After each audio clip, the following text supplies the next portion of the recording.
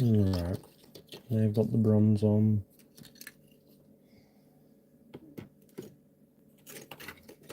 They've got bronze.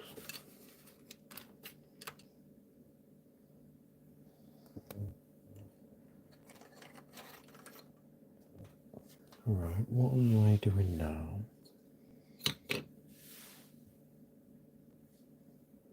Could do Typhus. I'll do Typhus.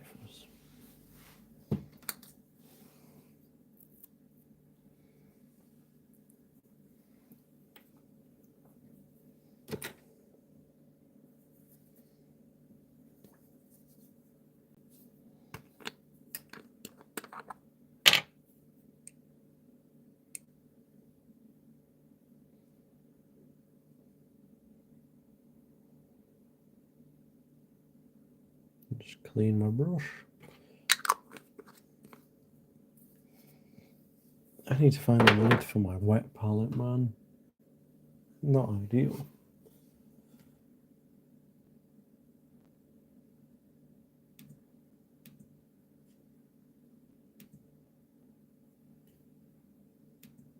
Let's get this audiobook on.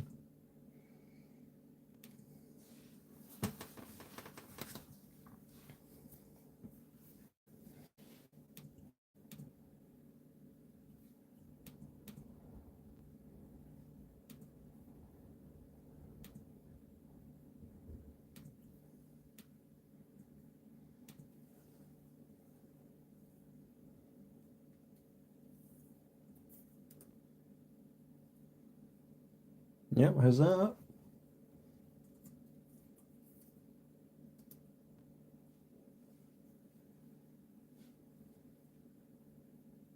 You want audiobook?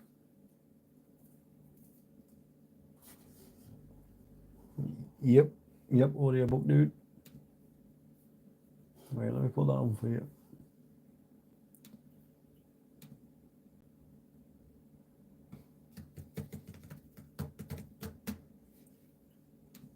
And I've got to reload it.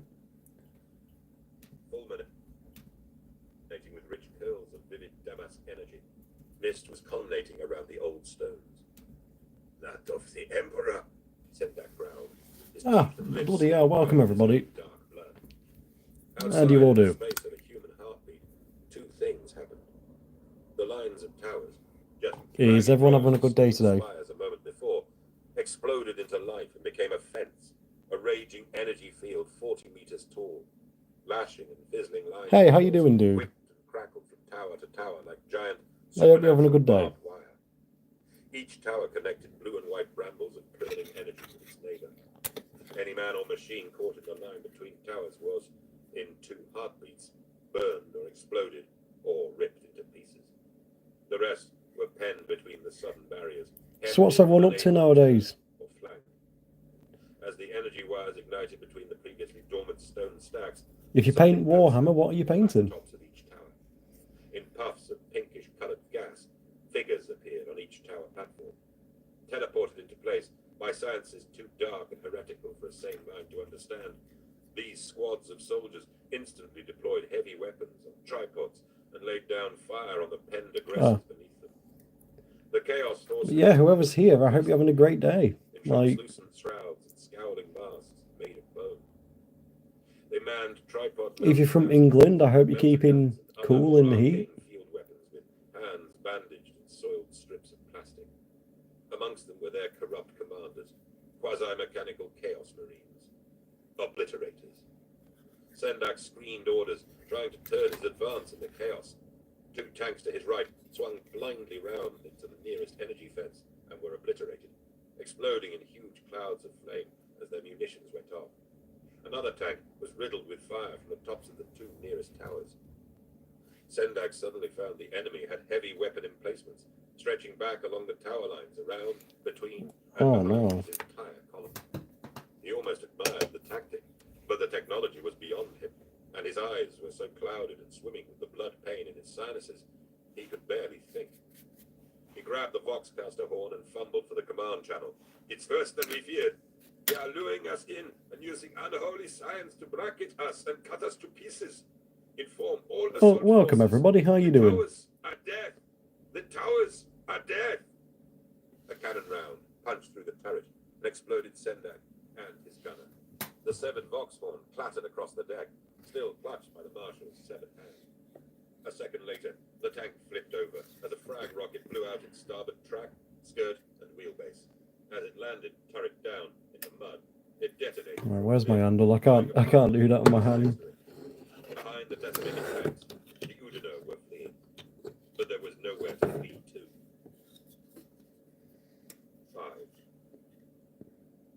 Every opening in the step structure, which rose above the Tanith ghosts along the far side of the cliff around that gross, inscribed dome, seemed to be spitting fire. Las fire, bolter rounds, the heavier sparks of cannon fire, and other exotic bursts, odd bullets that buzzed like insects, flew slowly and lazily. Corbeck ran the line of the platoons which had reached the crest, his great rich voice bawling them into cover and return fire stances. There was little natural cover up here, except the natural curl of the hill brow, and odd arrangements of ancient stones which poked like rotten, discolored teeth from the brackets. Dash, down, crawl, look! Corbeck bellowed, repeating the training chant they had first heard on the founding fields of Lost Cannon. Take your sight and aim! Spraying and praying is not good enough! Down the crest, near the Rod's command position, Bragg opened up with the rocket launcher, swiftly followed by Melia and several other heavy weapons troopers. Tank-busting missiles whooped across the gully into the crumbling stone facade of the tumbled structure, blowing gouts of stone and masonry out in belches of flame. On hands and knees, Gaunt regrouped with Corbeck under the lip of the hill. The barrage of shots whistled over their heads, and the honeysuckle stench was augmented by the choking scent of ignited bracken. We have to get across, Gaunt yelled to Corbeck over the firing of 10,000 sidearms and the scream of rockets. Love to oblige, returned Corbeck ruefully, gesturing at the sea. Yep, more people, dude. Showed him the data slate, and they compared it to I like more people. gingerly keeping low for fear of the whinnying shot. That isn't going to happen, Corbeck said. We'll never get inside against a frontal opposition like this. Gaunt knew he was right. He turned back to the slate. The data they had downloaded from the crystal was complex, and in many places completely impenetrable. It had been written, or at least translated, from old code notations, and there was as much obscure about it as there was comprehensible. Some more of it made sense now. Now Gaunt had the chance to compare the information with the actual location. One whole part seemed particularly clear. Hold things here, he ordered Corbeck curtly, and rolled back to the lip, gaining his feet in the steep bracken and hurrying No, down it's going to be the so... advanced up. He found the tower quickly enough, one of the jagged, mouldering stone formations, a little way down the slope. He pulled bracken away from the base and uncovered the top of an old, decaying shaft he hoped, knew, would be there. He crouched at the mouth and gazed down into the inky depths of the drop beneath. Gaunt tapped his microfeed to open the line, and then ordered up personnel to withdraw to his position. McCall, Baru, Larkin, Bragg, Rawn, Dorden, Domor, Caffran. They assembled quickly, eyeing the black shaft suspiciously. Our back door, Gaunt told them. According to the old data, this sink leads down some way and then into the catacombs beneath the shrine structure. We'll need ropes, pins, a hammer. Who'll be going in there? Rawn asked curtly. All of us. Me first, Gaunt told him. Gaunt beaded to Corbeck and instructed him to marshal the main Tanith levies and sustain fire against the facade of the structure. Welcome, welcome. He stripped off his stormcoat and cloak and slung his chainsword over his back. McCall had tapped plasteel router pins into the stonework at the top of the shaft and played a length of cable around them and down into the darkness. Gaunt racked the slide of his bolt pistol and holstered it again. Let's go, he said, wrapping the cord around his waist and sliding inside. McCall grabbed his arm to stop him as Trooper Bench hurried down the slope of the combat ridge, calling out. Gaunt slid back out of the cavity and took the data slate from Bench as he stumbled up to them. Message from Sergeant Lean, Bench gasped. There's a chimera coming up the low pass, sending signals that it desires to join with us. Gaunt frowned. It made no sense. He studied the slate's transcript. Sergeant Blaine wants to know if you should let them through, Vetch added. They're identifying themselves as a detail of tactical observers from the War Masters Council. They use the code name Eagle Shard. Gaunt froze, as if he had been shot. Sacred Feth, he spat. The men murmured and eyed each other. It was a pretty pass when the commissar used a Tanith oath. Stay here, Gaunt told the insurgents' party, and unlashed the rope, heading downhill at the double. Tell Ruffland to signal Blaine, he yelled back at Vetch. Let them through. 6. The Chimera, its hull armor matte green, showing no other markings than Not sure what could have say that tank. rumbled up the slope from Blaine's picket and slewed sidelong on a shelf of hillside, chewing bracken under its treads. Gaunt scrambled down to meet it, airier than he had ever been in his life. The side hatch opened with a metallic plunk, and 3 troopers leapt out, lasguns held ready. They wore combat armor in the red and black liveries of the Imperial Crusade Staff, elite bodyguard troops for the officer cadre. Reflective visor masks hid their faces. A taller, heftier figure in identical battle dress joined them and stood, hands on hips, surveying the scene as Gaunt approached. The figure slid back his visor and then pulled the helmet off. Gaunt didn't recognize him until he factored in a few years, some added muscle, and the shaven head. Eagle Shard, Gaunt said. Eagle Shard, responded the figure. Ibram.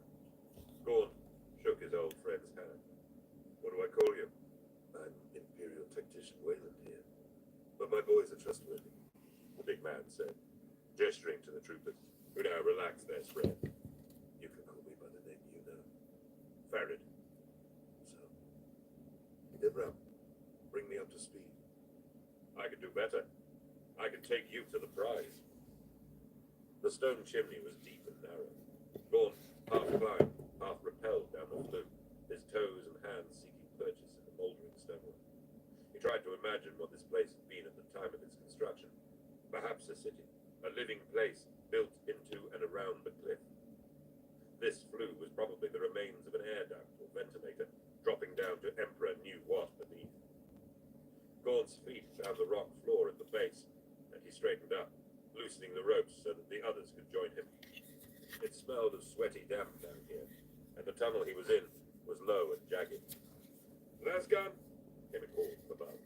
The weapon dropped down the flue, and Gaunt caught it neatly, immediately igniting the lamp pack which Dorden had webbed to the top of the barrel with surgical tape. He played the light over the dirty lone walls, his finger on the trigger. Above him came the sounds of others scrambling down the ragged chimney.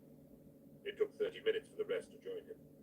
They all held lasguns with webbed-on lamps, except Dorden, who was unarmed but carried a torch, and Bragg, who hefted a massive autocannon. Bragg had enjoyed the hardest descent. Bulky and uncoordinated, he had struggled in the flue and begun to panic. Larkin was moaning about death and claustrophobia. Young Kaffran was clearly alarmed. Dorden was sour and defeatist. Baru was scornful of them all, and Rawn was silent and surly. Gaunt smiled to himself. He had selected them well. They were all exhibiting their angst and worries up front. Nothing would linger to come out later. But between them, they encompassed the best stealth, marksmanship, firepower, medical ability, and bravery the Tanith First and Only had to offer. All of them seemed wary of the Imperial tactician and his trooper bodyguard, which the commissar had suddenly decided to invite along. The troopers were tough, silent types who had scaled the chimney with professional ease. They stuck close to their leader, limpet-like, guns ready. The party moved down the passage, stooping under outcrops and sags of rock and twisted stone.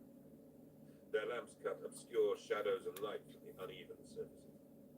After 200 careful steps and another 20 minutes, they emerged into a dripping, glistening cavern, where the ancient rock walls were calcified and sheened with mineral moisture. Ahead of them, their lamps picked out an archway of perfectly fitting, dressed stone. Gaunt raised his weapon and flicked the lamp on as an indicator. After me, he said. 7. He wants to see you, sir, the aide said. Lord General de Vere didn't want to hear. He was still staring at the repeater plates which hung in front of him, showing the total desperate carnage that had befallen Marshal Sendak's advance on target Secundus. plates were fizzing out to blankness or growing dim and fading.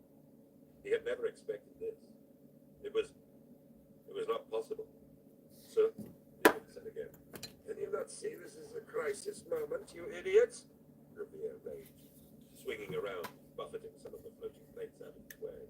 We're being murdered on the second front. I need time to counterplan. I need the tactical staff here now.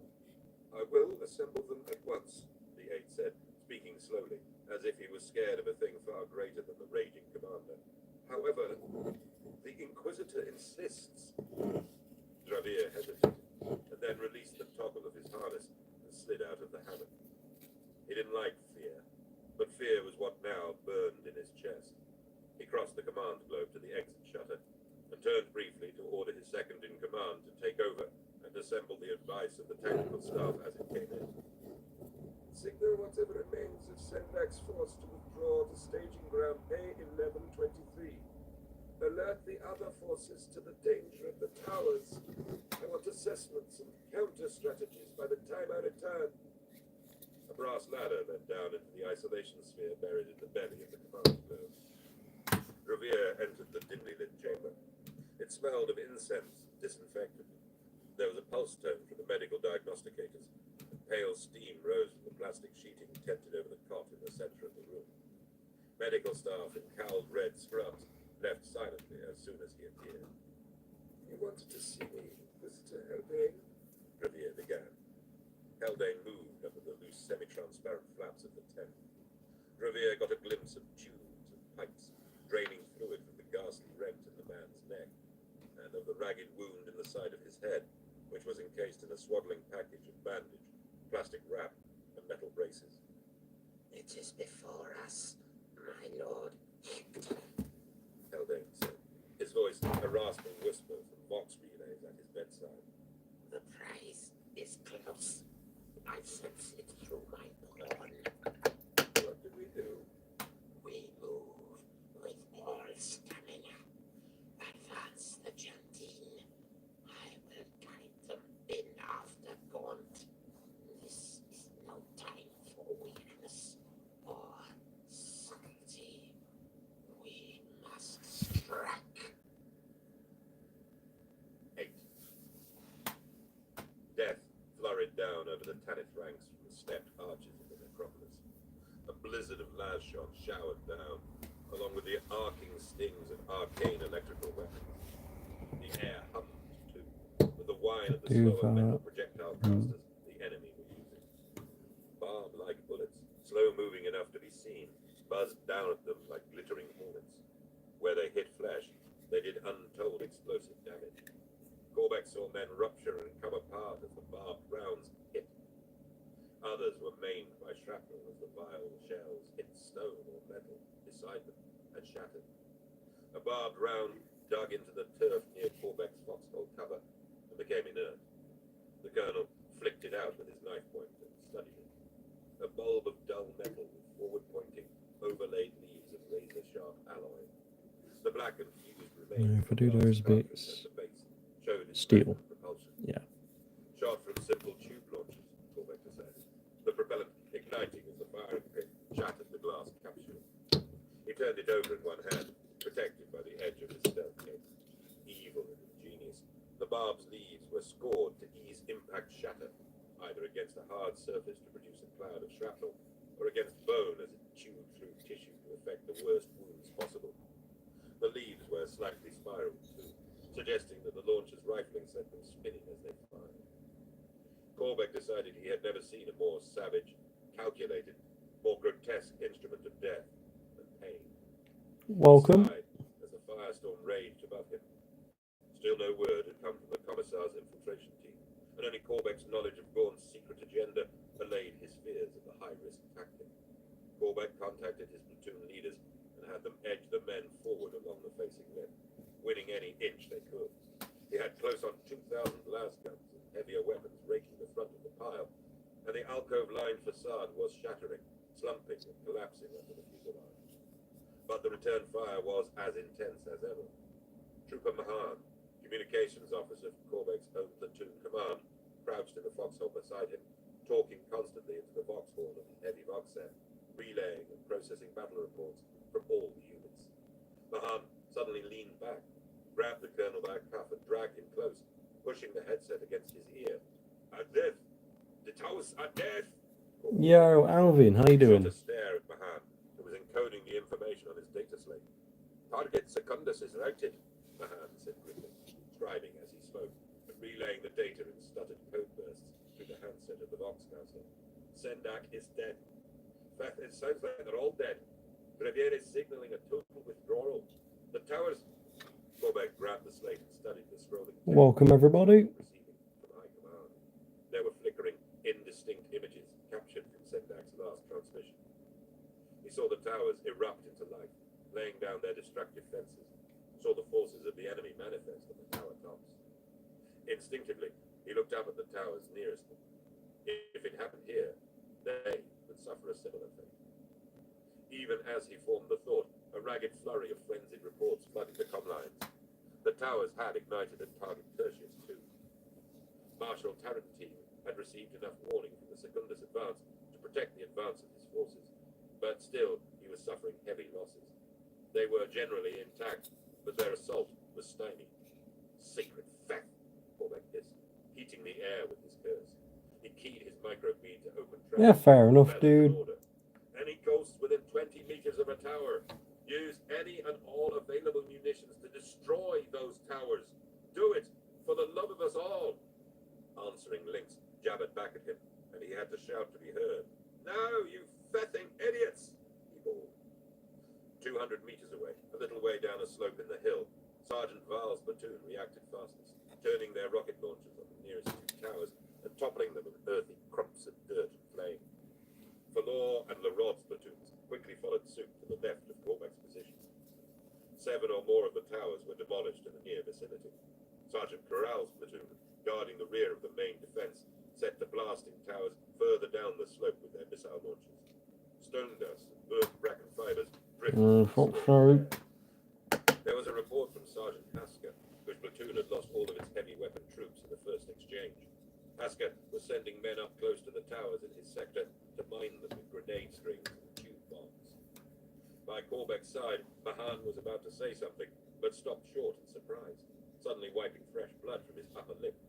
Corbeck felt the hot dribble in his own nose too, and sensed a sickly tingle in the air. "Oh," he began. Mahan shook his head, trying to clear it. Suddenly, he convulsed as catastrophic static noise blasted through his headset to burst his eardrums. He winced up in pain, crying out and tearing at his earpieces. He rose too far. A barbed round found him as he exposed his head and shoulders over the cover and tore everything above his waist into bloody spatters. The comms unit on his back exploded. Corbeck was drenched in bloody matter and took a sidelong deflection of shrapnel in the ribs, a piece of the barbed round that had fractured on impact with Mahan's sternum. Corbeck slumped, gasping. The pain was hideous. The broken leaf of metal had gone deep between his ribs, and he knew it had ruptured something inside him. Blood pooled in the bracken roots beneath him. Fighting the agony, he looked up. The air sting and the nosebleeds could only mean one thing, and Corbeck had fought through enough theaters against chaos to know the cursed signs. The Primaris target had activated its towers. Almost Yeah, Modern Warfare 3 zombies are shit, man. It's not great. His warning had come just in time. The ghosts had demolished enough of the towers to break the chains. Fetid white energy billowed out of the necropolis, swirling in grasping tendrils that whipped forward to find the relay towers that were no longer there. Corbeck's orders had cut the insidious counter-defenses of the enemy. Unable to link with the tower relays, the abysmal energy launched from the necropolis wavered and then boiled backwards into the city. In an instant, the enemy's own thwarted weapons did more damage to the city facade than Corbeck's regiment could have managed in a month of sustained fire. Entire plateau of stonework exploded and collapsed as the untrained... Well, yeah, download Black Ops 6, man. That's round-based. Granite shards blasted outwards and choked the fireballs, and sections of the edifice slipped away like collapsing ice shelves, bearing tunneled rock faces beneath. Down the Tanith line, Pasca's platoon had not been so lucky. Their mining efforts were only partially complete when the defense grid activated. The better part of 50 men, Candy Lorraine and Kumar. Hasker with them, were caught in the searing energy fence and burned. But Hasker had his revenge. What's a Candy As the Kumar? tower's I'm energy confused. Set off his munitions. The whole slope shuddered at the simultaneous report. Crackling towers dissolved in sheets of flame and great explosions of earth and stone. Oh, let me go. What the fuck is a Candy Kumar, man? The flickering, blazing fence wound back on itself as the towers collapsed, lashing back into the necropolis and scourging a new ravine out of the mountainside. As if stunned or mortally crippled, the enemy gunfire trailed away and died. Corbeck rolled in the belly of the foxhole, awash. Yeah, not a clue, dude. He pulled a compress from his field kit and slapped it over the wound in his side, and then gulped down a handful of fat counterpain tablets from his medical pouch with 3 swigs from his water flask, while reciting a portion of the litany for merciful healing. More than the recommended dose to heal. His vision swam. Then he felt a strength return as the pain dulled. His ribs and his chest throbbed, but he felt almost alive again, alive enough to function, though at the back of his mind he knew it was no more than a bravura curtain call. There were 8 tablets left in his kit. He put them in his pocket for easy access. A week's worth of dose, and he'd use it in an hour if he had to. He would fight until pain and death clawed through the analgesic barriers and stopped him. Yo, Justin, what is a Candy Kumar? Recovered his lasgun and keyed his microbeam. Corbeck to all the ghosts of Tanith. Now we advance. 9. Over the vale beyond them, Colonel Draker Flens and his patrician units saw the flicker of explosions that backlit the hills and underlit the clouds. Night was falling. The concussion of distant explosions, too loud and large for any guard ground-based weaponry, stung the air around them. Trooper DeFreitas, Flens's Vox officer, stood to attention by him and held out the handset plate on which the assimilated data of command flickered like an endless litany. Flens read it, standing quite still in the dusk, amid the bracken and the soft flutter of evening moths. The Tanith had met fierce opposition, but thanks to the warnings from the other target sites, they had broken the Chaos defense grid and blasted the opposition. Those thunderclaps, still rolling off the far hills, were the sounds of their victory. So, DeFreitas said, holding out his data slate. A battle-coded relay from Drevere was forming itself across the map screen in dull blue. Flens took it, pressing his signet ring against the reader plate so that it would decode. The knurled face of the ring turned and stabbed a stream of light into the slate's code socket. Magenta clearance, for his eyes only. Welcome to the live, everybody. And certain. Flens allowed himself a moment to smile. He turned to his men, all 6,000 of them, spread in double-file swirls down the scar. Nearby, Major Brockus stared at his commander under hooded lids. Flens keyed his microbeam. Warriors of Jant Normanidus Prime, the order has come. Evidence has now proved to our esteemed commander, Lord General Drevere, that the Colonel Commissar Gaunt is infected with the taint of chaos, as are his so-called ghosts.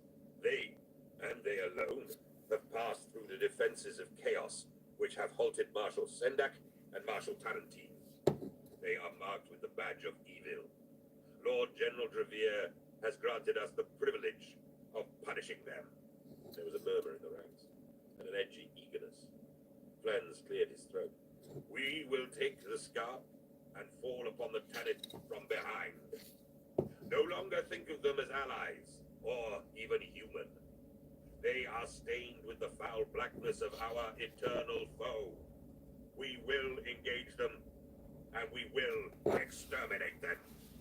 Flens got his link. Yeah, I remind you. Oh, I caught my phone with that. He flicked his hand to order the advance, and knew without question that they would follow. 10. The light died. Gaunt tore the lamp pack off the muzzle of his lasgun and tossed it away.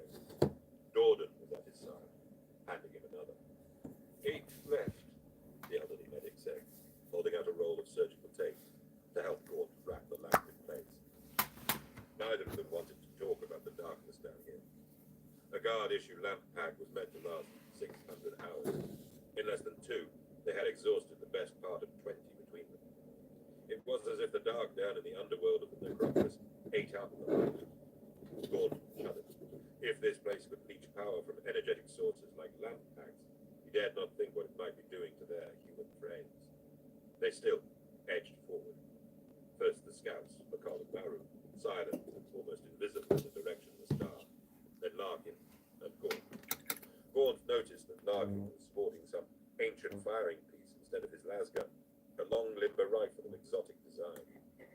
He had been told this was the weapon Larkin had used to take down the Inquisitor Haldane, and so it was now his lucky weapon.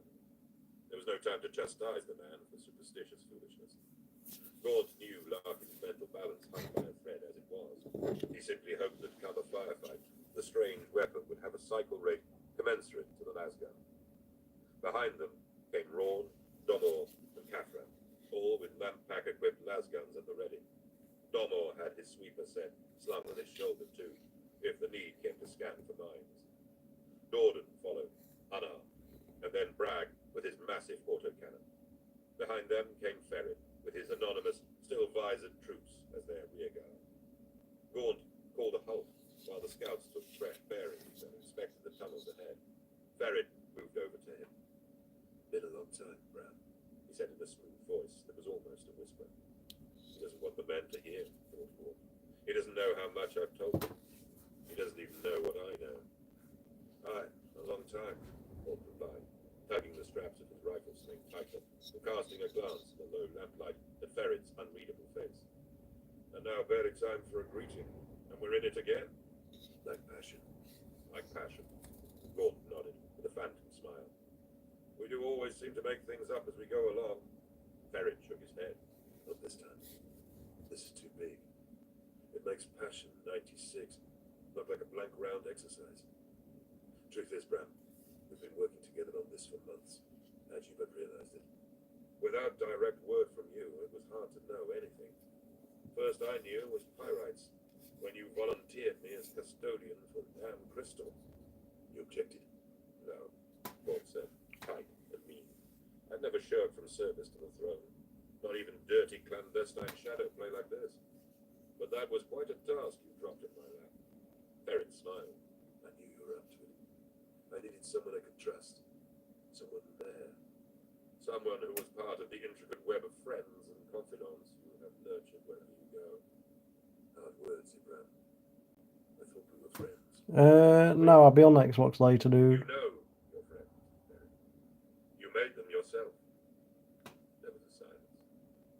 "So, tell me, from the beginning," Gaunt raised the questioning eyebrow. Ferret shrugged. "You know it all, don't you?" "I've had gobbets of it, piecemeal. Bits and scraps, educated guesses, intuitions. I'd like to hear it clean."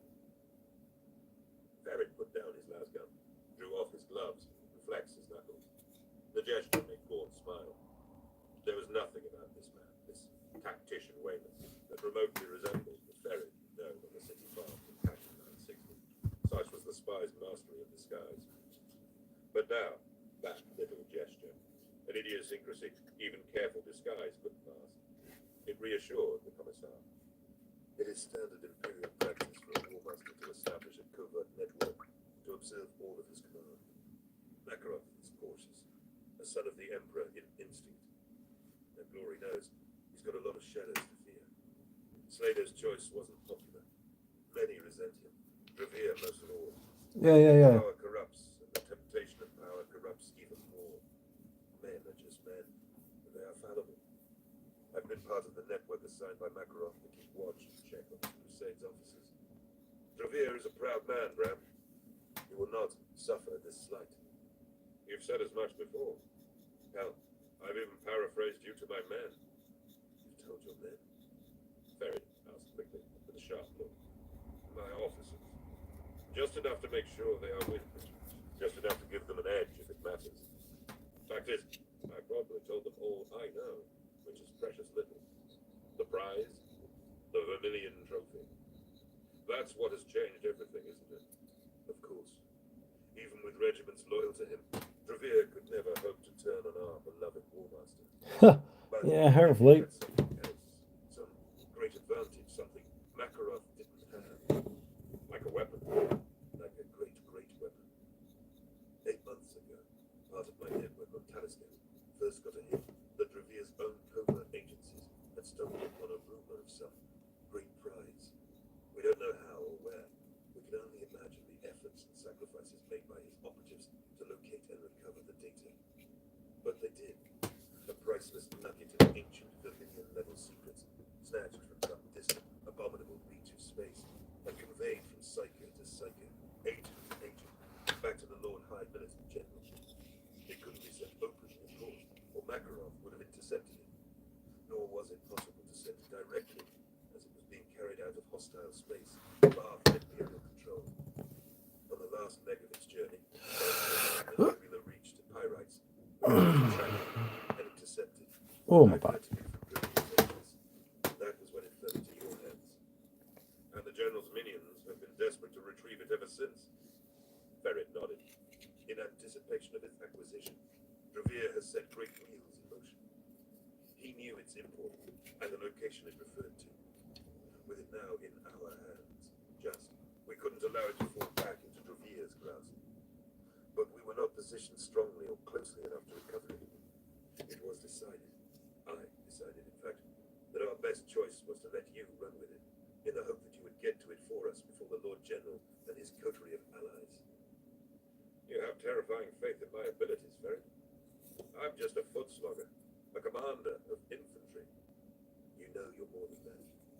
A loyal hero of unimpeachable character, resourceful, ruthless, one of War Master Slater's chosen few, a man on whom the limelight of fame fell full Alright. to make it difficult for Dravir to move against. Come on, man. Don't make me sound like a weirdo on the stream now. Come on. If the attempts to kill me and my men recently weren't direct, I'd hate to think what direct means. Ferret caught his old friend with a piercing. Like, bro, you're my age. Come on. You made it this far. You're on top of the situation, close to the prize, just as I knew you would be. We did everything we could behind the scenes to facilitate your positioning and give you assistance. The deployment of the Tanith in the front line here was no accident. I'm just thankful I was able to manipulate my own. You know, I'm live streaming now, dude. Get close enough to join you now. Well, we're here now, right enough. And the prize is in our grasp. Gordon began, hefting up his rifle again and preparing to move. May I see the crystal, Bram? Maybe it's time I read its contents too, if we're to work together on this. Gordon swung round and gazed at Ferret in slow realization. You don't know, do you? No. You don't know what it is we're here risking our lives for. Well, no, you're good, dude. You're good. Just, Even Makarov and his you know, allies. reminding you on live streaming. All any of us are certain of is that it is something that could make Dravir the man to overthrow the Crusade's high command. As far as I know, you're the only person who's decoded it. Only you know. You and the men you've chosen to share it with. Gord began to laugh. The laughter rolled along the low stone tunnel and made all the men look round in surprise. I'll tell you then, Ferret. And it's as bad as you fear. McCall's hard whistle rang down the space and cut them all silent. Gorn spun around, raising his rifle, and looked ahead into the blackness, his fresh lamp pack already dimmer. Something moved ahead of him in the darkness. A scrabbling sound. A barbed round hummed lazily out of nowhere, missing the flinching Larkin by a whisker, and exploding against the stone wall of the corridor. Domor started screaming as Kafran held him. Shrapnel had taken his eyes, and his face was a mask of flowing blood. Gord seared 5 shots off into the darkness, and heard the chatter of Bragg's autocannon starting up behind him. The party took up firing positions along the rough-hewn walls of the tunnel. Now, the end game, Gord thought. 11. The medics, trailing their long red scrubs like... Yeah, ages ago. Masked by gauze, moved silently around the isolation sphere in the belly of the Leviathan. They reset diagnosticators and other gently pulsing machines, muttering low intonations of healing invocations. Haldane knew they were the best medics in the Segmentum Pacificus fleet. Dravir had transferred a dozen of his private medical staff to Haldane when he learned of the Inquisitor's injury. It mattered little. Haldane knew as a certainty. He was dying. The rifle rounds, fired at such close range, had destroyed his neck, left shoulder and collarbone, left cheek and throat. Without the supporting web of the medical bay and the Emperor's grace, he would already be cold. He eased back in his long frame cot, as far as the tubes and regulator pipes plastic sheeting of his sterile tent, he could see the winking, pumping mechanisms on their brass trolleys and racks that were keeping him alive. He could see Right. the dark fluids of his own body cycling in and out of centrifuge scrubs, squirting down ridged plastic tubes supported by aluminium frames. Every 20 seconds, a delicate silvered scorpion form device, screwed into the bones of his face, bathed his open wound with a mist of disinfectant spray from its hooked tail. Soothing smoke rose from incense burners around the bed. He looked up through the plastic veil at the ceiling of the sphere, lucidly examining the zigzag black and white inlay of the roof panel. With his mind, the wonderful mind that could pace out the measures of unreal space and stay sane in the full light of the materium, he considered the overlaid pattern, the interlocking chevrons of ivory and obsidian. The nature of eternity lay in their pattern. He unlocked it, psychically striding beyond his ruined physicality, penetrating the abstract realms of light and dark, the governing switches on which all reality was triggered. Light interlocked with dark. It pleased him. He knew, as he had always known, that his place lay somehow in the slivered cracks of shadow between the contrasting white and black. He entered this space between, and it embraced him. He understood. Fair enough. Himself did not understand the miraculous division between the light of mankind and the darkness of the foe. It was a distinction so obvious and yet so overlooked. Like any true son of the Imperium of man, he would fight with all his soul and vigor against the blackness, but he would not do so standing in the harshness of the pure white. There was a shadow between them, a greyness that was his to inhabit.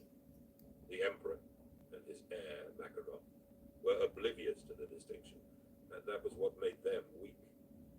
Dravir saw it, and that is why Haldane bent his entire force of will to support the Lord General. What did he care if the weapon they hunted for was made by, or polluted by, chaos? It would still work against the darkness. If man was to survive, he must adjust his aspect and enter the shadow. 90 years as an inquisitor had shown Haldane that much at least. The political and governing instincts of mankind had to shift away from the stale throne of Earth. The blackness without was too deep, too negative for such complacency. Despite his weakness, Haldane lazily read the blunt minds of the medics around him, as a man might flick through the pages of open books. He knew they feared him, knew that some found his inhuman form repulsive. One, a medic called Gailat, dared to regard him as an animal, a beast to be treated with caution. Haldane had been happy to work on Gailat's prejudices, and from time to time he would slide into the man's mind anonymously, fire a few of the synapses he found, and send the medic racing to the latrine rooms beyond the sphere with a loose bowel or a choking desire to vomit. Usable minds. They were Haldane's favorite tools. Scanned out again, thumbing through blunt intelligences that frankly alarmed him with their simple limits. Two medics were talking softly by the door, out of earshot, they thought, from the patient in the bed. One supposed Haldane to be insane, such was the damage to his brain. The other concurred. They were afraid of him. How delightful, Haldane chuckled. He had exercised his mind enough. It was free and working. He could perform his task. He knitted his raking brow and summoned one of the medics. The medic came at once, unsure as to why he was lifting the edge of the plastic tent and approaching Haldane. A mirror. I require a mirror, Haldane said through the larynx augmenters. The man nodded, swept back out of the tent, and returned in a moment with a round surgical mirror. Haldane took hold of it with his right hand, the only limb that would still function. He dismissed the blunt with a curt thought, and the medic went back to his work. Haldane raised the mirror and looked into it, glimpsing the steepled line of his own skull, the grinning mouth, the bloody wound edges and medical instrumentation.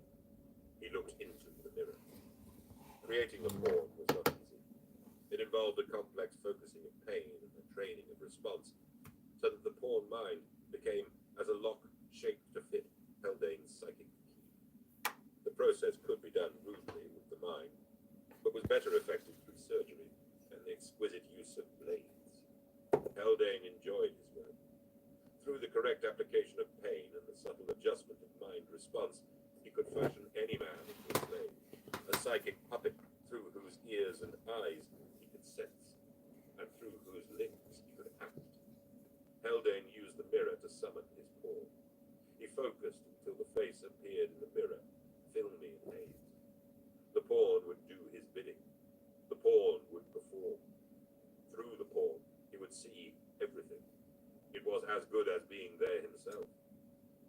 As he had promised Drevere, his pawn was with Gaunt now. He sensed everything the pawn could. The wet rock, the swallowing darkness, the exchange of fire. He could see Gaunt, without his cap and storm coat, dressed in a short leather jacket, blasting at the foe with his lasgun. Gaunt. Haldane reached out and took control of his pawn, enjoyed the rich seam of hatred for Ibram Gaunt that laid through his chosen pawn's mind. That made things so much easier. Before he submitted to death, Haldane told himself, he would use his pawn to win the day, to win everything. 12. Rawn threw himself flat as laser fire and barb shells winnowed down the corridor. He raised his lasgun, hunting for a target. A flat pain, like a migraine headache, darted through his head, disturbing memories of sharp physical pain. In his mind, Rawn saw the beast, the arch manipulator, the inquisitor, with his hook blades and microsurgery drills, leaning over him. Haldane. The bastard's name had been Haldane. His blades had opened Rawn's body and unshackled his mind. Haldane's venomous, obscene mind had swept into the breach. He shook his head and felt droplets of sweat flick away. Haldane be damned. He fired off a trio of shots into the darkness of the vault and silently thanked the mad sniper Larkin and his shot that had blasted Haldane apart. He had never thanked Larkin personally, of course. A man like him verbally acknowledged a peasant like man Larkin. The infiltration team had all made cover, except for Baru, who had lost a knee to a las round and was fallen in the open, crawling and gasping. Gaunt bellowed a command down the narrow tunnel, and Bragg swept out of cover, thumping sizzling shots from his autocannon and a wide covering spread, which gave Gaunt and McCall time to drag Baru into shelter. Domor was still screaming, even as Kafran tried to bind his face wounds from the field kit. Las fire wickered along the passage around them, but Rawn feared the barbs more. Even missing or deflecting or ricocheting, they could do more damage. He squeezed off 2 hopeful shots, breathless for target. Unease coiled in his mind, a faint, stained darkness that had been there since his torture at the hands of the mean giant Haldane. He fought it off, but it refused to go away. Gaunt slid across to Domor, taking the shuddering man's bloody hands in his own. Easy, trooper. Easy, friend. It's me, the commissar. I've come all the way from Tanith with you, and I won't leave you to die. Domor stopped whimpering, biting on his lip. Gaunt saw that his face was an utter mess. His eyes were ruined, and the flesh of his right cheek hung shredded and loose. Gaunt took the ribbons of bandage from Kafran and strapped the trooper's head back together, winding the tape around his eyes in a tight blindfold. He hissed at Dorden, who was just finishing field dressing Baru's needle. The medical officer wriggled over under the sporadic fire. Gaunt had stripped Domor's sleeve away from his forearm with a jerking cut of his blade, and Dorden quickly sunk a dose of painkiller into the man's bulging wrist veins. Gaunt had seen death wounds before, and knew that Domor would not live long outside of a properly equipped infirmary. The eye wounds were too deep, and already rusty smears of blood were seeping through the pale white bindings. Dorden shook his head sadly at Gaunt, and the commissar was glad Domor couldn't see the unspoken verdict. You'll make it, Gaunt told him, if I have to carry you myself. Leave me, Domor moaned. Leave the trooper who hijacked the Maglev train and led us to our victory battle on Fortis. We won a world with your help, Domor. I'd rather hack off an arm and leave that behind. You're a good man, Domor said huskily, sweet and shallow. Ferdinand Roth. Gaunt allowed himself a thin smile. Behind him, Larkin sighted the ancient weapon he had adopted and dropped a faint figure in the darkness with a clean shot. Ferret's troopers, supported by Rawn and McCall, fired las rounds in a pulsing rhythm that battered into the unseen foe. Then it fell suddenly quiet. Together with one of Ferret's men, McCall, a shadow under his stealth cloak, edged forward. After a moment, he shouted back, "Clear!" The party moved on. Kafran supporting the weakening Domor and Dorden helping the limping Baru. At a turn in the corridor, they picked their way between the fallen foe. 8 dead humans, emaciated and covered in sores, dressed in transparent plastic body gloves, their faces hidden by snarling bone masks. They were inscribed with symbols that made their minds hurt, symbols of plague and invention.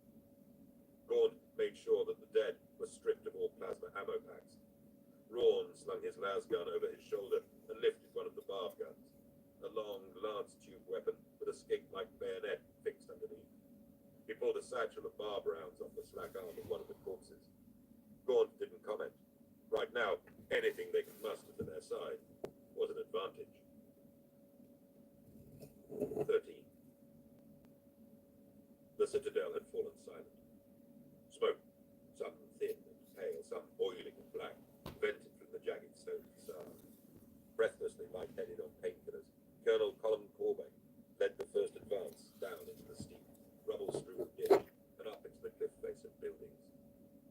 Silent, almost invisible waves of Tanith warriors crept down after him, picking their way into the ruins, lasguns ready. Corbeck had not sent any signals back to command. This advance would be as unknown as he could manage.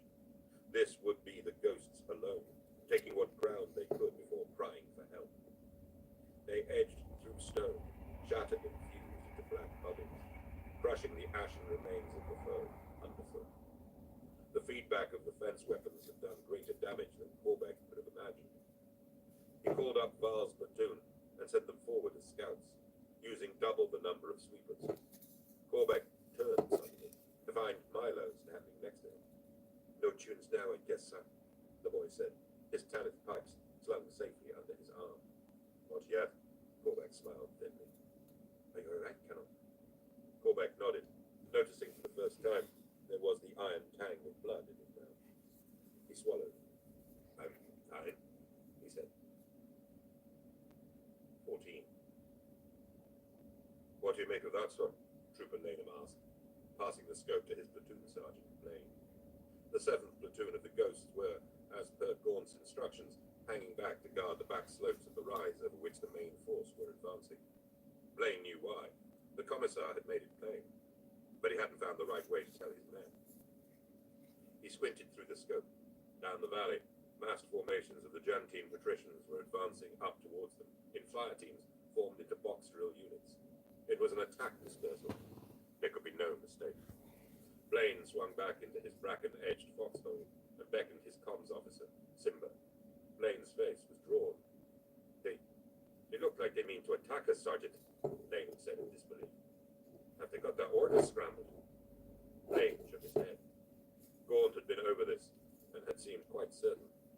But still, Blaine had fought to believe it. Guard assaulting guard. It was not something to even think about. He had obeyed the commissar's directive, of course. It had been so quietly passionate and direct. But he still had not understood the enormity of the command. The Jantine were going to attack them. He took the speakerhorn Simba offered.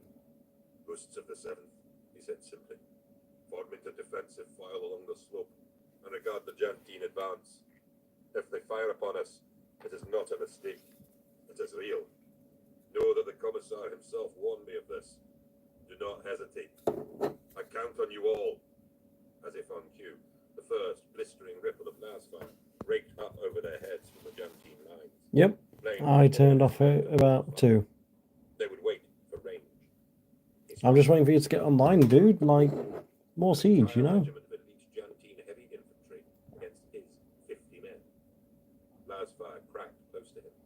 He took the speakerhorn and made Simba select the commissar's own channel.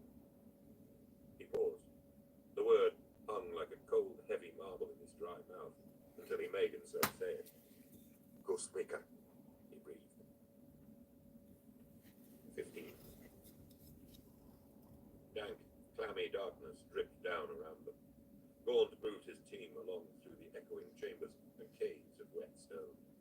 Kafran led Domo by the hand, and one of Ferid's elite and anonymous troopers assisted. God, I shouldn't be. 6 hours sleep is The place plenty. was lifeless, except for the cockroaches which swarmed all around them. At first, there had been just 1 or 2 of the black-bodied vermin bugs. Then hundreds. Then thousands. Larkin had taken a stamping of them, but gave up when they became too numerous. Now they were everywhere.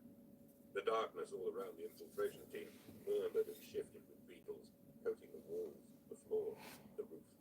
The insistent chattering of the insects susurrated in the gloom, a low, crackling slithering from the shifting blanket of bodies instead of distinct, individual sounds. Shuddering, the Tanith moved on, finally leaving the mass of beetles behind, and heading into galleries that were octagonal in cross-section, the walls made of glass blocks together. The glass, its surface a dark, crazed patina, where the slow passage of time had abraded it, cast back strange, translucent phantoms from their failing lights.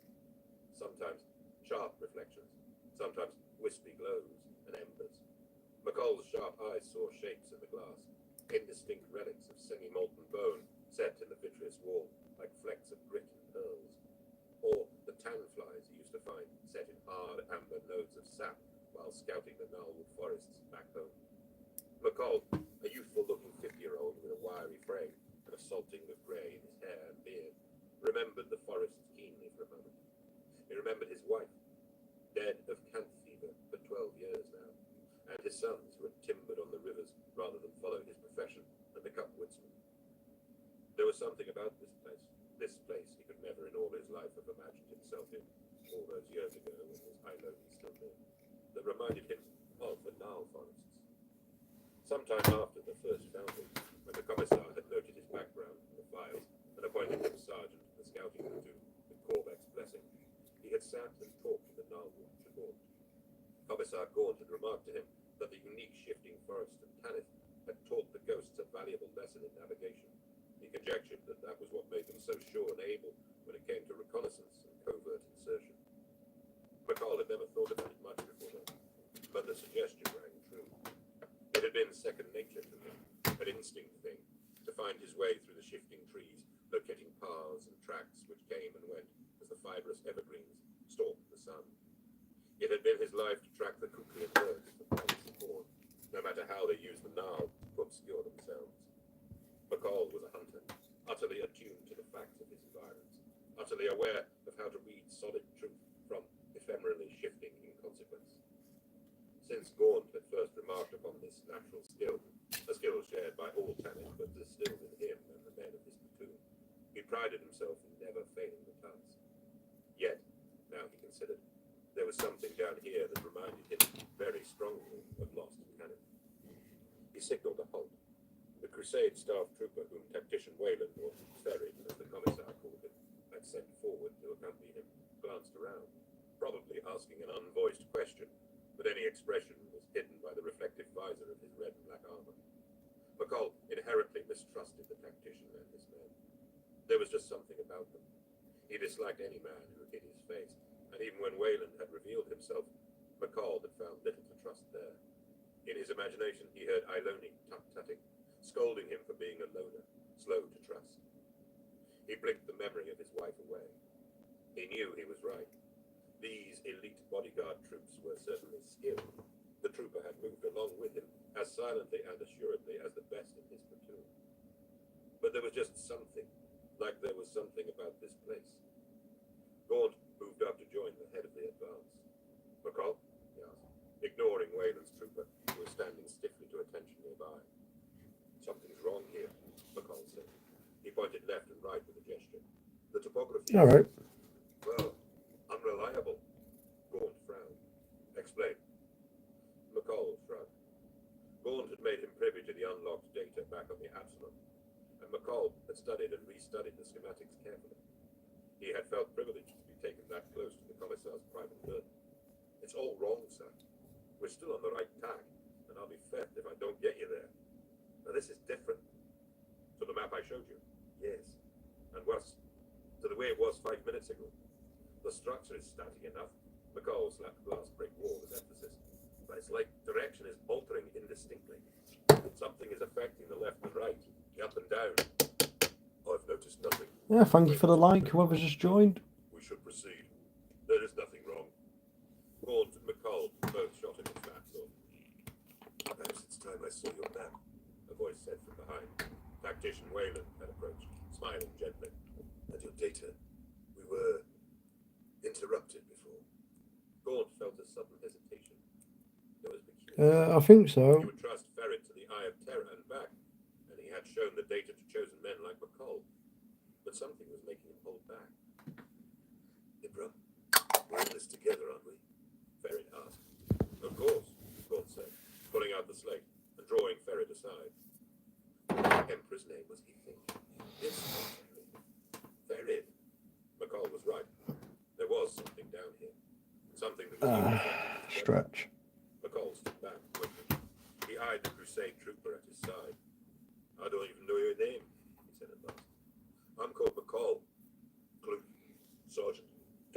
Oh, nice. War stuff. They nodded to each other. Can't show me your fetting face even now, McCall thought. Back down the gallery, Domo was whimpering gently, and Dorden was inspecting his eyes again. Larkin hunted the shadows with his gun muzzle. Rawn was staring into the glass blocks of the wall with a hard-set face. Those are bones in there, he said. Seth, what manner of carnage melted bones into glass so it could be made into slabs for this place? What manner, and how long ago? Dorden returned, rewinding Domo's scrolls.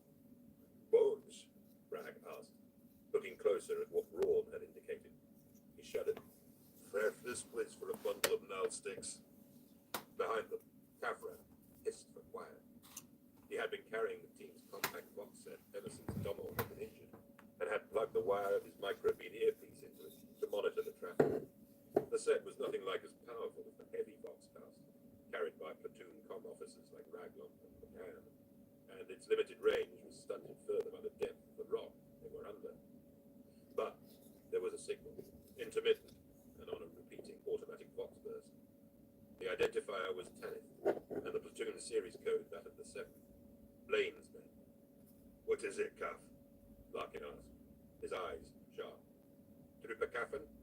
Major Rawn questioned. Caffin pushed past them both and hurried up the tunnel to where Gorn stood with the Imperial tactician. As he approached, he saw Wayland gazing at the lit displays of Gorn's data slate, his eyes wide. This is unbelievable, Ferret breathed. Everything we hoped for. Gorn shot a sharp glance at him. Hoped for? You know what I mean, Bram. Throne. That something like this could still exist. That it could be so close. We were right to chase this without hesitation. Dravir cannot be allowed to gain control of this. Ferret paused, reviewing the data again, and looked back at the commissar. This makes all the work, all the loss, all the effort worthwhile. To know there really was a prize here worth fighting for. This proves we're not wasting our time or jumping at ghosts. No offense to the present company. He said this with a diplomatic smile at Kafran as the trooper edged up closer. Watching the tactical officer, McCall stiffened. Was it the fetting place again, screwing with his mind? Or was there something about this grand Imperial tactician that even Gaunt hadn't noticed? Kafran, Gaunt said, turning to his make-do Vox officer. Kafran handed him the foil from the fieldcaster that he had just printed out.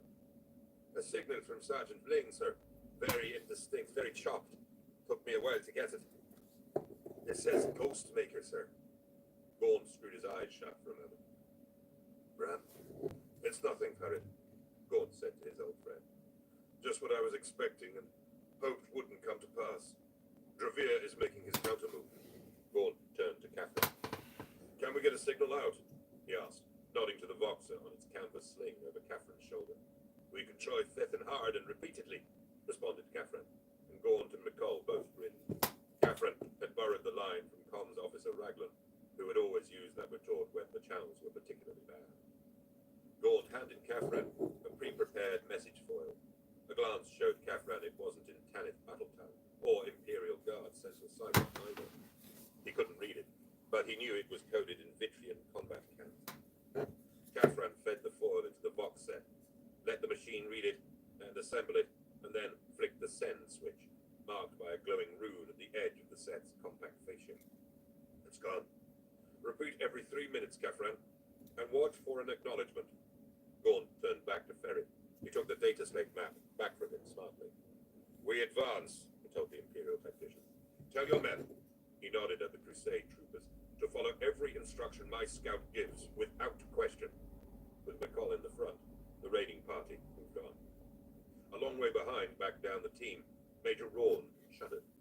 The image of the monster Haldane had just flickered across his mind again. He felt the seeping blackness of Haldane's touch, and felt his surly consciousness wince. Get out. His thoughts shrilled in his head. Get out. 16. It was, Sergeant Blaine decided. Ironic. The defense was as epic as any hallowed story of the Guard. 50 men, gainsaying the massed assault of almost 1,000. But no one would ever know. This story, of Guard against Guard, was too unpalatable for stories. The greatest act of the Tanith First and Only would be a record hushed up and unspoken of, even by high command. The Jantine units, supported by light artillery and heavy weapons in the valley depths, swung up around the rise Blaine's men commanded in a double curl, like the arms of a throat pool, extending overlapping fans of lasfire in disciplined double-burst shots.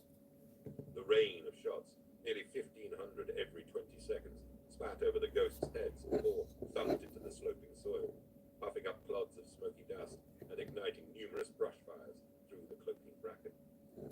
Sergeant Blaine watched them from cover through his scope, his flesh prickling as he saw the horribly assured way they covered the ground and made advance. The warrior caste of Jant were heavy troops, their silver and purple combat armor made for assault rather than speed or stealth. They were stormtroopers, not skirmishers. The Tanith were the light, agile, stealthy ones.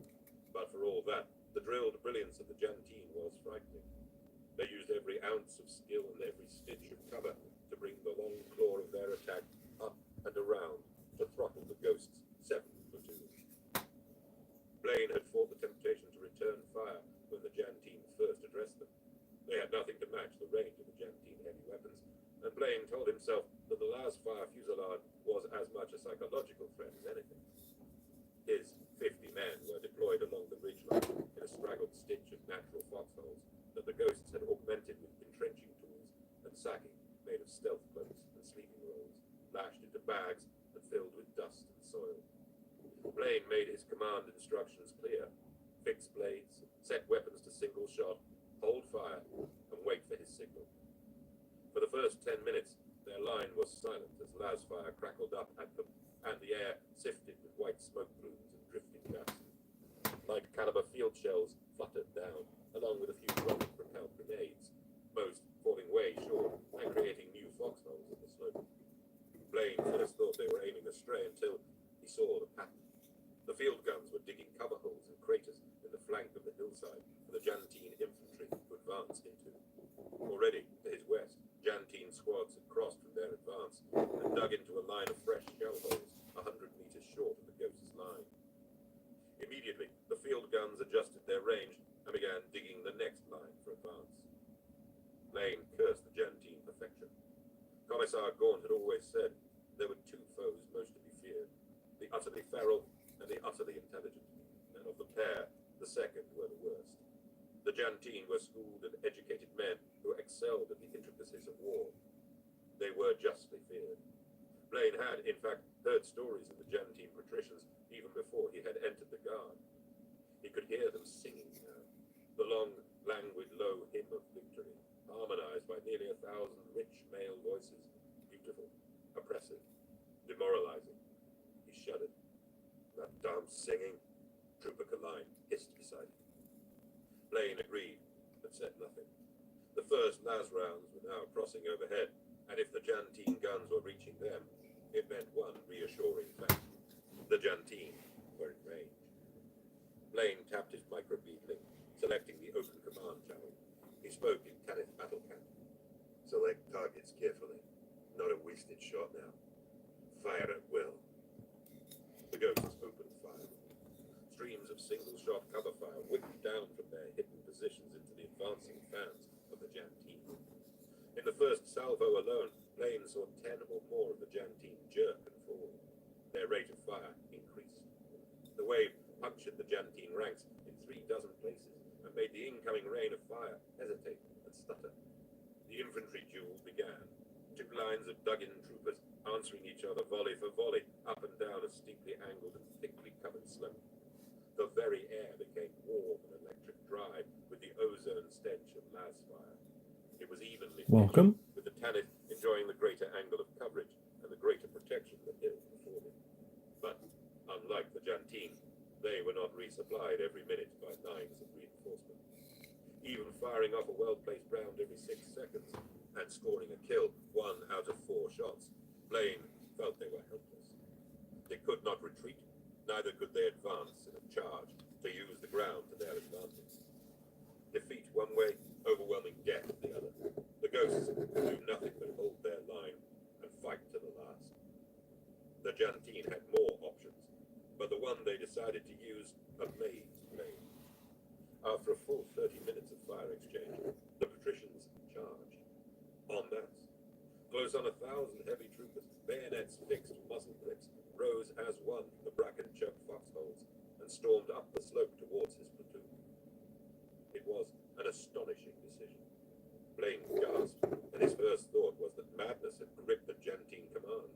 A sort of madness had, but one that would surely win the day. The 50 guns of the Ghosts had more targets than they could pick. Dozens, hundreds of Jantine never made it up the slope, their twitching, thrashing, or limp bodies collapsing brokenly into the ochre undergrowth. But there was no way Blaine's men could cut them all down before they reached the hill line. Blood of the Emperor, spat Blaine as he understood the tactic. Superior numbers, total loyalty, and an unquenchable thirst for victory. The Jantine commander had deployed his troops as expendable, using their sheer weight to soak up the Ghosts' fire and overwhelm them. 300 Jantine patricians were dead before the charge made it into Tanith lines. Dead to the Tanith guns, the slope of the hill, the angles of death. But that still left close on 700 of them to meet head-on in screaming waves at the ditch line of the slit trenches.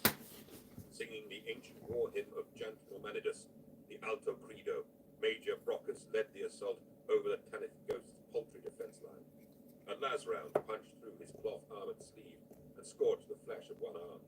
He swung around, double-blasting the Ghost before him as teams of his soldiery came in behind him. The Ghosts were nothing, and to tear into them like this was a joy that exercised Brockus' own Ghosts.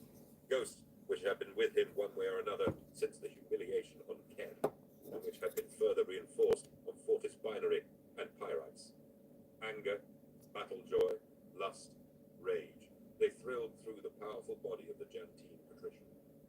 The tempered steel of his bayonet slashed left and right, impaling and killing. Twice he had to fire his rifle point blank to loosen a corpse stuck on his blade. The nobility of his upbringing made him recognize the courage and fighting skill of the spidery black-clad men they crushed in this trench.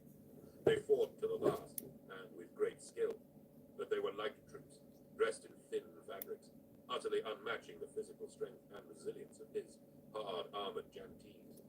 His men had the discipline of the military academies of Jant in their blood, the fierce will to win.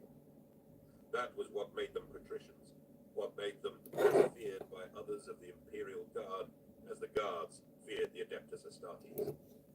If Brockus thought of the cost, which had earned them the route to the top of the hill, it was only in terms of the victory hymns they would sing at the mass funerals. If it cost 1 or 1,000, victory was still victory, and the punishment victory over traitor scum like this was the most cherished of all. The Ghosts were vermin to be exterminated. Colonel Flens had been right to give the order to charge, even though he had seemed strangely pale and horrified when he had given it. Victory was theirs. Sergeant Blaine brought the first Jantine over the lip of the ditch, in the belly with his bayonet, and threw him over his head as he rolled. The man screamed as he died. A second bayoneted Blaine's left thigh as he followed in, and the sergeant bellowed in pain, swinging his lasgun so that the blade cut open the man's throat under the eye of the helmet. Then Blaine fired a single shot point blank into the writhing man's face. Colline shot 2 Jantine on the lip of the line, and then fell under a hammer blow of fixed blades. Fighting was now thick, face to face, close quarter. Simba shot 3 of Colline's killers before a loose last shot took the top of his head off and dropped his twitching body into a narrow ditch, already blocked by a dozen dead. Killing another Jantine with a combination of bayonet thrust and rifle butt swipe, Blaine saw the boxcaster spin from Simba's dying grasp, and wished he had the time to grab it and send a signal to Gord to fall back. At the top of the I'm gonna go and make a drink quickly. Stabbing, striking, firing, dying, and there was no text to give, no moments. The heat of battle, white heat, hate heat, as it is often spoken of by soldiers, but seldom seen. Blaine shot another patrician dead through the chest at a range of 2 meters, and then swung his blade around to the chin of another that lunged at him. Something hot and hard nudged him from behind. He looked down and saw the point of a Jantine bayonet pushing out through his chest, blood gouting around its steel sheen. Snarling with glee, Major Brockus fired his lasgun and let the shot blow the stumbling ghost off his blade. Sergeant Blaine fell on his face without a murmur. 17. It was as hot as Milo had ever known. The main column of the ghosts was slowly advancing through the tumbled stones of the necropolis and had emerged into a long valley of ancient colonnades, which rose on either hand in sun-blocking shadows. The valley, a natural rift in the mountain on either side of which the primitive architects had built towering formations of alcoves, was nearly 8 kilometers long, and its floor, half a kilometer wide, was treacherous with the slumped stonework and rockfalls cast down from the high structures by slow time. The energetic feedback of the defense grid had exploded ruinously in here as well, and the fallen rocks, tarry black and primeval, had soaked it up and were now radiating it out again. It was past 60 degrees down here, and dry hot. Sweat streaked every Tanith man as he crept forward. Their black fatigues were heavy with damp, and none, except the scouts, still wore cloaks. Trooper Desta, advancing alongside Milo, hawked and spat at the gritty black flank of a nearby slab, and tutted as his spittle fizzled and fried into evaporated nothingness. Milo looked up. The gash of sky above the rift sides was pale and blue, and bespoke a fair summer's day. Down here, the long shadows and rocky depth suggested a cool shelter. But the heat was overwhelming, worse than the jungle miasma of the tropical calderas on Caligula, worse than the humid reaches of Voltis, worse than anything he had ever known, even the parching hot season of high summer at Tanith Magna. The radiating rocks glowed in his mind, aching their way into his drying bones and sinuses. He longed for moisture. He teased himself with memories of pyrites, where the stabbing wet cold of the outer city reaches had seemed so painful. Would he were there now. He took out his water flask and sucked down a long slug of stale, blood-warm water. A half-shadow fell across him. Colonel Korbeck stayed his hand. Not so fast. We need to ration in this heat, and if you take it down too fast, you'll cramp and vomit, and sweat it out all the faster. Milo nodded, clasping his bottle. He could see how pale and drawn Korbeck had become, his flesh pallid and wet in the deep shadows of the rift's belly. But there was more. More than the others were suffering. Pain. You're wounded, aren't you, sir? Korbeck glanced at Milo and shook his head. I'm fine. Bluff, lad. Yes. Fine and bluff, Korbeck laughed. But there was no strength in his voice.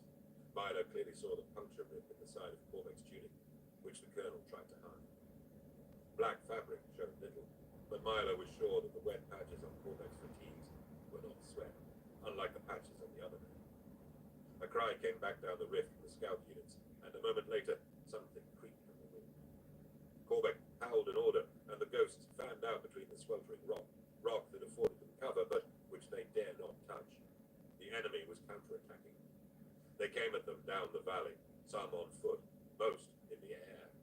Dozens of small missile-shaped airships, garish and fiercely bright in color, and adorned with the grotesque symbols of chaos, powered down the rift towards them, propellers thumping in their diesel-smoking nacelles, their belly-slung baskets, gondolas, and platforms filled with armed warriors of chaos. The swarm of airships drifted down across the ghosts, raking the ground with fire.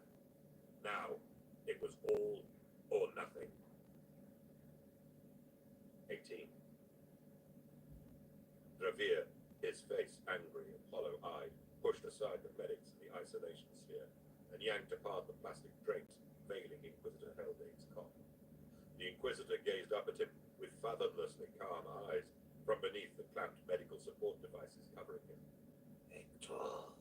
Dravir flung a data slate on the cot. The Inquisitor's one good hand carefully put down the small mirror he had been holding and took up the slate, keying the data flow with his long-nailed thumb. Madness, Dravir spat. The Jantine have taken the rise and exterminated Gaunt's rearguard, but Flens reports that the main Tanith unit has actually advanced into target Primaris. What, by the throne, do we do now? We're losing more men to our own than to the foe, and I still require victory here. I'll not face Makarov for this. Haldane studied the slate's information. Other regiments are moving in. The Mortian here, the Vichians, they're close too. Let Gorn's ghosts lead the assault on the tide, as they have begun. Sacrifice them to open a wedge. Move the patricians in behind to consolidate this, and finish off the ghosts. Your main forces should be ready to advance after them by then. Dravir took a deep breath. Tactically, the advice was sound.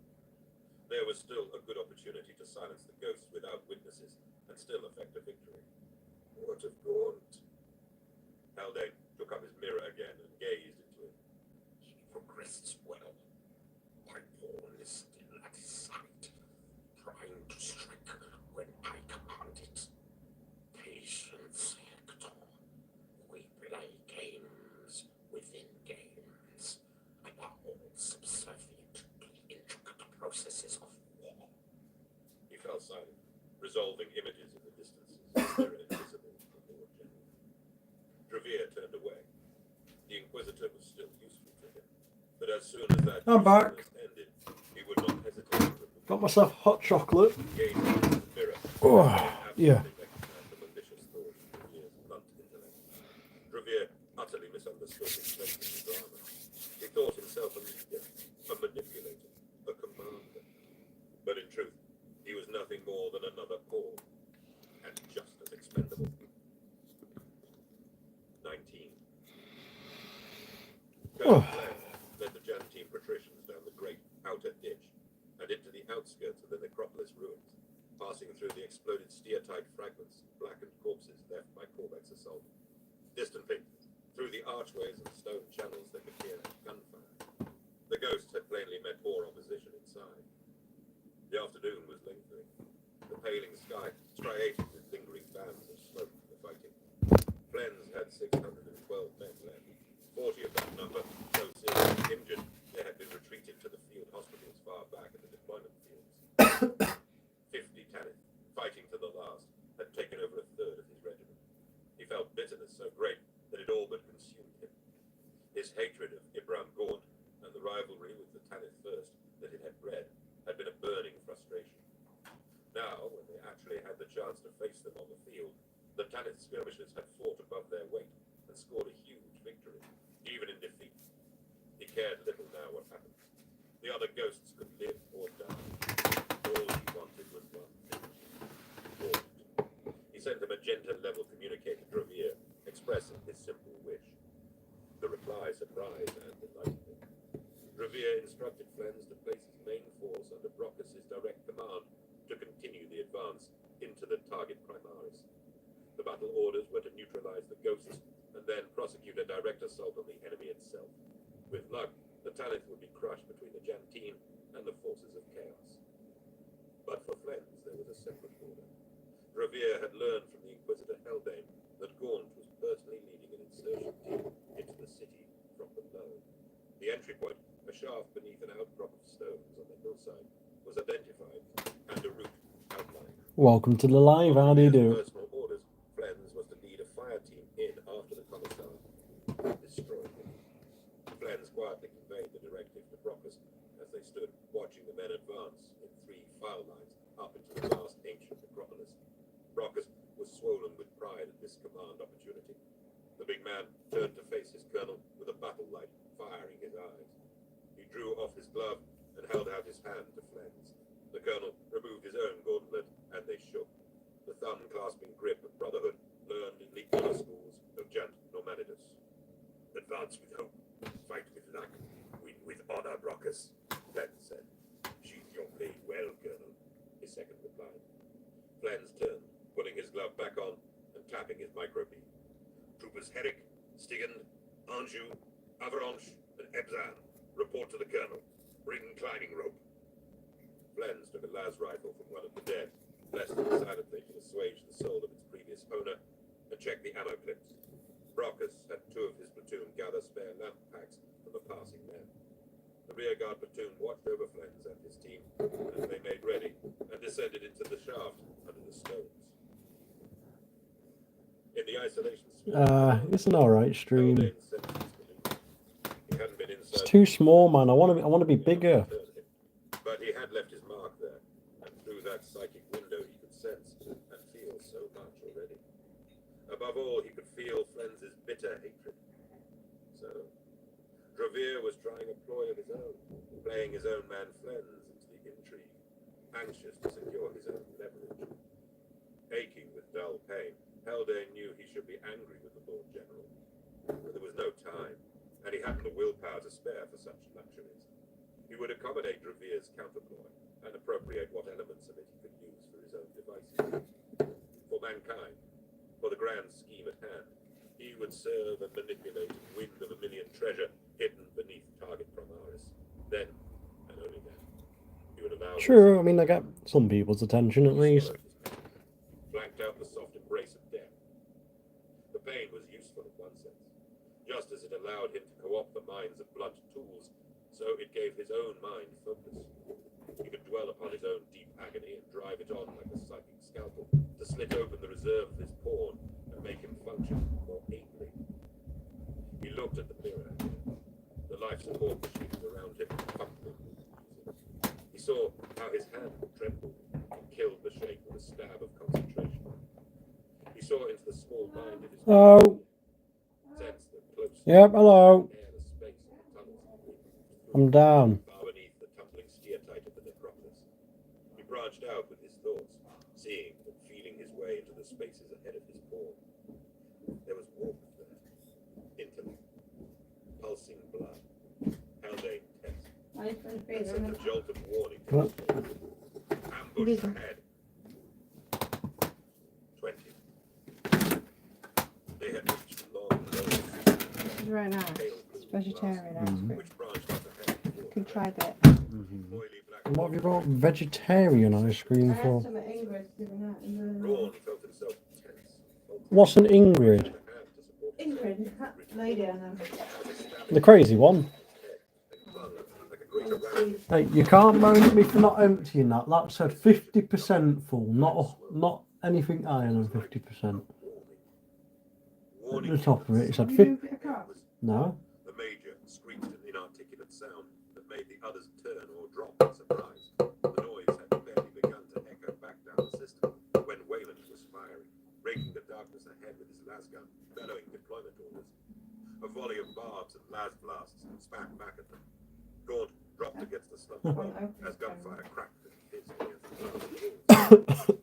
Yeah, I took some cake around the other night. She put some ice cream with it, and that ice cream was that one. It was really nice. But how it I roared like it. But it's vanilla ice cream. well back in the fire. Yeah, yeah, this one's How could he have seen anything? Why is it different? Right at the front. Why is it? It's vanilla ice cream. Why is it different? But Gaunt didn't resent the abuse of command. He trusted his friend's tactical instinct, and Ferret was in a better position and line of sight to direct the tunnel fight. Gaunt clicked off his lamp pack to stop himself becoming a target, and then swung his las rifle up to sight and fired. McCall, Kafran, Baru, and the tactician's troopers were sustaining fire from their own weapons, Uh-oh. and Larkin was using his exotic rifle to cover Bragg while he moved the hefty autocannon up into a position of fire. Dorden cowered with no more. Rawn bellied forward, fitted a barbed round to his stolen weapon. He rose, fingers feeling their way around the unfamiliar trigger grip, and blasted a buzzing barb up the throat of the passage. There was a crump and a scream.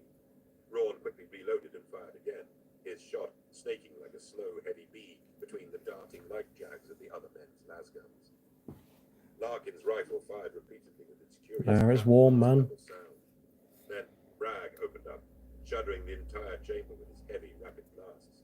The close air was suddenly thick with cordite smoke and spent Faisali. "Cease fire! Cease!" Gaunt yelled, with a downward snap of his hand. Silence fell. Heartbeats pounded for 10 seconds.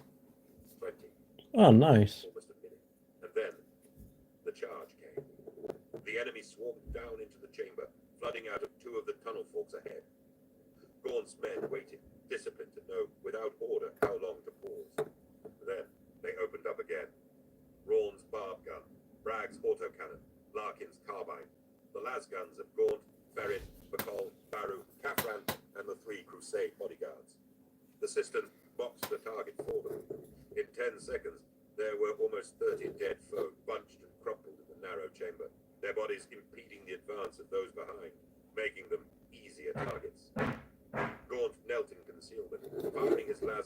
steer-type block with the drilled trackside fire readdress pattern which he had trained into his men.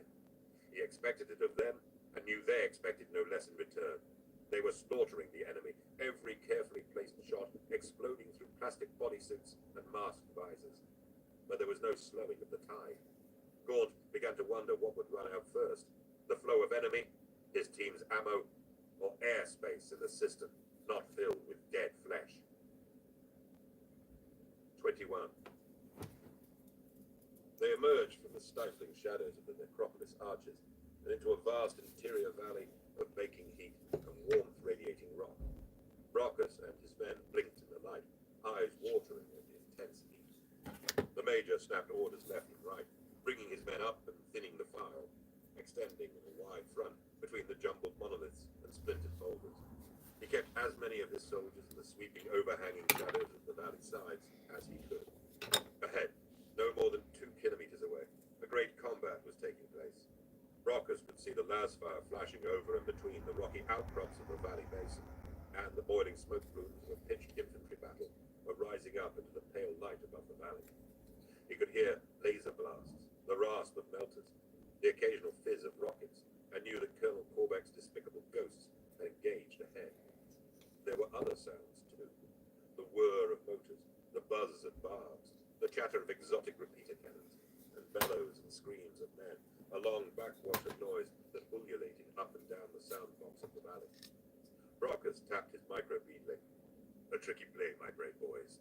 We come upon the Tanith from the rear to crush them. But defend against the vermin they are engaging. Kill the ghosts so we get to face the enemy ourselves. Face them and carry back the glory of victory to the ancestral towers of Jant Prime. Nomanidus Excelsius! 600 voices answered in a ripple of approval, uttering the syllables of the devotional creed, and the war hymn began spontaneously, echoing like the sonorous swell of an ecclesiarchy litany from the rock faces around and above them, as if from the polished basalt of a great cathedral. Most of the patricians had raised their blast cowls to count the beat, but now they snapped the visors back down in place, covering their faces with the diamond ice-lit visages of war. Their battle hymn moved to the channels of their microbeads, resounding in the ears of every man present. Brockus slid down his own blast cowl so that the hymn swam in his earpiece and around the close, hot metal confines of his battle-dress helmet. He turned to Trooper Farrant at his side and unslung his lasgun. Wordlessly, Farrant exchanged his heavy stubber and ammunition webbing for his commander's rifle. He nodded solemnly at the honor. The commander would carry his heavy weapon into combat at the head of the patricians. Welcome. How are you all doing? Brockus arranged the heavy webbing around his waist and shoulders with deft assistance from Farrant, settling the weighty pouches with their drum ammo feeders against his back and thighs. Then he braced the huge stubber in his gloved fists, right hand around the trigger grip, the skeleton stock under his right armpit, his left hand holding the lateral brace so that he could sweep the barrel freely. His right thumb hit the switch that cycled the ammo advance.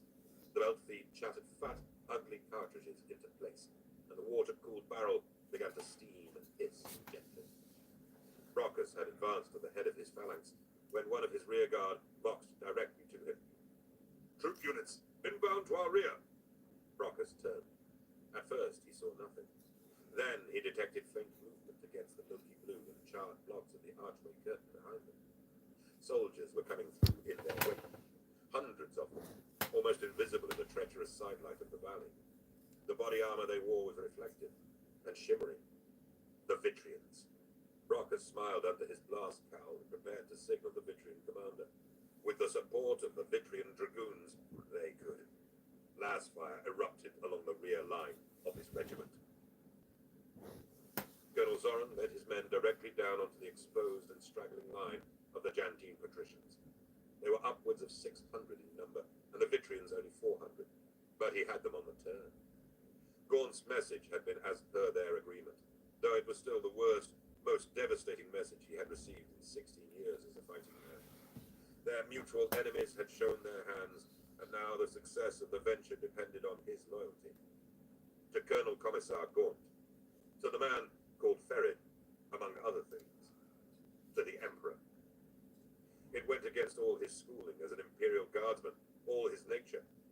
It went against the intricate teachings of the Baihata. but still, the Baihata said there was honor in friendship, and friendship in valor. Loyalty and honor, the twin fundamental aspects of the Victrian art of war. Let Drevere have him shot, him and all 400 of his men. This was not insubordination, nor was it insurrection. Gaunt had shown the colonel what was at stake. He had shown him the greater levels of loyalty and honor at stake on Menazoid Epsilon. He had been truer to the Emperor and truer to the teachings of the Baihata than Drevere could ever have been. In a triple arrowhead formation, almost invisible in their glass armor, the Victrian dragoons punched into the hindquarters of Brockus's extended advance line. A tight, dense triple wedge where the patricians were loose and extended. The Jantine had formed a lateral file to embrace the enemy, utterly useless for countering a rearguard sweep. So it said in the Baihata, Book 6, Segment 31, page 406. The patricians had greater strength, but their line was convex, where it should have been concave. Zoran's men tore them apart. Zoran had ordered his men to set las weapons for maximum discharge.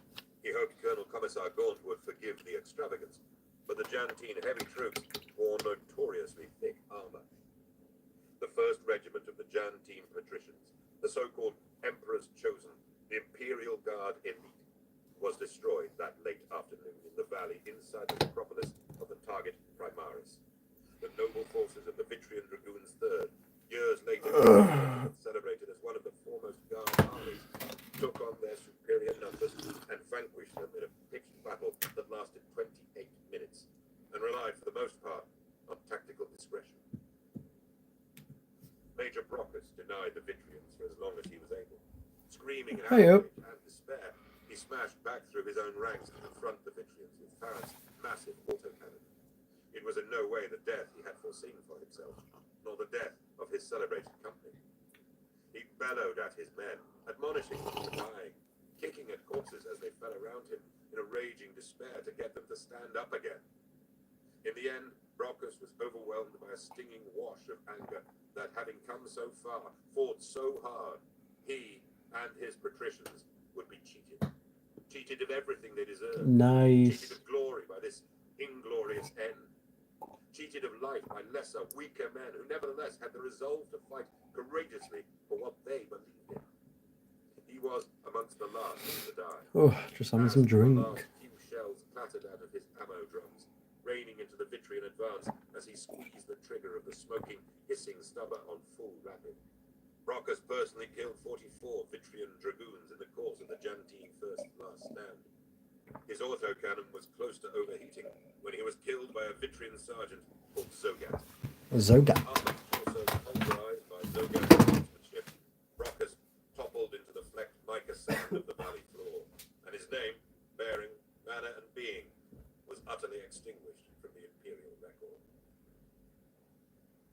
22. Then Baru died. The filthy barbed round smelted into the rock face behind him and ribboned him with its lethal backwash of shrapnel. He didn't even have time to scream. From his cover, seeing the death and regretting it desperately, Gaunt slid around and set his lasgun to full auto, bombarding the torrent of foe with a vivid cascade of phosphorescent bolts. He heard Rawn scream something unintelligible. Baru, one of his finest, as good a scout and stealther as McCall, pride of the Tanith. Pulling back into cover to exchange ammo clips, Gaunt glanced back at the wet ruin that had been his favorite scout. Claws of misery dug into him. For the first time since Ked, the Commissar tasted the acrid futility of war. A soldier dies, and it is the responsibility of his commander to rise above the loss and focus. But Baru, sharp, witty Baru, a favorite of the men, the clown and joker, the invisible stealther, the truest of true. Gaunt found he could not look at the corpse, at the torn mess that had once been a man he called friend, and whom he trusted beyond simple trust.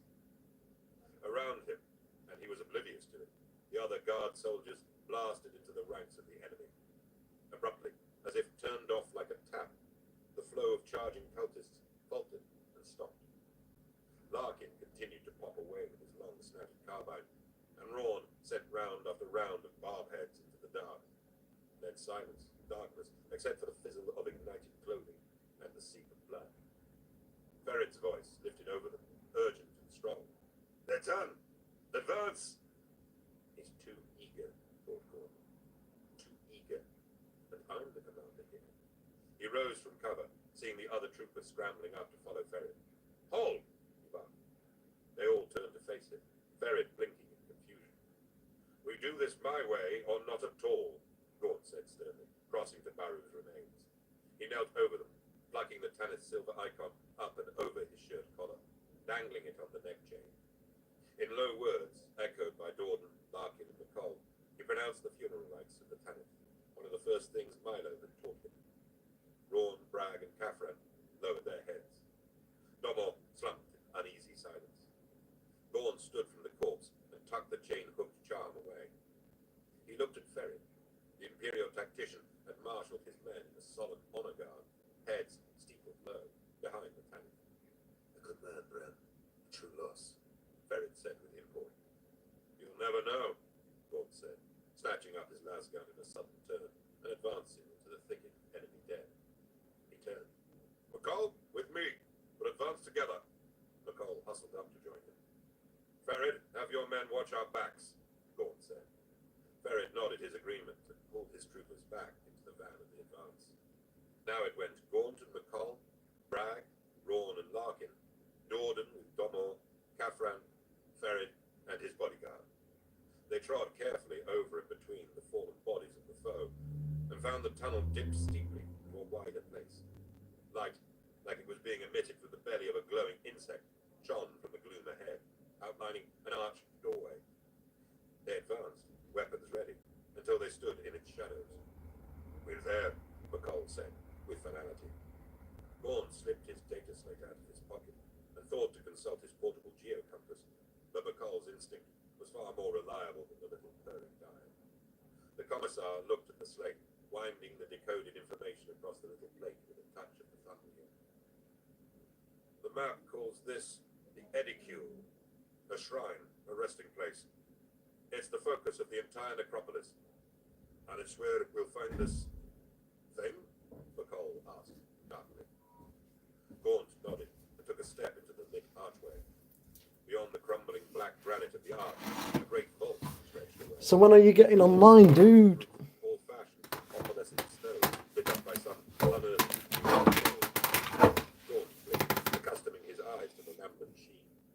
McCall edged in behind him, then roared. Gaunt noticed how their breaths were steaming in the air. It was many degrees colder in the vault, the atmosphere damp and heavy. Gaunt clicked off his now redundant backpack. It looks empty, Major Rawn said, looking about them. They all heard how small and muffled his voice sounded, distorted by the strange atmospherics of the room. Gaunt gestured to the far end wall, 60 meters away, where the thin scribing of a doorway was marked on the stone wall. A great rectangular door, or doors, maybe 15 meters high, set flush into the wall itself. This is the outer approach chamber. The Edicule itself is beyond those doors. Rawn took a pace forward, but pulled up in surprise as Sergeant McCall placed an arresting hand on his arm. Not so fast, Dick. McCall nodded at the floor ahead of him. These vaults have been teeming with the enemy, but the dust on that floor hasn't been disturbed for decades at least. And you see the patterning in the dust. Both Rawn and Gaunt stooped their heads to get an angle to see what McCall described. Catching the light right, they could see almost invisible spirals and circles in the thick dust, like droplet ripples frozen in ash. Your data said something about wards and prohibitions on the entrance to the Edicule. This area hasn't been traversed in a long while, and I guess those patterns are imprints in the dust made by energies or force screens, like a storm shield maybe. We know the enemy here has some serious crap at their disposal. Gaunt scratched his cheek, thinking. McCall was right, and had been sharp-witted to remember the data notes at the moment where Gaunt was off rushing ahead. So close was the prize. Somehow, Gaunt had expected gun emplacements, chain fences, wire strands, conventional wards and prohibitions. He caught Rawn's eye and saw the resentment burning there. Gaunt had still managed to exclude the Major from the details he had shared with the other officers, and Rawn remained in the dark as to the nature of this insertion, if not its importance.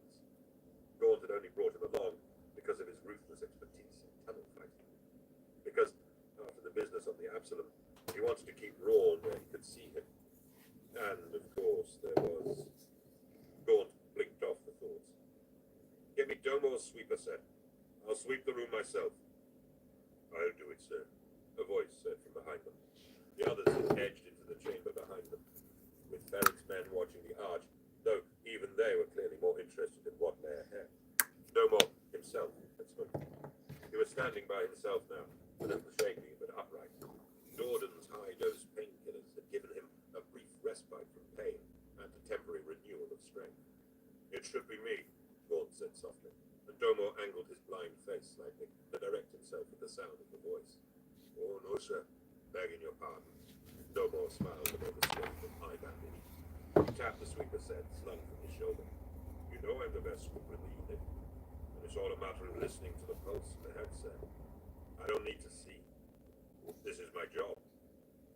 There was a long silence in which the dense air of the ancient vault seemed to buzz in their ears. Gaunt knew Domo was right about his skills, and moreover, he knew what Domo was really saying. I'm a ghost, sir.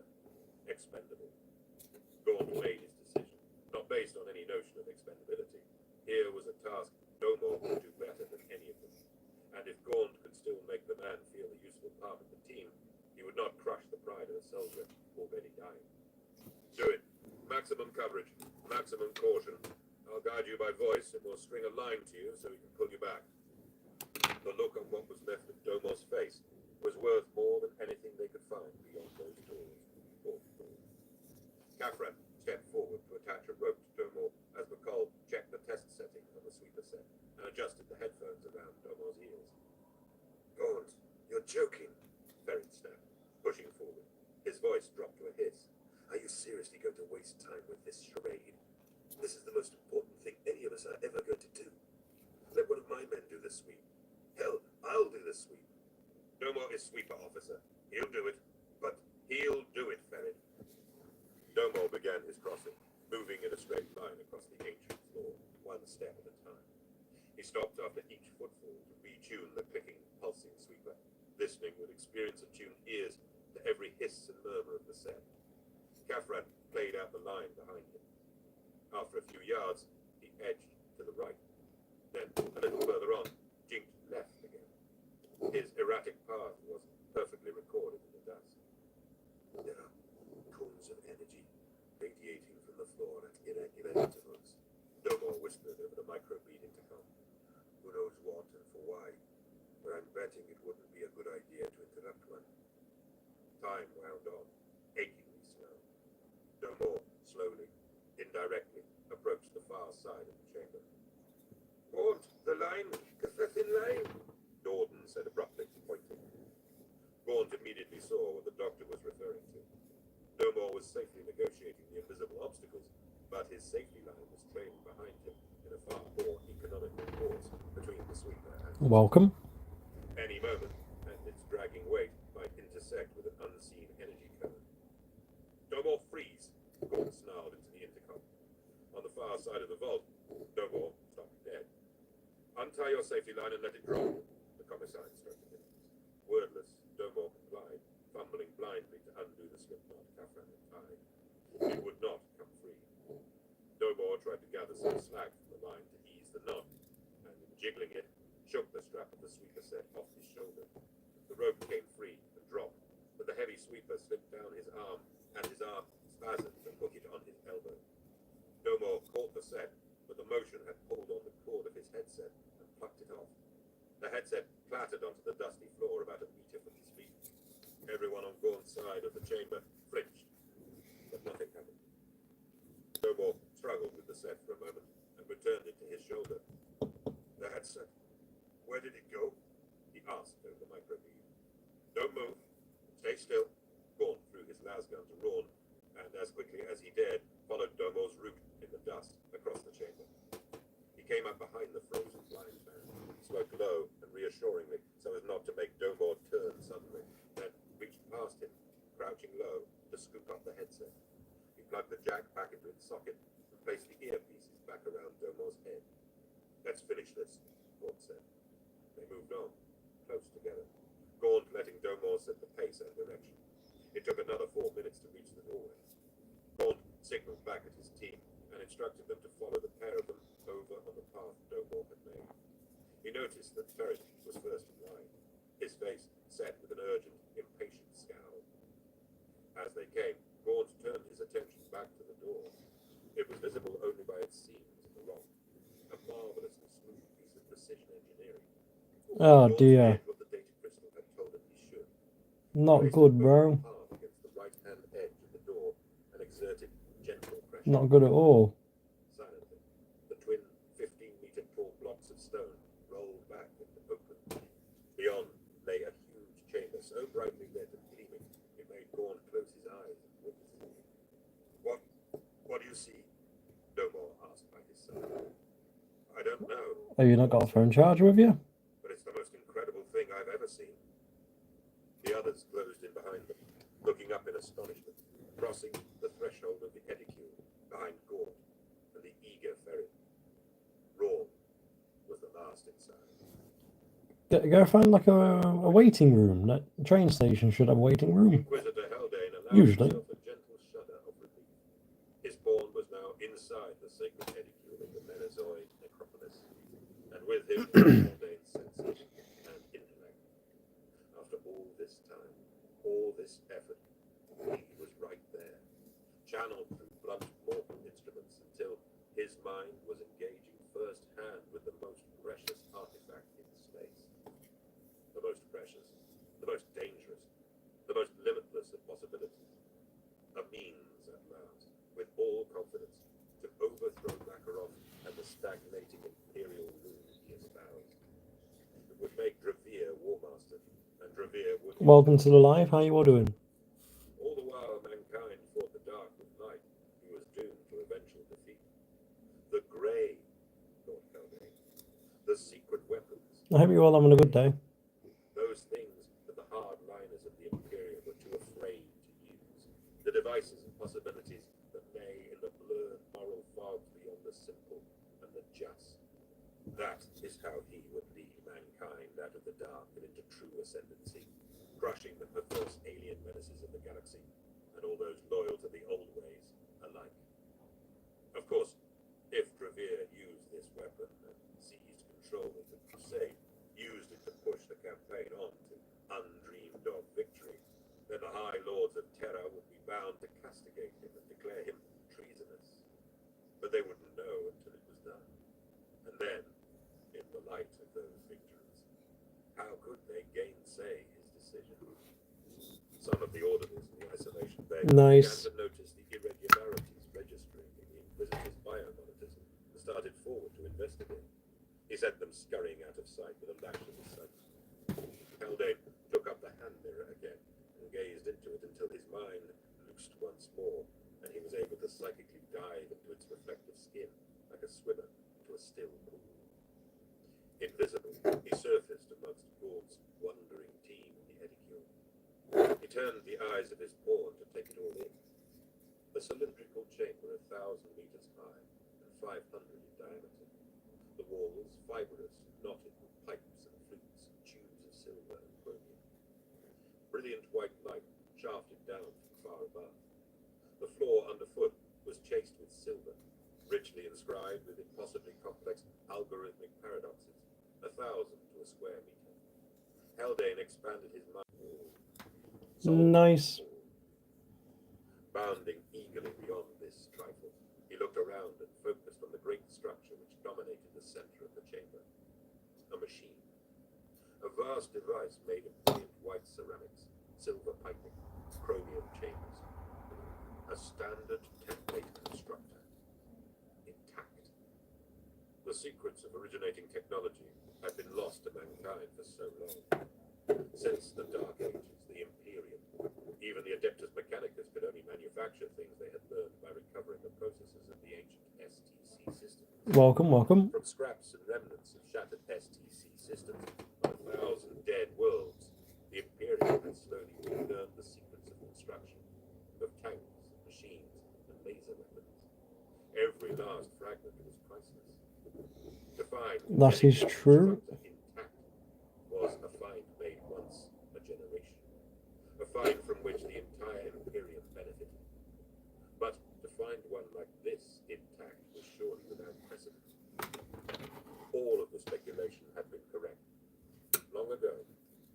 of years before chaos had overwhelmed it, Menazoid Epsilon had been an arsenal world, manufacturing the ultimate weapon known to those lost ages. The secrets of its process and purpose were contained within those 1.5 million algorithms etched into the wide floor. The Men of Iron. A rumor so old was a myth from the oldest times, before the age of strife, from the dark age of technology, when mankind had reached a state of glory as the masters of a techno-automatic empire, the race that had perfected the standard template construct.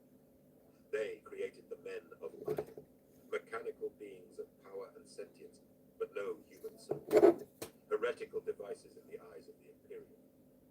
War with the self-aware Men of Iron had led to the fall of that distant empire, and, if the old deeply arcane records Haldane had been privy to were correct, that was why the Imperium had outlawed any soulless mechanical intelligence. But, as servants, implacable warriors, what could not be achieved with Men of Iron at your side?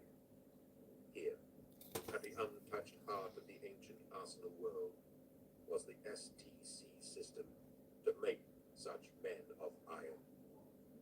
There was more.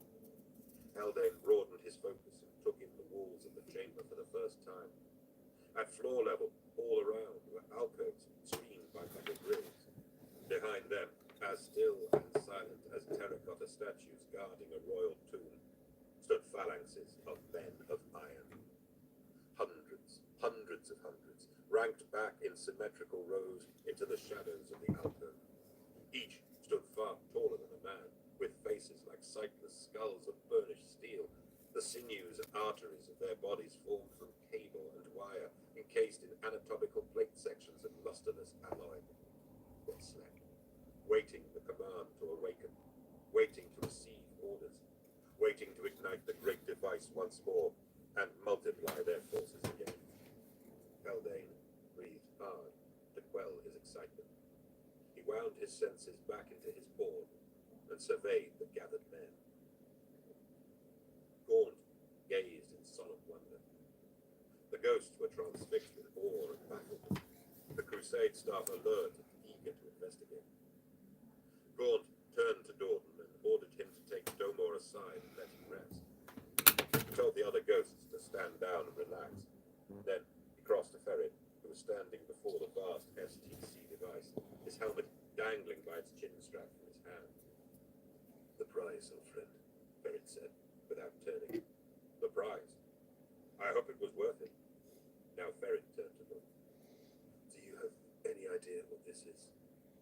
"Ever since I unlocked that crystal, you know that I have. I don't pretend to understand the technology, but I know that's an intact standard template weapons maker. And I know that's as unheard of as a well-manicured hawk." Ferret laughed. 60 years ago, in Kalis Auspix, a rat water world a long way from nothing, in Plagueis Utanus, a team of Imperial scouts found an intact STC in the ruins of a pyramid city in a jungle basin. Intact. You know what it made? It was the standard template constructor for a type of steel blade, an alloy of folded steel composite that was sharper and lighter and tougher than anything we've had before. 30 whole chapters of the Great Astartes are now using blades of the new pattern. The scouts became heroes. I believe each was given a world of his own. It was regarded as the greatest technological advance of the century, the greatest discovery, the most perfect and valuable STC recovery in living memory. That made knives, Brown. Knives, daggers, bayonets, swords. It made blades, and it was the greatest discovery in memory. Compared to this, it's less than nothing. Take one of those wonderful new blades and face me with the weapon this thing can make. I read the crystal before you did, Ferret. I know what it can do. Men of Iron, the old myth, one of the tales of the great old wars. Ferret grinned. Then breathe in this moment, my friend.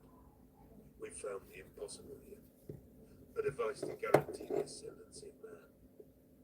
What's a stronger, lighter, sharper, better blade when you can overrun the homeworld of the man wielding it with a legion of deathless warriors. This is history, alive in the air around us. This makes us the greatest of men. Don't you feel it? Gaunt and Ferret both turned slowly, surveying the silent ranks of metal beings waiting behind the grills. Gaunt hesitated. I feel only horror. To have fought and killed and sacrificed just to win a device that will do more of the same a thousandfold. This isn't a prize, Ferret. It is a curse. But you came looking for it. You knew what it was. I know my responsibilities, Ferret. I dedicate my life to the service of the Imperium, and if a device like this exists, then it's my duty to secure it in the name of our beloved Emperor. And you gave me the job of finding it after all. Ferret set his helmet on the silver floor and began to unlace his gloves, shaking his head. I love you like a brother, old friend, but sometimes you worry me. We share a discovery like this, and you trot out some feeble moral line about lives. That's called hypocrisy, You're a killer, slave to the greatest killing engine in the known galaxy. That's your work for life. To end others, to destroy, and to relish. Now we find something that will do it 1,000,000,000 times better than you. You start to have qualms. What is it? Professional jealousy. Gaunt scratched his cheek. You know me better. Don't mock me. I'm surprised at your glee. I've known the princeps of Imperial Titans who delight in their bloodshed, and who nevertheless regard the vast power at their disposal with caution. Give any man the power of a god, and you better hope he's got the wisdom and morals of a god to match. There's nothing feeble about my moral line. I value life. That is why I fight to protect it. I mourn every man I lose and every sacrifice I make. One life or 1,000,000,000. They're all lives. One life or 1,000,000,000. Ferret echoed.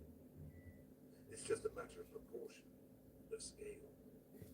Why slog in the mud with your men for months to win a world I can take with men of iron, and not spill a drop of blood? Not a drop. Not ours, maybe. There is no greater heresy than the thinking machines of the Iron Age. Would you unleash such a heresy again? Would you trust these things not to turn on us as they did before? It is the oldest of laws. Mankind must never again place his fate in the hands of his creations, no matter how clever. I trust flesh and blood, not iron. Gaunt found himself almost hypnotized by the row of dark eye sockets behind the grill. These things were the future. He didn't think so. The past, perhaps.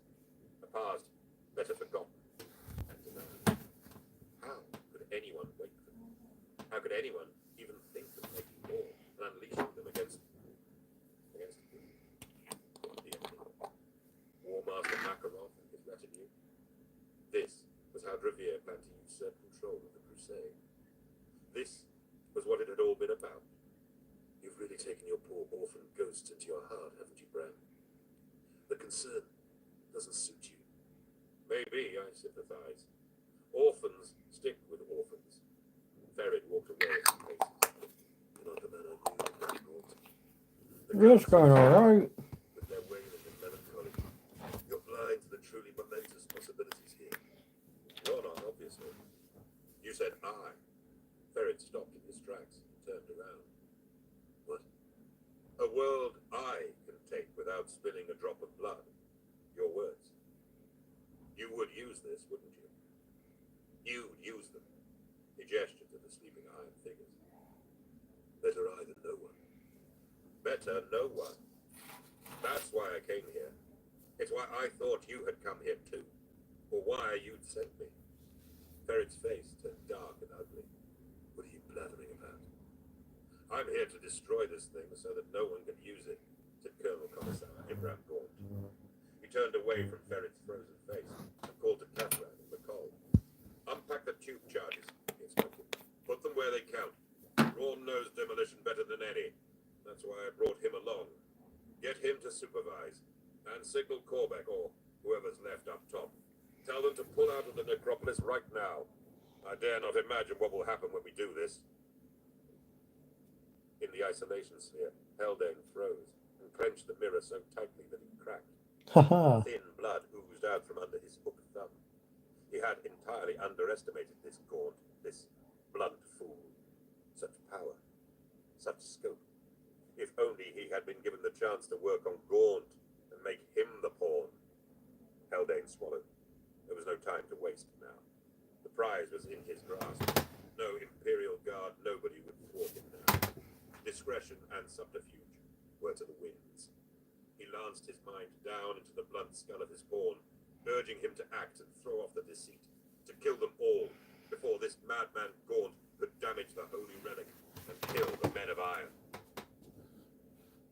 Sitting at the edge of the Edicule chamber, checking his barbed lance with his back resting against the silver wall, Rawn shuddered, and blood seeped down out of his nose, thick in his mouth. He felt the touch of the bastard monster Haldane more strongly than ever now, clawing at his skull, digging in his eyes like scorpion claws. His guts churned and trembling filled his limbs. Major Rawn stumbled to his feet, sliding a barb round into the lance launcher and swinging it to bear. 24. With the sudden reinforcement of Zoran's Vitrians, Korbeck's platoons pushed the Chaos elements back into the ruins of the necropolis, slaughtering as they went. The misshapen forces of madness were in rout. Leaning on a boulder and wheezing at the pain flooding through his ribs, Korbeck thought to order up a voxcaster and signal command that the victory was theirs. But Milo was suddenly at his side, holding a foil print out from a voxcaster. "As the Commissar," he said, "we have to get clear of the target Primaris. Well clear." Korbeck studied the film strip. "We spend all day getting in here." He waved Raglon over and pulled the speaker horn from the caster set on the man's back. "This is Korbeck of the Tanith First and Only, to all Tanith and Vitrian officers. Word from Gaunt. Pull back and out. I repeat, clear the necropolis area." Colonel Zoran's voice floated across the speaker channel. "Has he done it, Korbeck? Has he achieved the goal?" "He didn't say, Colonel," Korbeck snapped in reply. "We've done this much on his word. Let's do the rest. Withdrawal plan 590. We'll cover and support your dragoons in a layered fallback." "Acknowledged." Replacing the horn, Korbeck shuddered. The pain was almost crawling to bear, and he had taken his last painkiller tab an hour before. He returned to his men. 25. Bragg cried out in sudden shock, his voice dwarfed by the vastness of the Edicule. Gaunt, walking towards Dordan and Domor by the doorway, spun around in surprise to find Ferid and his bodyguard raising their las rifles to bear on the ghosts. For a split second, as Ferid swung his gun to aim, Gaunt locked eyes with him. He saw nothing in those deep black irises he recognized of old. Only hate and murder in a hunt. Gaunt flung himself down as Ferid's first las bolt cut through the air where his head had been. Ferid's elite troopers began firing, winging Bragg and scattering the other ghosts. Dordan threw himself flat over Domor's yelling body. Rawn sighted and fired the barb lance. The buzzing, horribly slow round crossed the bright space of the Edicule and hit Ferid's face on the bridge of the nose. Everything of Imperial tactician Wayland above the sternum explosively evaporated in a mist of blood and bone chips. Larkin howled as he fell, shot through the forearm by a las round from one of the elite troopers flanking the tactician. Catherine and McCall, both sprawling, whipped around to return fire with their las guns, toppling one of the bodyguards with a double hit neither could truly claim. Gaunt rolled as he died, pulling out his las pistol and bellowing curses as he swung and fired. Another of Ferid's troopers fell, blasted backwards by a trio of shots to his chest. He jerked back, arms and legs extended, and died. Gaunt squeezed the trigger again, but his las gun just retched and fizzed. The energy-draining effect of the catacombs, which had sapped their lamp packs, had wasted ammo charges too. His weapon was spent. The remaining bodyguard lurched forward to blast Gaunt, helpless on the floor, and dropped with a laser-blasted hole burned clean through his skull. His body smashed back hard against the side of the STC machine and slid down, leaving a streak of blood down the chased silver facing. Gaunt scrambled around to look. Clutching the bawling Domor to him, Jordan sat half-raised with Domor's las pistol in his hand. Needs must, the doctor said quietly, suddenly tossing the weapon aside like it was an insect which had stung him. Great shot, Doc, Larkin said, getting up, touching his seared arm. Only said I couldn't shoot. Not that I couldn't, Jordan said. The ghosts got back to their feet. Jordan hurried to treat the wounds Bragg and Larkin had received. What's that sound? Domor asked sharply. They all froze. Gaunt looked at the great machine. Amber lights were flicking to life on a panel on its flank. In death, the last Crusader had been blown back against the main activation grid. Old technologies were grinding into life. Smoke, steam perhaps, vented from cowlings near the floor. Processes moved and turned and murmured in the device. There was another noise too. A shuffling. Gaunt turned slowly. Behind the dark grills and the alcoves, metal limbs were beginning to flex and uncurl. As he watched, eyes lit up in dead sockets. Blue. Their light was blue. Cold. Eternal. Somehow it was the most appalling color Gaunt had ever seen. They were waking. As their creator awoke, they awoke too. Gaunt stared at them for a long, breathless moment, his heart pounding. He looked at them until he had lost count of the igniting blue eyes. Some began to jerk forward and slam against the grills, rattling and shaking them. Metal hands clawed at metal bars. There were voices now too, chattering just at the edge of hearing. Codes and protocols and streams of binary numbers. The men of iron hummed as they Old one. Gaunt looked back at the STC. Rawn, son, destroy it, now. Rawn looked at him, wiping the blood from his lip. With respect, Colonel Commissar, is this right? I mean, this thing could change the course of everything. Gaunt turned to look at Major Rawn, his eyes fiercely dark, his brow furrowed. Do you want to see another world die, Rawn? The Major shook his head. Neither do I. This is the right thing to do. I have my reasons. And are you blind? Do you want to greet these sleepers as they awake? Rawn looked round. The cold blue stares seemed to stab into him too. He shuddered. I'm on it, he said with sudden decisiveness, and moved off, calling to Bacall and Kafran to bring up the explosives. Welcome. Gaunt yelled after him. Yep, because I end up getting a better grip on it, yeah, dude. Foul heresies. And if that wasn't enough, they've been sleeping here on a chaos-polluted world for thousands of years. Do any of us really want to find out how that's altered their thinking? Theft, Dalton said from nearby. You mean this whole thing could be corrupted? You'd have to be the blindest fool in creation to want to find out, wouldn't you? Dalton replied. He stared down at the remains of his friend Ferret. It wasn't me who changed, was it?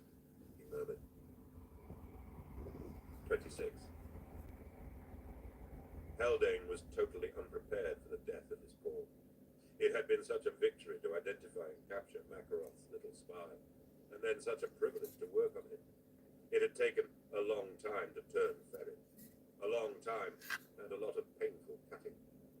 But the conceit had been so delicious, to take the greatest of the War Master's agents and turn him into a tool. Haldane had learned so much more from Ferret than he would have through a lesser being. Sometimes. Duplicity, deceit, motive. To use one of the men the War Master had been channeling to undermine him.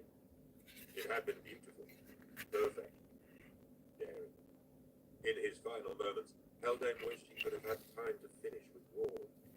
There had been a likely mind, however blunt. But the ghosts Korbeck and Larkin had cheated him of that, and left Rawn merely aware of his influence rather than controlled by it. It mattered little. Haldane had miscalculated. Impending death had slackened his judgment. He had put too much of himself into his pawn. The backlash when the pawn died was too much. He should have shielded his mind to the possible onrush of death trauma. He had not. Ferret had suffered the most painful, hideous death imaginable. All of it trackled down the psychic link to Haldane. He felt every moment of Ferret's death. In it, he felt his own. Haldane spasmed, burst asunder. Untamable psychic energies erupted out of his dead form, lashing outwards indiscriminately. Impact resounded on impact. Above, in his command seat, Hector Dravere noticed the shuddering of the deck and began to look around for the cause. In a mushroom of light, the unleashed psychic energies of the dying Inquisitor blew the entire Leviathan apart, atom from atom. 27. "We're clear!" Braun yelled as he sprinted across the chamber with Catherine next to him. Gaunt had marshaled the others at the doorway. By now, the huge machine was rumbling and the gas venting was continuous. "McCall, come on!" Gaunt shouted. On the far side of the chamber, a section of the ancient grill finally gave way. Men of iron stumbled forward out of their alcove, their metal feet crunching over the fallen grill sheet. All around, their companions rattled and shook at their pens, eyes burning like the blue-hot backwater of missile tubes, murmuring their sonorous hum. The metal skeletons, spinning out of the cage, began to advance across the chamber, leery and undirected. McCall, fixing the last set of charges to the side of the vibrating STC, looked round in horror at their jerking advance. There was a sudden rush of noise beside him, and a hatch aperture slid open at the side of the STC, voiding a great gout of steam. Caught in it, McCall fell to his knees, choking and gagging. "McCall!" Kneeling with his back turned to the hot steam, the coughing McCall couldn't see what was looming out of the swirling gas behind him. A newborn man of iron, the first to be produced by the STC after its long slumber. As soon as it appeared, the others, those loosed and those still caged, began keening in a long, continuous, piteous wail that was at once a human shriek and a rapid broadcast of machine code sequences. There was something wrong with the newborn. It was malformed, grotesque, compared to the perfect anatomical symmetry of the other men of iron. A good head taller, it was hunchy, blackened, one arm far longer than the other, draped and massive, the other hideously vestigial and twisted. Corrupt horns sprouted from its overlong skull, and its eyes shone a deadened yellow. Oil, like stringy pus, wept from the eye sockets. It shambled, unsteady. Its exposed teeth and jaws clacked and mashed idiotically. Yeah, boy. Gordon howled out something about It's an alright game. right, but Gaunt was already moving and not listening. He dived across the chamber at full stretch and tackled the coughing McCall onto the floor a second before the newborn's larger arm sliced through the space the stealther had previously occupied. The respite was brief. Rolling off McCall and trying to pull him up, Gaunt saw the newborn turn to address them again, its jaw champing mindlessly. Behind it, in the reeking smoke of the hatchway, a second newborn was already emerging. 2 las rounds punched into the newborn and made it stagger backwards. Kaffran was trying his best, but the dully reflective carapace of the newborn shrugged off all but the kinetic force of the shots. It struck at Gaunt and McCall again, but the commissar managed to roll himself and the scout out of the way. Its great metal claw sparked against the algorithm-inscribed floor, incising an alteration to the calculations that was permanent and insane. Gaunt struggled to drag McCall away from the shambling metal thing, cursing out loud. In a second, Jordan and Bragg were with him, easing his efforts, pulling McCall upright. The unexpected blow smashed Gaunt off his feet. The newborn had reached out a glancing blow and taken a chunk of cloth and flesh out of his back. How could it? Gaunt rolled and looked up. The newborn's massive forelimb had grown, articulating out on extending metallic calipers, forming new pistons and extruded pulleys as it morphed its mechanical structure. The monstrous thing struck at him again. The commissar flopped left to dodge, and then right to dodge again. The metal claw cracked into the floor on either side of him. Braun, Larkin, and Kaffran sprang in. Kaffran tried to shoot at close range, but Larkin got in his way, capering and shouting to distract the machine. A second later, Larkin was also sent flying by a backhanded swipe. Braun hadn't had time to load another barbed round into his lance, so he used it like an axe, swinging the bayonet blade so that it reverberated against the creature's iron skull. Cable sinews sheared, and the newborn's head was knocked crooked. The machine being swung round with its massive fighting limb and smacked Braun away, extending its reach to at least 5 meters. Gaunt dived across the floor and came up holding Braun's barb lance. He scythed down with it and smashed the man of iron's limb off at the second elbow. cutting through the increasingly diminished girth of the extending limb. Then, Gaunt plunged the weapon, point first, into the newborn's face. The blade came free in an explosion of oil and ichor-like milky fluid. The monstrosity fell back, cold and stiff, the light dying in its eyes. By then, 6 new demented newborns had spilled from the STC's hatch. Behind them, 40 or more of the men of iron had burst from their cages and were thumping forward. The others rattled their pens and began to No, we're fething leaving! I don't know. Gaunt yelled. It's fun. 28. It had taken them close on 4 hours to find and fight their way in. 4 hours from the bottom of the chimney shaft on the hillside to the doors of the edicule. Now they had closed the doors on the shuffling blue-eyed metal nightmares and were ready to run. But even with the simple confidence of retracing their steps, Gaunt knew he had to factor in more time. So, in the end, he had Rawn set the tube charge relays for 4 3/4 standard hours. Already their progress back to the surface was flagging.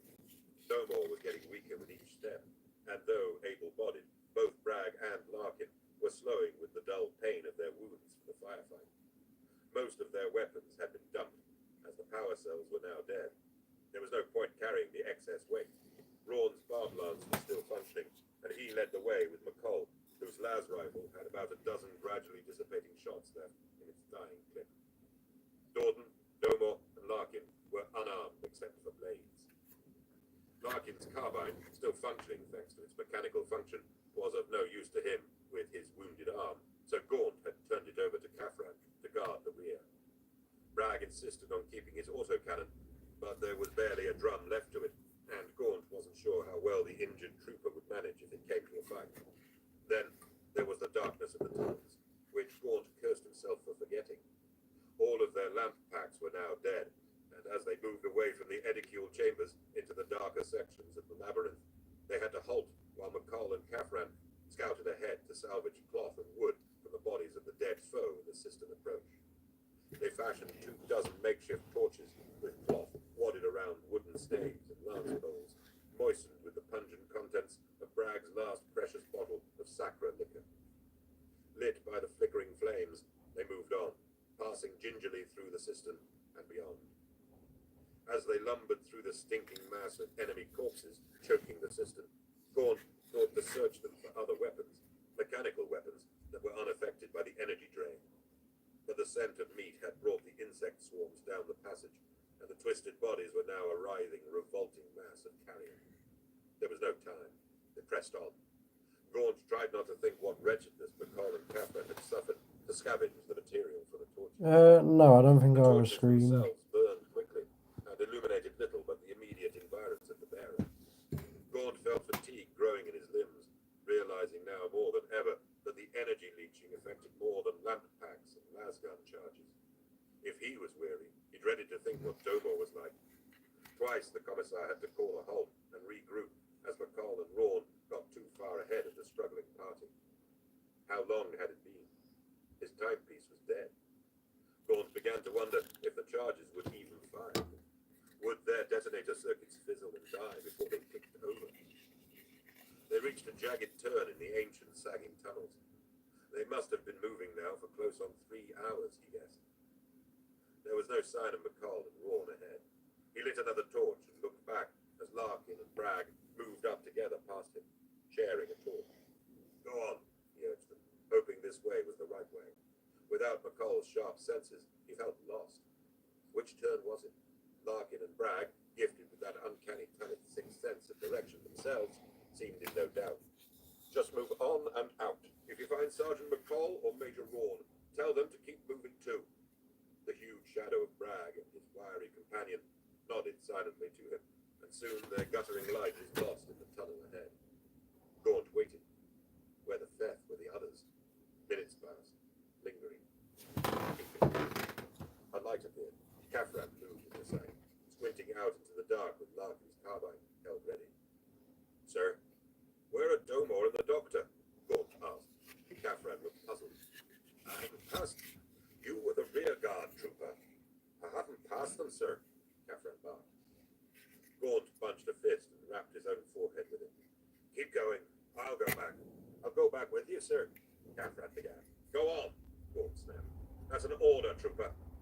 back and look. Kafran hesitated. In the dim fire flicker, Gaunt saw distress in the young man's eyes. You've done all I could have asked of you, Kafran.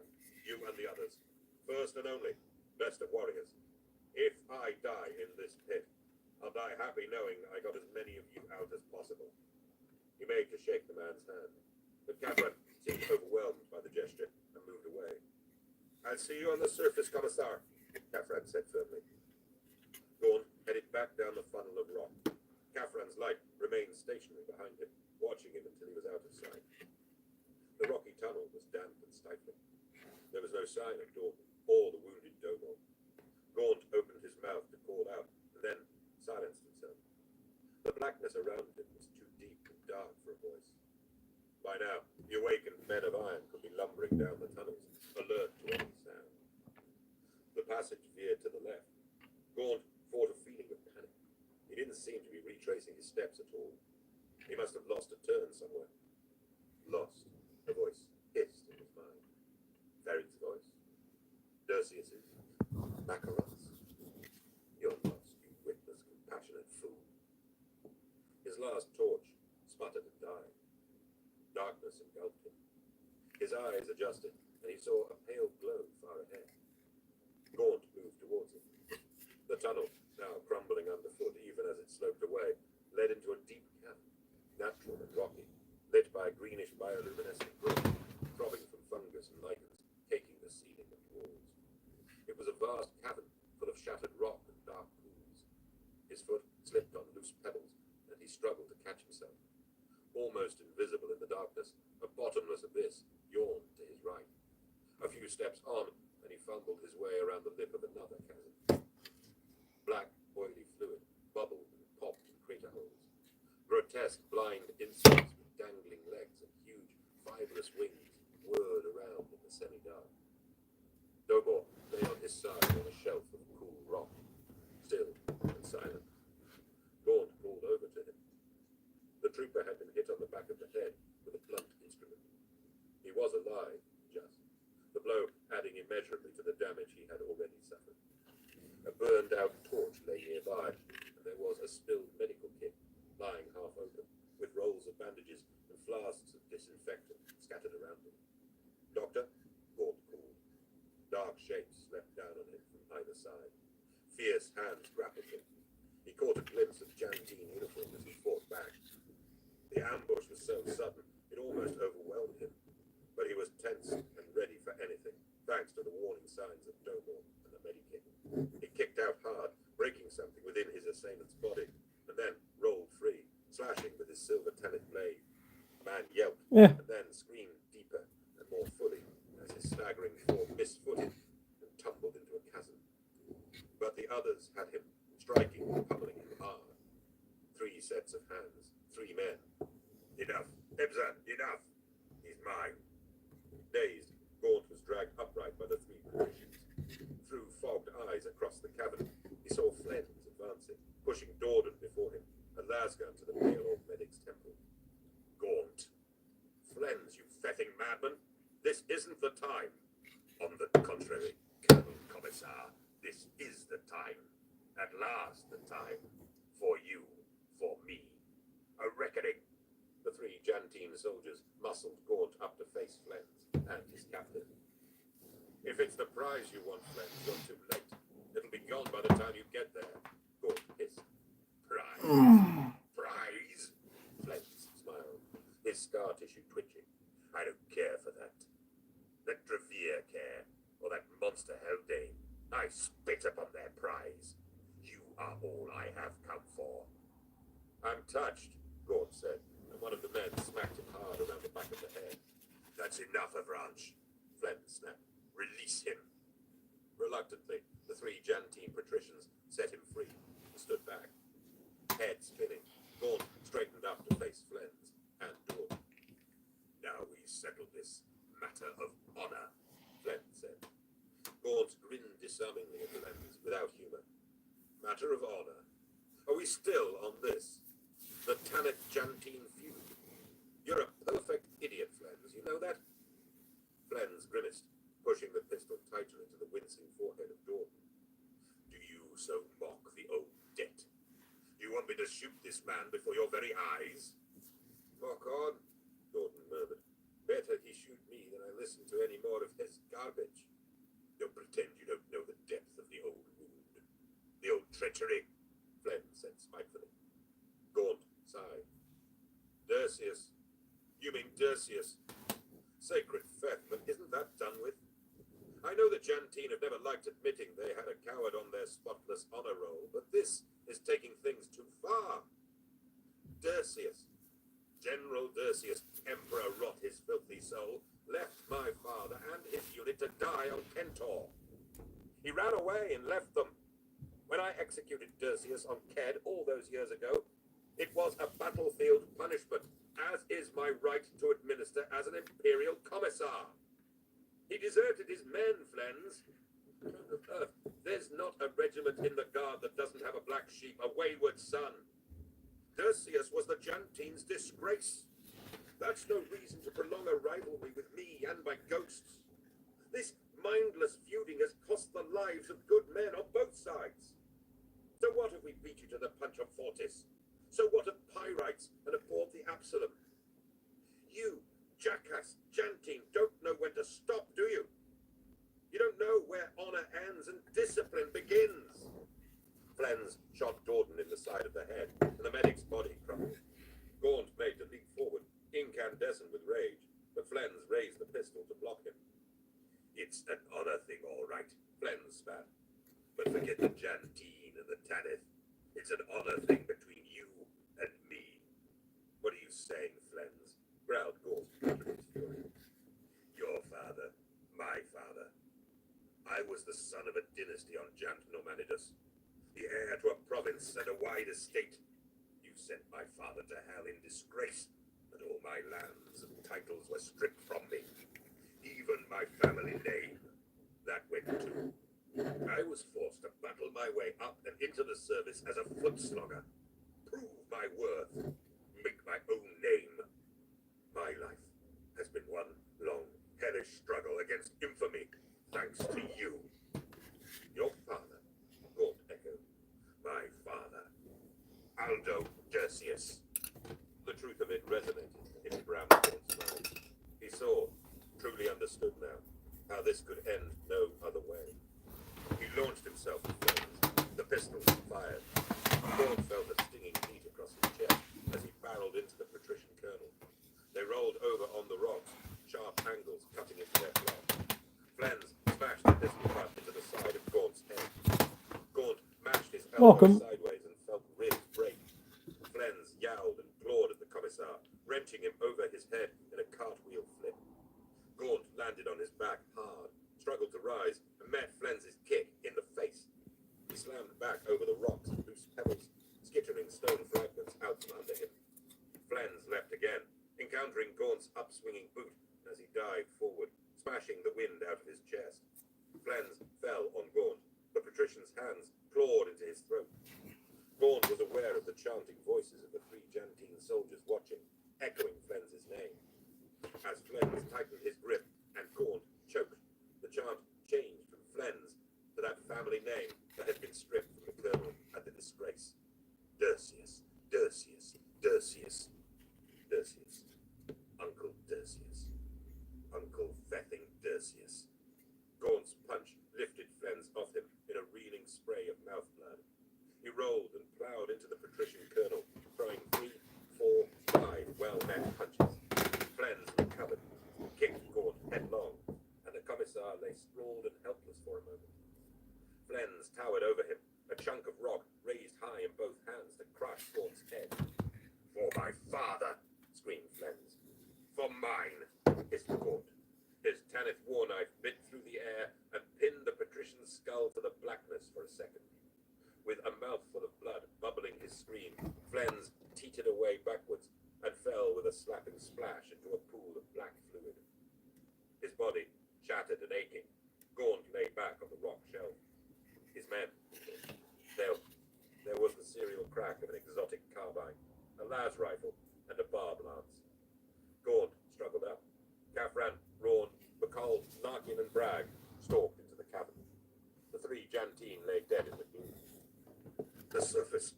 We've got to.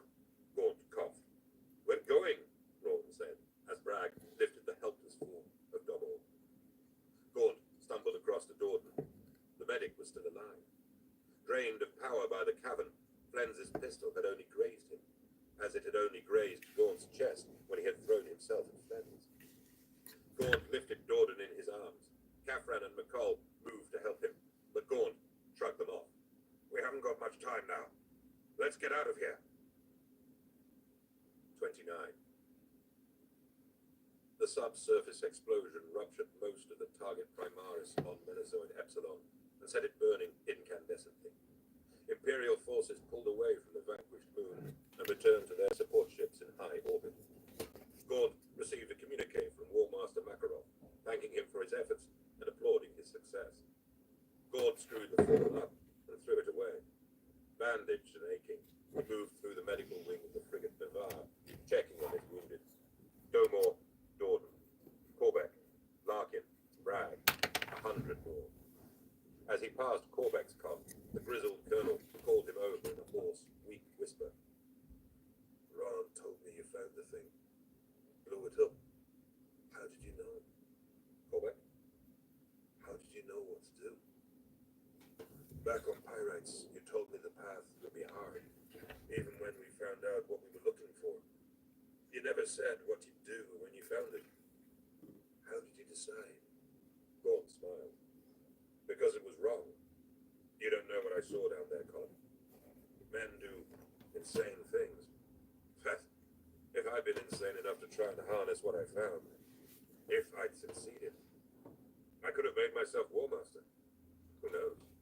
Even Emperor. Emperor Gaunt. Had a ring to it. Bit and sacrilegious, though. Gaunt smiled. The feeling was unfamiliar. The Vermilion secret of Epsilon was heretical and tainted by chaos. Bad whichever way you kept it. But that's not what really made me destroy it. Corbeck hunkered up onto his elbows. Kidding me? Why then? Ibram Gaunt put his head in his hands and sighed the sigh of someone released from the great burden. Someone told me what to do, Colonel. It was a long time ago. A memory. Darandara, 20 years earlier. 4 Arkan troopers were splitting fruit in the snowy courtyard, lit by a ring of braziers. They had found some barrels in an undercrop and opened them to discover the great round globe fruit from a summer crop stored in spiced oil. They were joking and laughing as they set them on a mounting block and hacked them into segments with their bayonets. One had stolen a big gilt serving platter from the kitchens, and they were piling it with slices, ready to carry it through to the main hall, where the body of men were carousing and drinking to their victory. Night was stealing in across the shattered roofs of the Winter Palace, and stars were coming out, frosty points in the darkness. The boy, the cadet commissar, wandered out across the courtyard. Welcome, how do you do? Distant voices, laughing and singing, filtered across the stones. Yes, Alvin? Gaunt smiled. He could make out a barrack room victory song, harmonized badly by 40 or more Ireton voices. Someone had substituted his name in the lyric in place of the hero. Oh dear. It didn't scan, but they sang it anyway, rousing me when it came to the bawdy parts. Gaunt's shoulder blades. Try speak to train station staff. In the last few hours. Maybe they would stop calling him the boy now. He looked up, catching a sight of the landing sites of a dozen troop ships, varying French occupation. Yeah, that's what I'll do. I'll speak to some train station staff. Invisible against the darkness of the night. The landing lights reminded him of constellations. He had never been able to make sense of the stars. Well, usually they're supposed to help you get to your destination and you drink something. Arbitrary shapes, it seemed to him. Imperfect sense made of stars. Back on Manzipal, back home, years ago. The cook Oric would sit him on his knee at nightfall. There we go. Teaching That's him better. things from the star group. Years ago. He really had been a boy then. Oric knew the names, drew the shapes, linked stars until they made a ram or a line. Gaunt had never been able to see the shapes without the lines linking the stars. Here, now, he knew the lines of lights represented dropships. He couldn't imagine their shapes. Just lights. Stars and lights. Lights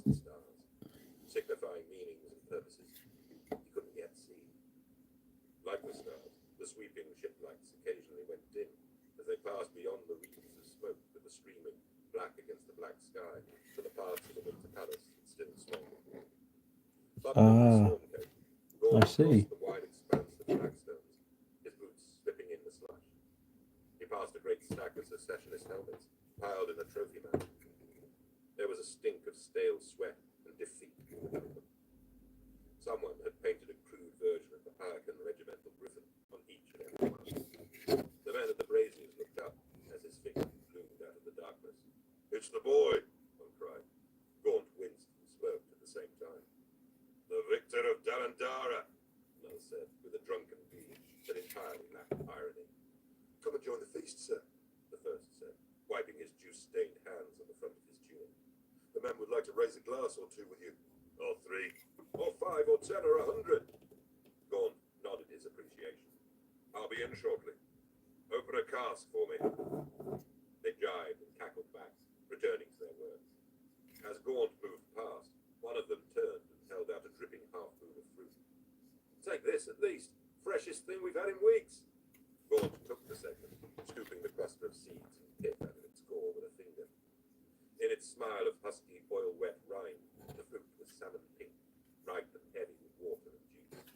He bit into it as he strode away, waving his thanks to the men. It was sweet. The fruit flesh disintegrated in his hungry mouth, flooded his throat with rich, sugary fluid. Juice dribbled down his chin. He laughed, like a boy again. It was the sweetest thing he'd tasted on Darandara. No, not the sweetest. Welcome. The sweetest thing he had tasted here was his first triumph, his first victorious command, his first chance to serve the Emperor and the Imperial, and the service he had been raised to obey and love. In a lit doorway ahead, a figure appeared. Gaunt recognized the bulky silhouette immediately. He fumbled with the fruit segment, about to salute. "At ease, Nibram," Oktar said. "Carry on munching. That stuff looks good. Might just have to get myself a piece too." Awkwardly, gnawing the sweet flesh back to the rind, Gaunt fell in beside Oktar. They passed the men at the brazier again, and Oktar caught a whole fruit as it was tossed to him, splitting it open with his huge thumbs. The pair walked on wordlessly towards the palace chapel grounds, through a herb-scented garden cast in blue darkness. Both ate, slobbering and spitting pips. Oktar handed a portion of his fruit to Gaunt, and they finished it up. Standing under the stained glass oriel of the chapel, they cast the rinds aside and stood for a long while, swallowing and licking juice from their dripping fingers. "Tastes good," Oktar said at last. "Will it always taste this fine?" Gaunt asked. "Always, I promise you. Triumph is the end game we all chase and desire. When you get it, hang on to it, and relish every second." Oktar wiped his chin, his face a shadow in the gloom. "But remember this, Ibram. It's not always as obvious as it seems. Winning is everything, but the trick is to know where the winning really is. Yeah, killing the enemy is the job of the regular trooper. The task of a commissar is more subtle. Finding how to win, or what to win, or what kind of win will really count in the long term. You have to use everything you have, every insight, every angle. Never, ever be a slave to simple tactical directives. The officer cadre are about as sharp as an orc's arse sometimes. We're political animals, Through us, if we do our job properly, the black and white war is tempered.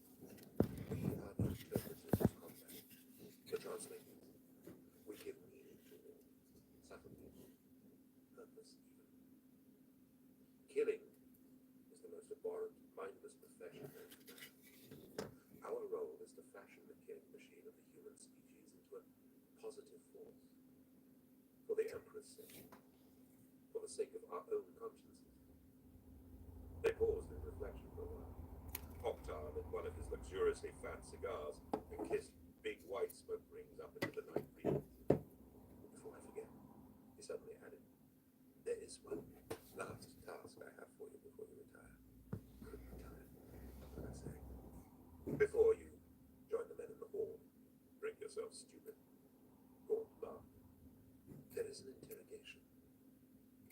Inquisitor DeFay has arrived to question the captives. You know the usual witch hunting protocol that High Command insist on. But he's a sound man, known him for years. I spoke to him just now, and apparently he wants your help. Maybe specifically you. Asked you by name. One of his prisoners refuses to speak to anyone else. Gaunt blinked. He was confused, but he also knew who the Commissar General was talking about. Cut him off to see him before you go raising hell with the boy. Okay. Gaunt nodded. Oktar smacked him on the arm. You did well today, Brown. Your father will be proud. I know he is, sir. Oktar may have smiled, but it was impossible to tell in the darkness of the chapel garden. Gaunt turned to go. One thing, sir, he said, turning back. Ask him more. Could you try and encourage the men to stop referring to me as the boy? Gaunt left Oktar laughing raucously in the darkness. Gaunt's hands were sticky with drying juice. He strode down a long, lamp-lit hallway, straightening his coat and setting his cadet's cap squarely on his head. Under an archway ahead, Hyrkins, in full battle dress, stood guard, weapons hanging loosely from shoulder slings. There were others, too, robed, hooded beings, skulking in candle shadows, muttering, exchanging data slates and sealed testimony recordings. Incense hung in the air. Somewhere, someone was whimpering. Major Tannhaus, supervising the Hyrkin presence, waved him through with a wink and directed him down to the left. There was a boy in the passage to the left, standing outside a closed door. No older than me, mused Gaunt as he approached. The boy looked up. He was pale and thin, taller than Gaunt, wearing long russet robes, and his eyes were fierce. Lank black hair flopped down one side of his pale face. You can't come in here, he said sullenly. I'm Gaunt, Cadet Commissar Gaunt. The lad frowned. He turned, knocked at the door, and then opened it slightly as a voice answered. There was an exchange Gaunt could not hear before a large figure emerged from the room, closing the door behind him. That will be all for now, Gravier, the figure told the boy, who retreated into the shadows. The figure was tall and powerful, bigger even than Oktar. He wore intricate armor draped with a long purple cloak. His face was totally hidden behind a blank cloth hood that terrified Gaunt. Bright eyes glared at him through the hood's eye slits for a moment, appraising him. Then the man peeled the hood off. His face was handsome and aquiline. Gaunt was surprised to find compassion there, pain, fatigue, understanding. The face was cold white, the flesh pale, but somehow there was a warmth and a light. I am DeFay, the Inquisitor said in a low, resonating voice. You are Cadet Gaunt, I presume. Yes, sir. What would you have me do? DeFay approached the cadet and placed a hand on his shoulder, turning him before he spoke. The girl. You know her. It was not a question. I know the girl. I saw her. She is the key, Gaunt. In her mind lies the secrets of whatever turned this world to disorder. It's tiresome, I know, but my task is to unlock such secrets. We all serve the Emperor, my lord. We certainly do, Gaunt. Now look, she says she knows you. A nonsense, I'm sure. But she says you are the only one she will answer to. Gaunt, I've performed my ministry long enough to recognize an opening. I could extricate the secrets I seek in any number of ways, but the most painless to me and her both would be to use you. Are you up to it? Gaunt looked round at DeFay. His stern, yet avuncular manner reminded him of someone. Oktar. No. Uncle Tertius. What do you want me to do? Go in there and talk to her. Nothing more. There are no wires to record you, no vistograms to watch you. I just want you to talk to her. If she says what she wants to say to you, it may provide an opening I can use. Gaunt entered the room, and the door shut behind him. The small chamber was bare, except for a table with a stool on either side. The girl sat on one. A sodium lamp fluttered on the wall. Gaunt sat down on the other stool, facing her. Her eyes were as black as her hair. Her dress was as white as her skin. She was beautiful. I need to tell you. Her voice was soft, yet firm. Her high Gothic perfect. Gaunt backed away from her direct stare. She leaned across the table urgently, gazing into his eyes. Don't be afraid, Ibram Gaunt. I'm not. Oh, you are. I don't have to be a mind reader to see that. Though, of course, I am a mind reader. Gaunt breathed deeply. Then tell me what I want to know. Clever. Clever? She chuckled, sitting back. Gaunt leaned forward, insistent. Look, I don't want to be here either. Let's get this over with. You're a psycho. Astound me with your visions, or shut the hell up. I have other things I would rather be doing. Drinking with your men. Fruit. What? You crave more of the sweet fruit. You long for it. Sweet. Yep. Gaunt shuddered. How did you know? She grinned impishly. The juice is all down your chin and the front of your coat. Gaunt couldn't hide his smile. Now who's being clever? That was no psycho trick, that was observation. But true enough, wasn't it? Is there a whole lot of difference? Gaunt nodded. Yes, there is. What you said to me earlier, it made no sense, but it had nothing to do with the stains on my coat either. Why did you ask for me? She sighed, lowering her head. There was a long pause. The voice that finally replied to him wasn't hers anymore. It was a scratchy, wispy thing that made him start backwards. By the Emperor. Nice. So cold in here. He saw his own breath steam, realized it wasn't his imagination. The whisper dry voice said, I don't want to see things, Ibra. But still I do. In my head. Sometimes wonderful things. Sometimes awful things. I see what people show me. Minds are like books. Gaunt stammered, sliding back on his seat. I like books. I know you do. I read them. You liked Boniface's books.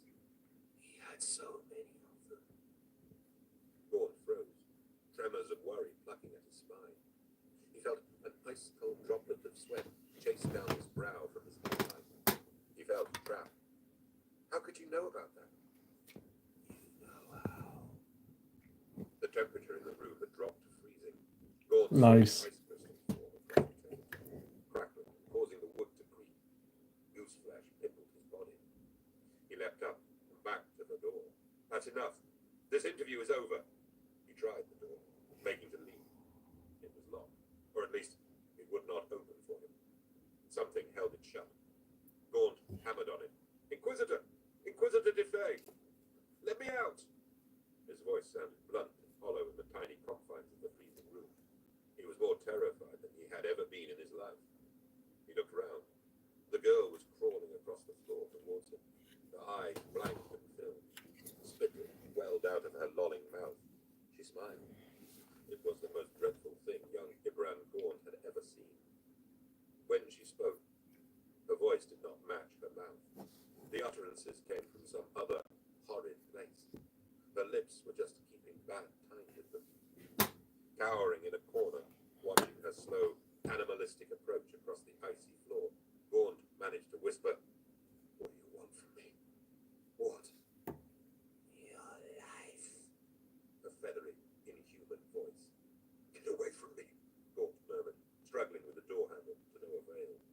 What do you want to know? The horror asked, suddenly, calculatingly. His mind raced. Maybe if he kept it talking, he could slow it down, figure a way out. Will I make commissar? He snapped, hammering on the door, not really caring about his question. Of course.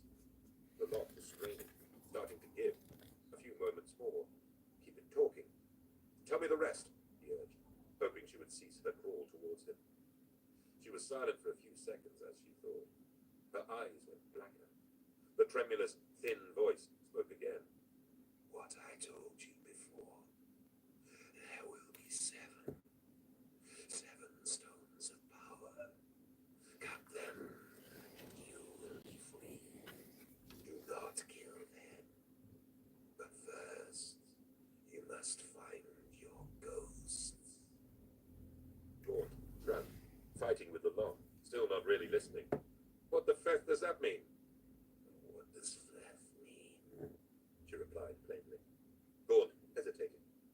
had no idea what the word meant or why he had used it. Your future impinges on you, Ibram. Ghosts. Ghosts. Ghosts. Gaunt turned. He'd fight if he had to. The door wasn't giving, and the slack-mouthed freak was getting too close. In my profession, I make plenty of those. Tell me something useful. You're an Anroth. A what? She hissed and stared up at him. I haven't the faintest idea what it means, Eh. but I know you are one. Anroth. Anroth. That's you. Gaunt scrabbled across the room to the far wall to put more space between them. She crawled around slowly. This is all madness. I'm leaving, he said. So leave. But one thing before you go. He looked back, and she smiled terrifyingly at him under her veil of loose black hair. The war knows you. Ibram Gaunt. To hell with the war. Ibram. There will come a day, far off, far away, when something colored and familiar will be the most valuable thing you have ever known. Chase it, find it. Others will seek it, and you will defend it with blood. The blood of your ghosts. Enough with this. She shuffled forward on her knees like an animal. Spit from her mouth splashed the floor. Remember this, Ibram, please. So many will die if you don't. So many. So very many. If I don't what? He snapped, trying to find a way out of this hell. Destroy it. You must destroy it. The vermilion thing. Destroy it. It makes iron without souls. You're insane. Iron without souls. She clawed at his legs, scratching and pulling at the ice-rimed cloth. Get off me! Worlds will die. A war master will die. Don't let any of them have it. Any of them. It is not a matter of the wrong hands. All will be wrong hands. No one has the right to use it. Destroy it, Ibram. Please. He threw her off, and she fell away from him, sprawling on the frozen floor, crying. He reached the door, his hand on the latch. It was suddenly unlocked. He turned back to her. She rose from the floor, her dark eyes wet with tears. Her voice was her own again. Don't let them, Ibram. Destroy it. I've never heard such rubbish, Gaunt said diffidently. He took a deep breath. If you're truly gifted, why don't you tell me something real? Something I might actually want to know. Like how did my father die? She pulled herself up onto the stool. The room went cold again. Fiercely cold. She looked deep into his eyes, and Gaunt felt the stare pressing into his brain. Despite himself, he sat down again on the stool. He looked at her dark eyes. Something told him what was coming. In her own voice, she began, Your father, you were his first and his only son. First and only. She fell silent again for a second. Then she continued. Kentor. It was on Kentor. Dersius was commanding the main force, and your father was leading the elite strike. That was First and Only, written by Dan Abnett, read by Toby Longworth.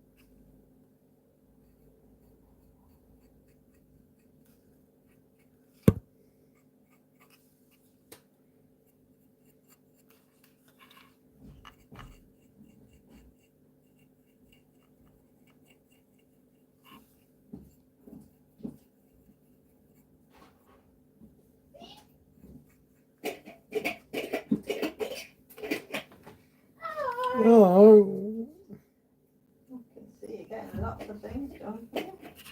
what do you mean? Tidying up.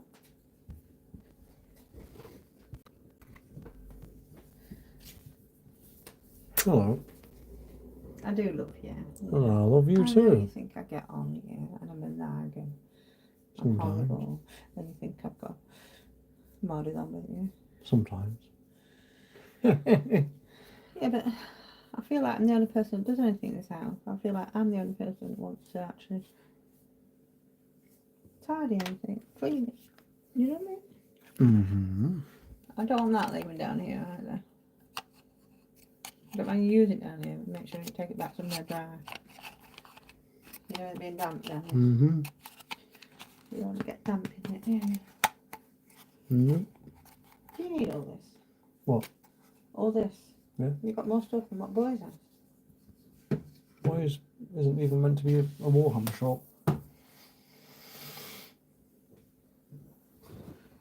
You've got an answer for everything, haven't you? Mm-hmm.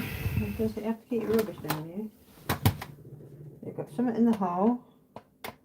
Got a wrapper down there. And you've got an empty bottle on there. And there's some ice cream in it. Mm-hmm. Yummy. Your ice cream, not mine. Oh, you don't want to try any, do you? Not at the moment. I'm painting. You sure there's no rubbish down there you need to get rid of? Not particularly, no. Not particularly. Oh, don't take the piss out of me. I'm not. I'm not. I wouldn't do that.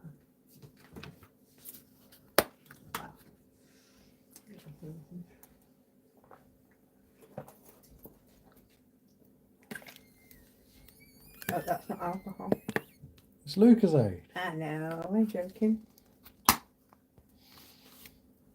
How much is that? It's been sat down here for ages. Have you not seen it? No, Well, that shows how much attention you pay. I pay a lot of attention. Speaking of paying, you know what I mean? Right, go back upstairs. Bye. Bye. £16.50. Where are you looking? In there. Yeah, I brought them 3 years ago before boys got rid of them. Oh, bargain, I think. You know there's some of your grey cloth on the thing there. Yep. Bye. That's a tray. It's only up there for a moment. Right. Leave my poor tray alone. Poor tray. What's my tray done to you?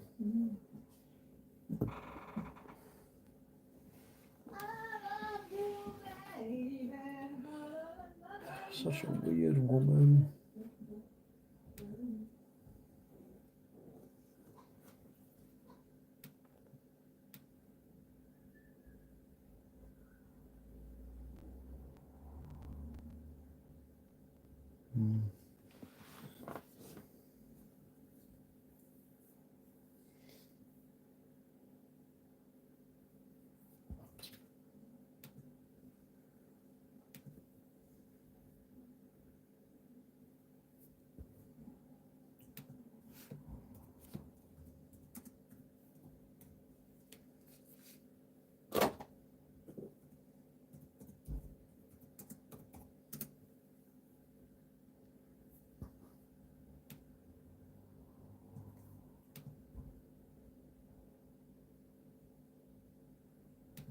It was quick and easy.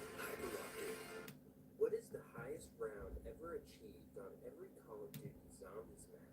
I've seen quite a few videos cover this same topic over the years, but they're often wrong, incomplete, or outdated, and none of them really explain the strategies much. Sure, we always have the Zombies World Record website to go off of, and while it's accurate most of the time, it's not 100% for various reasons, and it doesn't give a whole lot of information. So I figured I'd go on a deep dive into the World Record Underground, getting the knowledge straight from the source, and using everything I've seen and learned over my decade in the high round community to give you a better idea of how every high round record was played. With 74 total Zombies maps released across all Call of Duty games, it's a lot of content to cover. So I'll keep it brief so this video doesn't turn out longer than the Zombies iceberg, but you'll be able to see how each map is played to its strengths to reach the point it's at today. Starting off with World at War, the first Zombies game, we have the first Zombies map ever, Nocturne Toten at round 8,817 by Krupps. The reason this round is so ridiculously high is because the first 3 maps on World at War only have 24 zombies per round in solo, instead of 24 zombies per horde. Noct is a pretty basic map with a pretty basic strategy, gathering all the zombies that can spawn at once, or hoarding up, and using the flamethrower. Luckily, the flamethrower has scaling damage, but it still takes a while to kill, hence why this map is so slow. World at War also has insta-kill rounds though, which is when the zombie's health gets too high and resets to round 1 health every other round or so after a certain point, in this case round 163. On these rounds, you can just use the Thompson machine gun to kill. This game ended to a reset after 154 hours of gameplay, which is when the map overflows on entities and restarts itself back to round 1. Verrückt is round 3,365.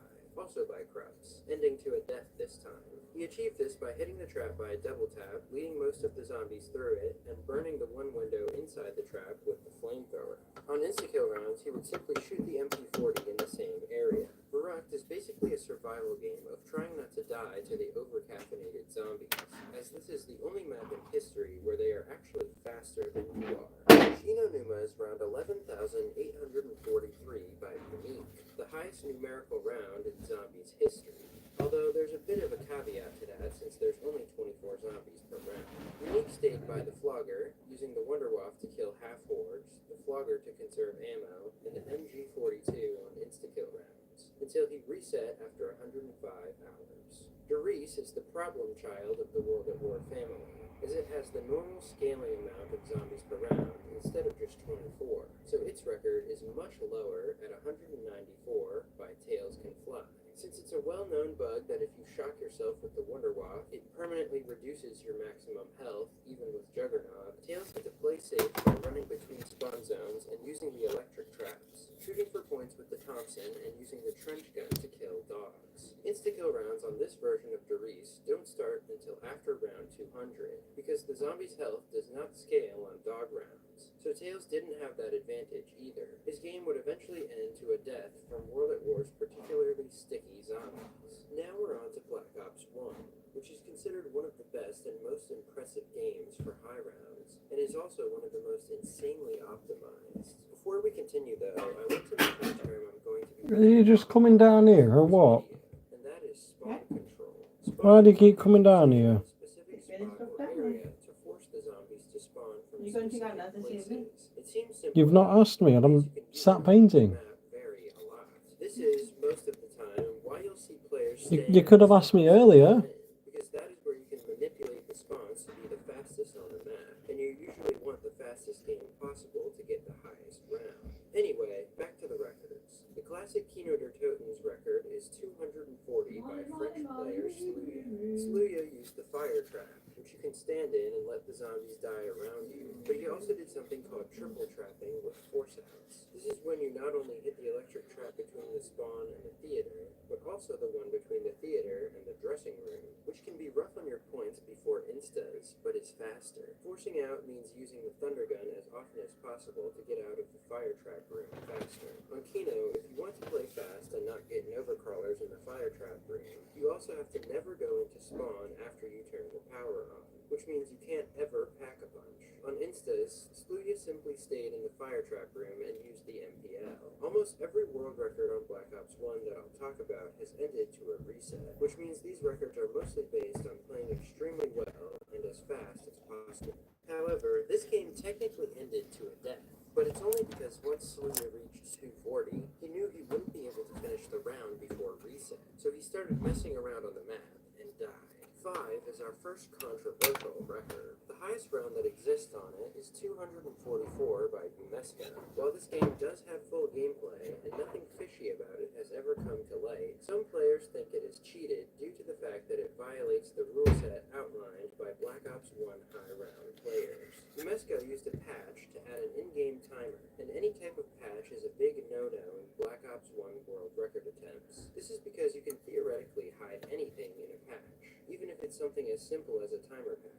You could change your luck in the game from drops to special rounds to mystery box luck, and no one would ever know. For this reason, Black Ops 1 players have banned patches outright. The highest round unpatched, which is what most players consider the 5 world record, is 241 by Jermaine Hughes, who played his game almost a year before Umesko and used the same strategy. 5 is all about using the traps and spawn and trying to get as many zombies through each trap before it turns off and cools down, using the distraction effect of the crossbow when you get in trouble. For instance, Jermaine packed the stakeout and wreaked havoc in the war room elevator, where zombies could only come from 2 directions and you could buy ammo easily. And yes, on round 240, Jermaine trick shot the enemy.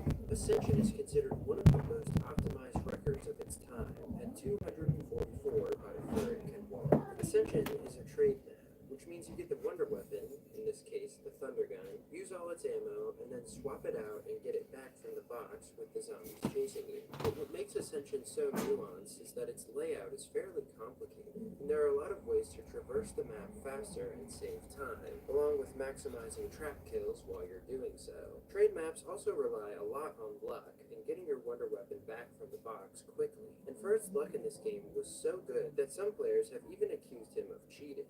However, if you want my personal opinion, I think this game is totally legit based on the simple fact of how much Furrick is known to play, study, and admire the game, and how this game is not actually as optimized as you may think by today's standards. People have been getting very close to this record in 2024, and I expect it will actually be beaten soon.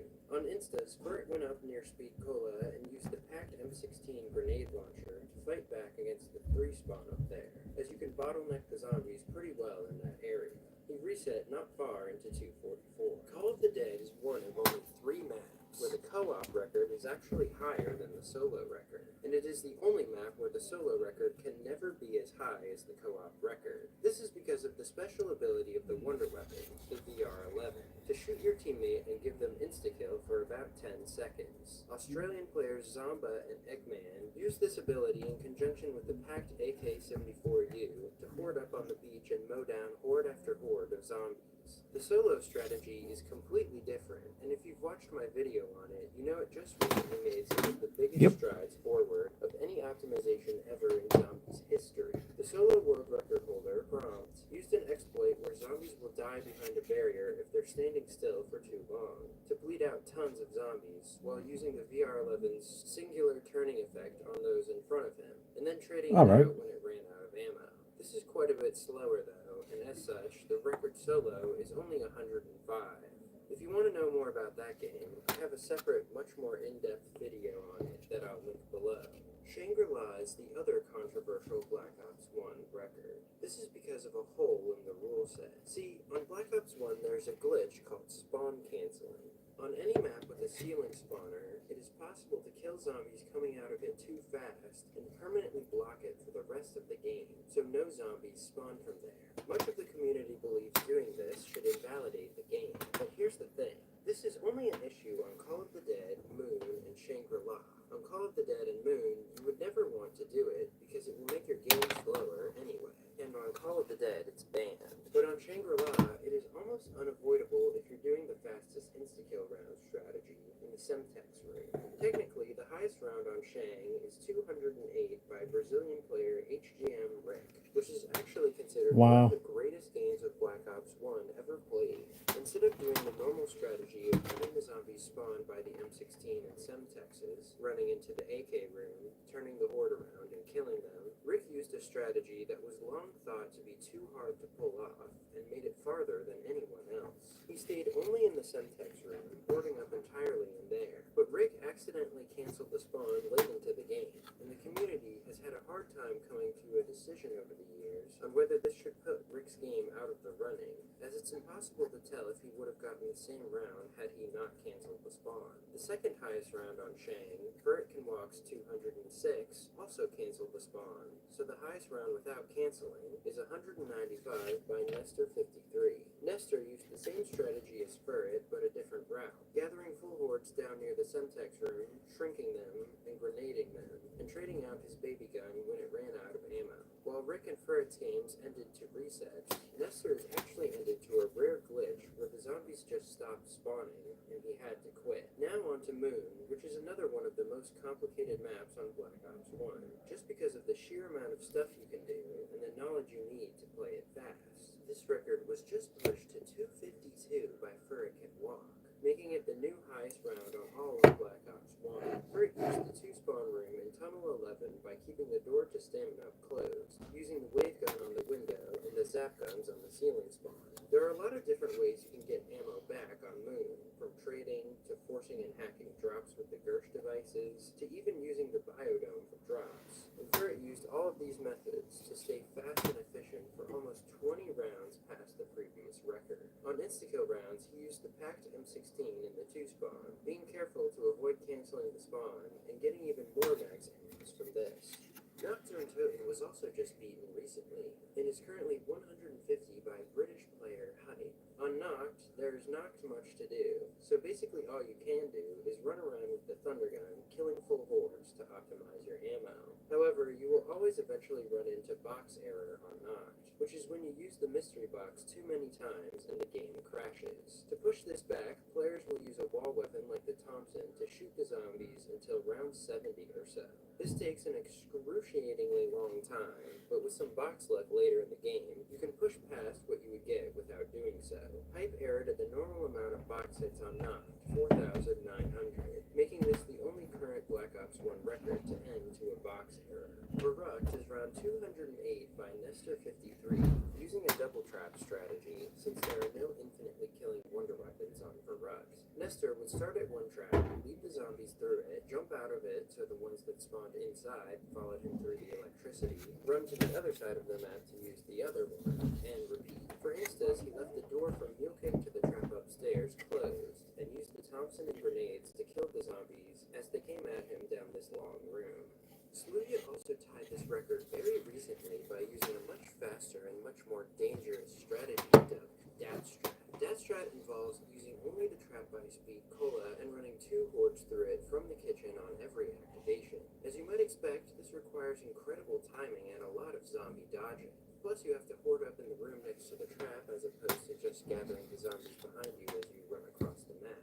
This strategy has been around for years, but until now, no one had been able to pull it off until even insta-kill rounds, let alone the world record. For instance, Sluya also used a much faster method than Nestor, camping in the kitchen with the door behind him to power closed, and using the bar rifle and grenades to slay the two windows next to him, and the zombies coming in from the trap room. Sluya met Nestor's record almost 15 hours faster, but unfortunately died trying to push through a handful of zombies inside the trap, making for a truly heartbreaking end. Shino Numa is round 235 by Tails Can Fly.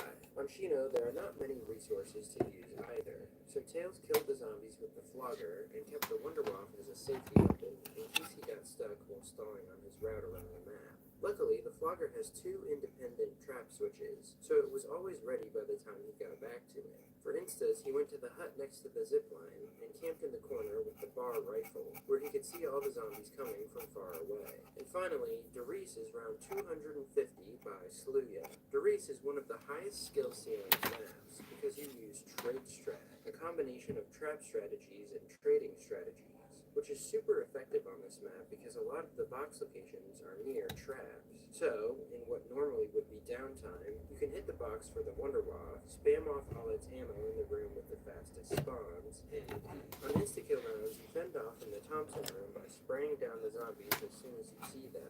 Darice takes an immense amount of perfect decision-making, great movement, and breakneck luck, which combines some of the best elements of zombies. And Sluya played this game out as close to perfect as anyone's gotten on it. And of course, we have to mention Zombie's side mode, Dead Ops Arcade.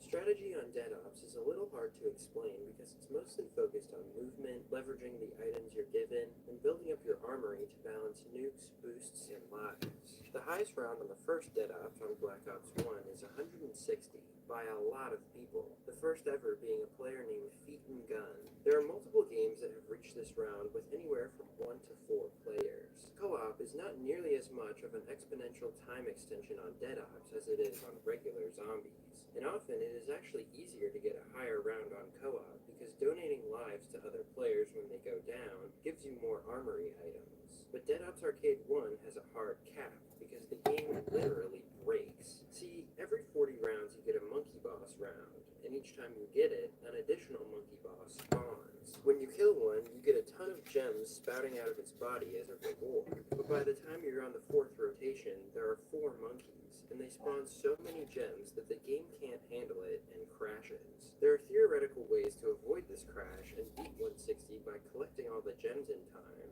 but in 14 years no one has ever been able to pull it off. Now we're on to Black Ops 2, starting with the survival maps. These records are comparatively very low because there are no traps, and all you have to kill with is the Raygun and Raygun Mark II, which are not very strong in high rounds. But at least there's no box error on Black Ops 2, so you can trade infinitely. Bus Depot is another map where the co-op record is higher than solo, but only by 1 round. This is partially because, since Bus Depot has no perks or revives, there's a lot more room for error in co-op, where your partner can revive you, than in solo, where 1 crawler can end your game. American duo Flames and Kukazor have the highest round at 92, and in fact they actually reset on the very last zombie of 92 because they were taking a break and accidentally fell asleep. The solo record is 91 by French player Blasters, who died to a crawler he couldn't see in the fog. However, you usually want to kill over here in the fog, because you can utilize a spawn control here to force the zombies to not spawn in the first room. This helps a little bit by creating a safety area. But since Depot has the least to work with on the map, it's the lowest record on Black Ops 2.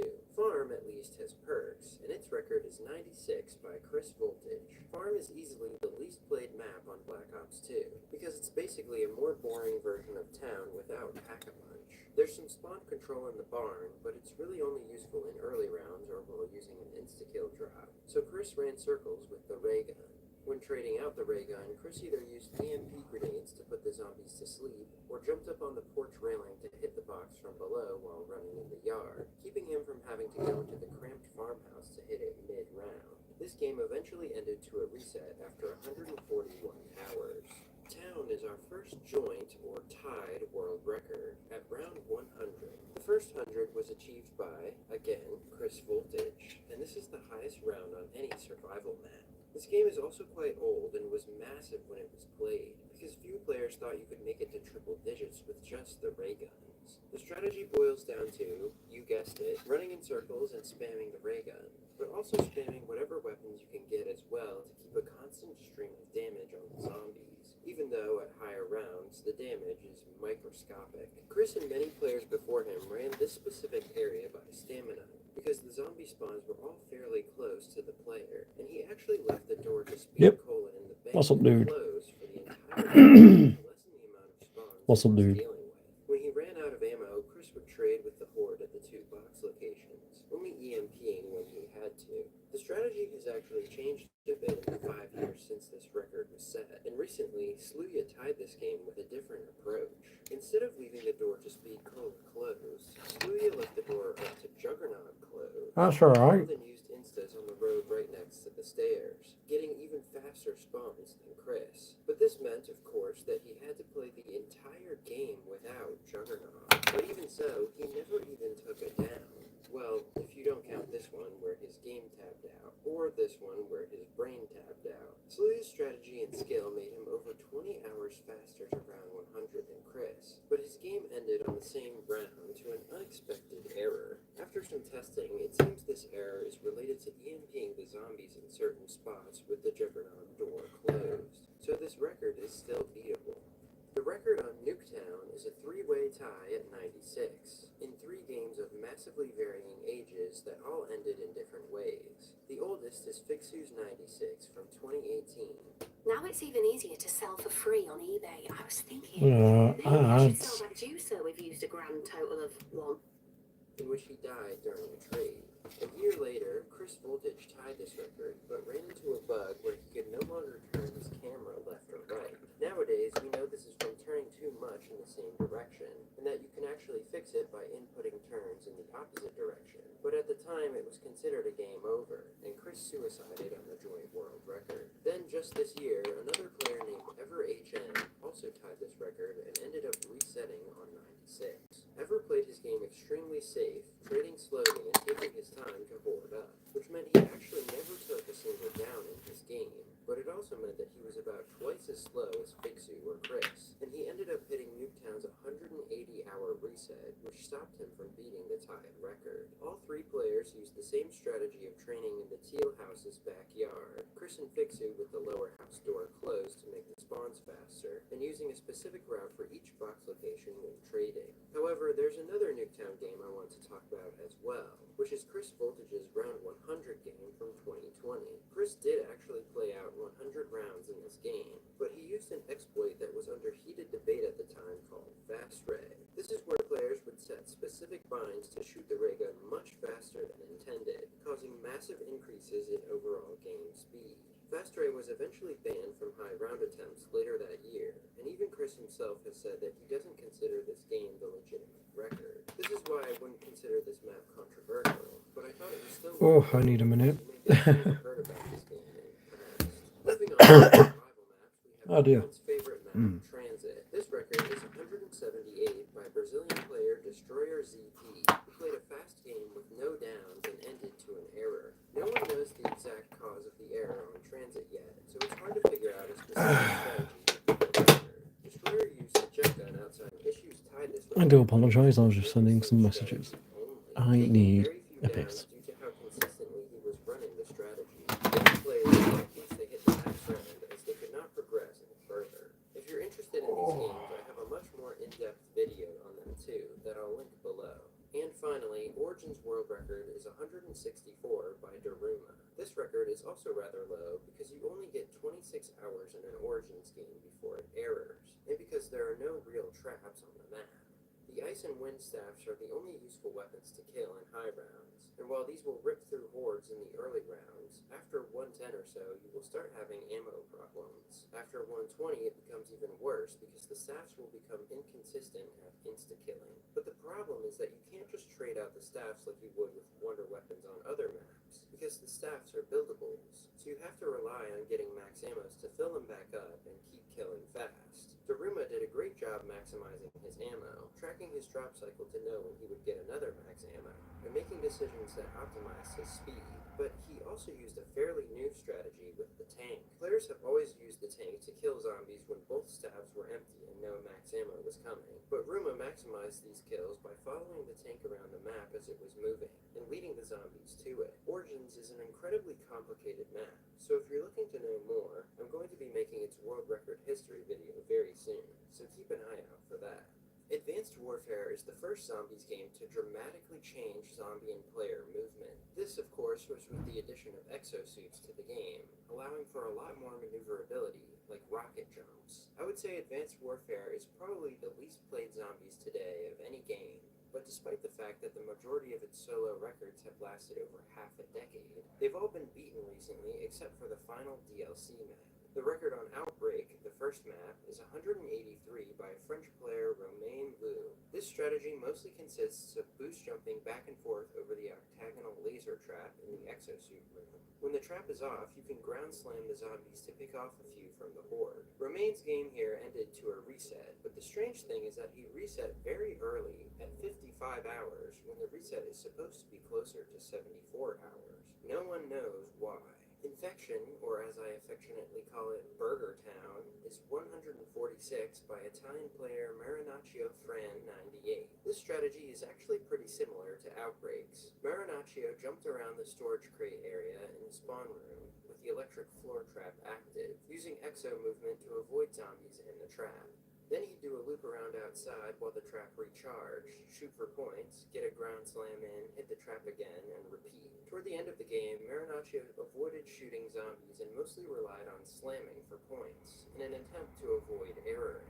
However, this game still ended to a G-spawn error, which is a pretty common zombies error where you run out of object slots. On Advanced Warfare, it is theorized that this is caused by using the traps too much, or special zombies, or both. Carrier's world record is 131, again by Romain Lou. He bounced between two different traps for this strategy. The laser trap on the stairs and, what is this, a Zamboni? Since they're in rooms right next to each other, he could use one while he waited for the other to recharge, and shot for points in between as well. Carrier also has a feature where you will have to defuse bombs that repeatedly pop up within a certain time limit, or you risk spawning Goliaths, and Romain had to do around 10 of these across rounds 130 and 131.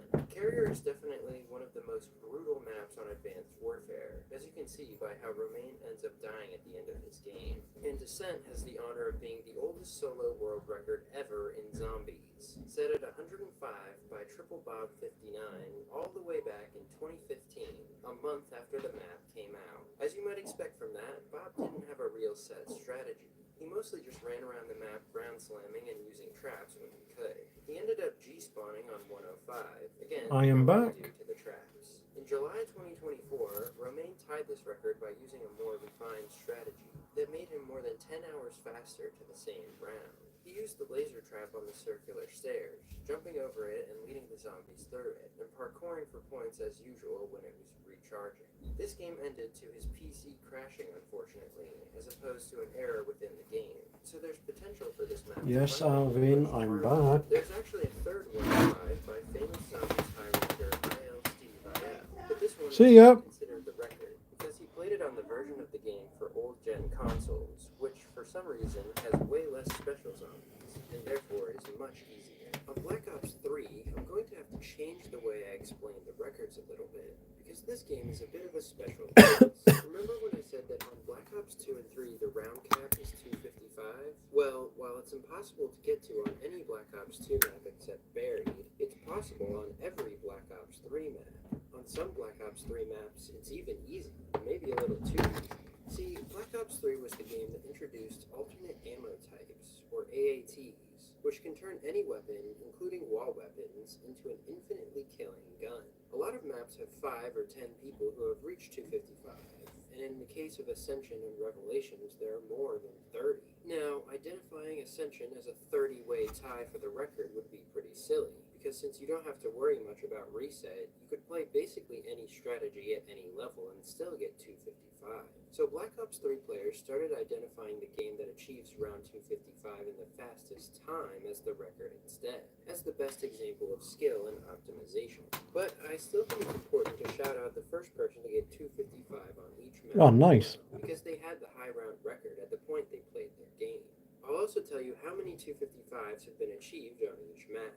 All these games were also played with classic gobblegums, as that is the default loadout for world record players. The most helpful of these are safety gums like In Plain Sight and Anywhere But Here, Lucky Crit to increase AAT activation chances, and the ammo refill gum Alchemical Antithesis. One more thing about Widow's Wine that you'll notice between these games. Most players use Widow's Wine only for part of the game or not at all. This is because Widow's Wine will eventually error the game if too many grenades explode or are pulled out. So let's start with the first and one of the best maps on Black Ops 3, Shadows of Evil. There are 14 255s on Shadows with classic or no gums. The first 255 ever on Shadows was completed by New Zealander The Gamer's End in March of 2018.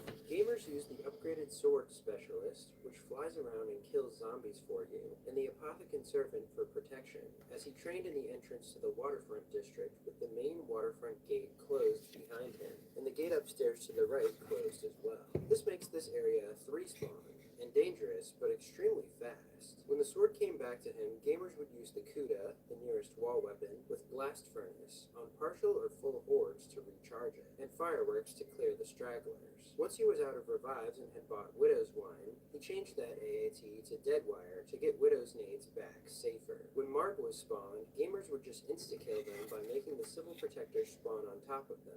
All 255 games end in suicides or quits, as there's nothing left to do once you hit this round. Even if you complete round 255, the game will simply start a new round 255. The current fastest 255 on Shadows of Evil actually used a completely different strategy, one that came into popularity just this year. Jack Pavlik, a Czech player, used this method with beast mode jumps to open the back spawn gate from the first room and get to the rest of the map with the main door out of spawn still closed. While this was clearly not intended by the developers, it's been accepted by the Black Ops 3 community as a legitimate way to play the map.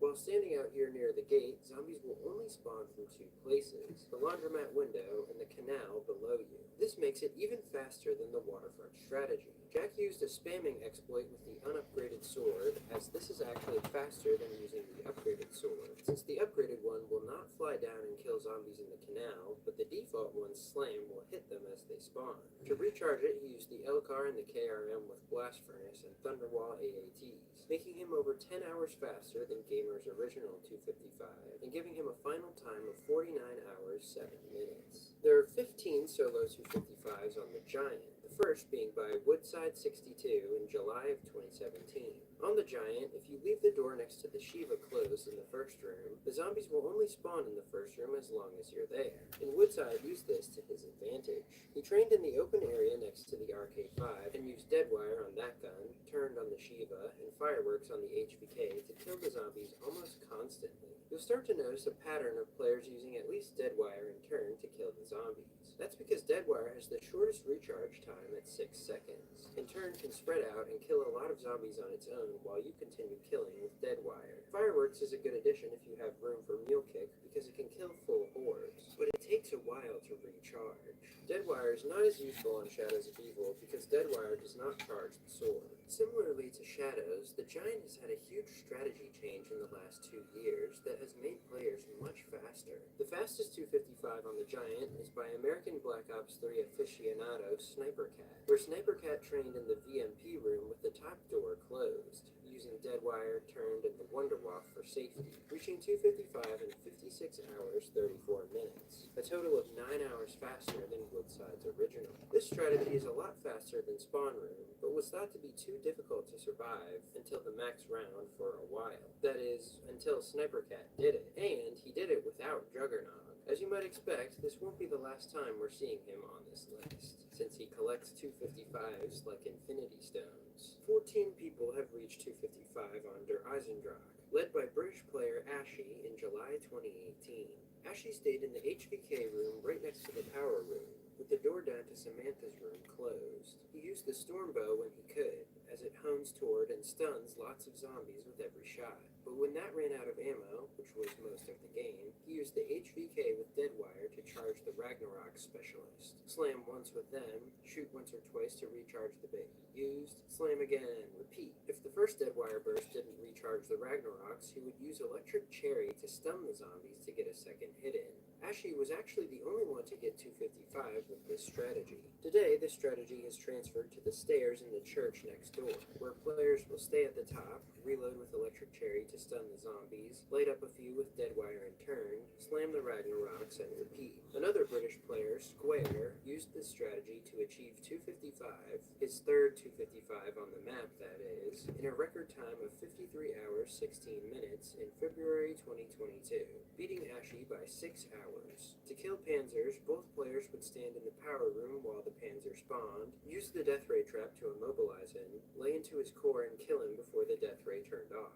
Unfortunately, Der Eisendrache has a mysterious error that has been keeping players from pushing the 255 time down in the past 2 years, so any progress on this record is at a standstill at the moment. On Zetsubo no Shima, there are only 3 255s, and the first one is the fastest one, 52 hours 50 minutes by my good friend KXG124, or Keg. Ever since he sent me a potato with my name on it, I've been on a first-name basis with him. ZNS is loosely similar to Shadows of Evil, where you want to charge up your specialist as fast as possible, in this case the Skull of Non-Stopway. Use all of it and repeat, while still maximizing Deadwire and turned kills. If you do this in the Skull Room, it's wildly dangerous but incredibly fast, a great high risk versus reward strategy. And this is how Keg achieved the first and best 255 on the map. ZNS also has a feature called imprinting, where you can essentially create a save state of your player by growing a certain type of plant. If you go down, you will respawn as the version of yourself you were when you made the imprint. This is better to use than Quick Revive because you cannot rebuy Electric Cherry if you go down, and you need it to stun zombies and kill spiders. However, you can only grow 4 imprints, and Keg used all of these in his game, and then grabbed Widows once he had run out. 2 other players, Dad Won't Hug Me and INC123, achieved 255 after Keg, but they were slower, and several games that would have been much faster than Keg's game have been stopped by yet another mysterious error toward the very end of the game. Keg also reigns over Gorod Krovi, which is definitely one of the more hectic maps on Black Ops 3 between the Valkyries, the Manglers, and the Dragons. There are 2 255s on the map, both by Keg. Gorod Krovi has the most powerful shield of any map though, and it's actually your main weapon besides Deadwire and Turn, as you can camp down in the shield room and fend off the zombies by stalling the window and hitting the trap.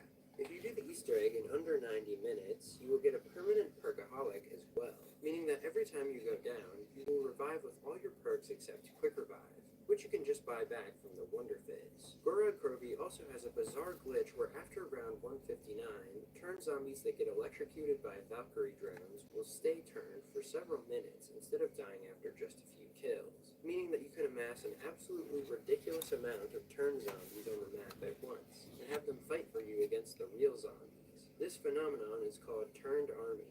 For years, Gorod Krovi had an unexplained error that happened anywhere from 140 to the early 200s, that no one could figure out the cause of because there's so much going on the map.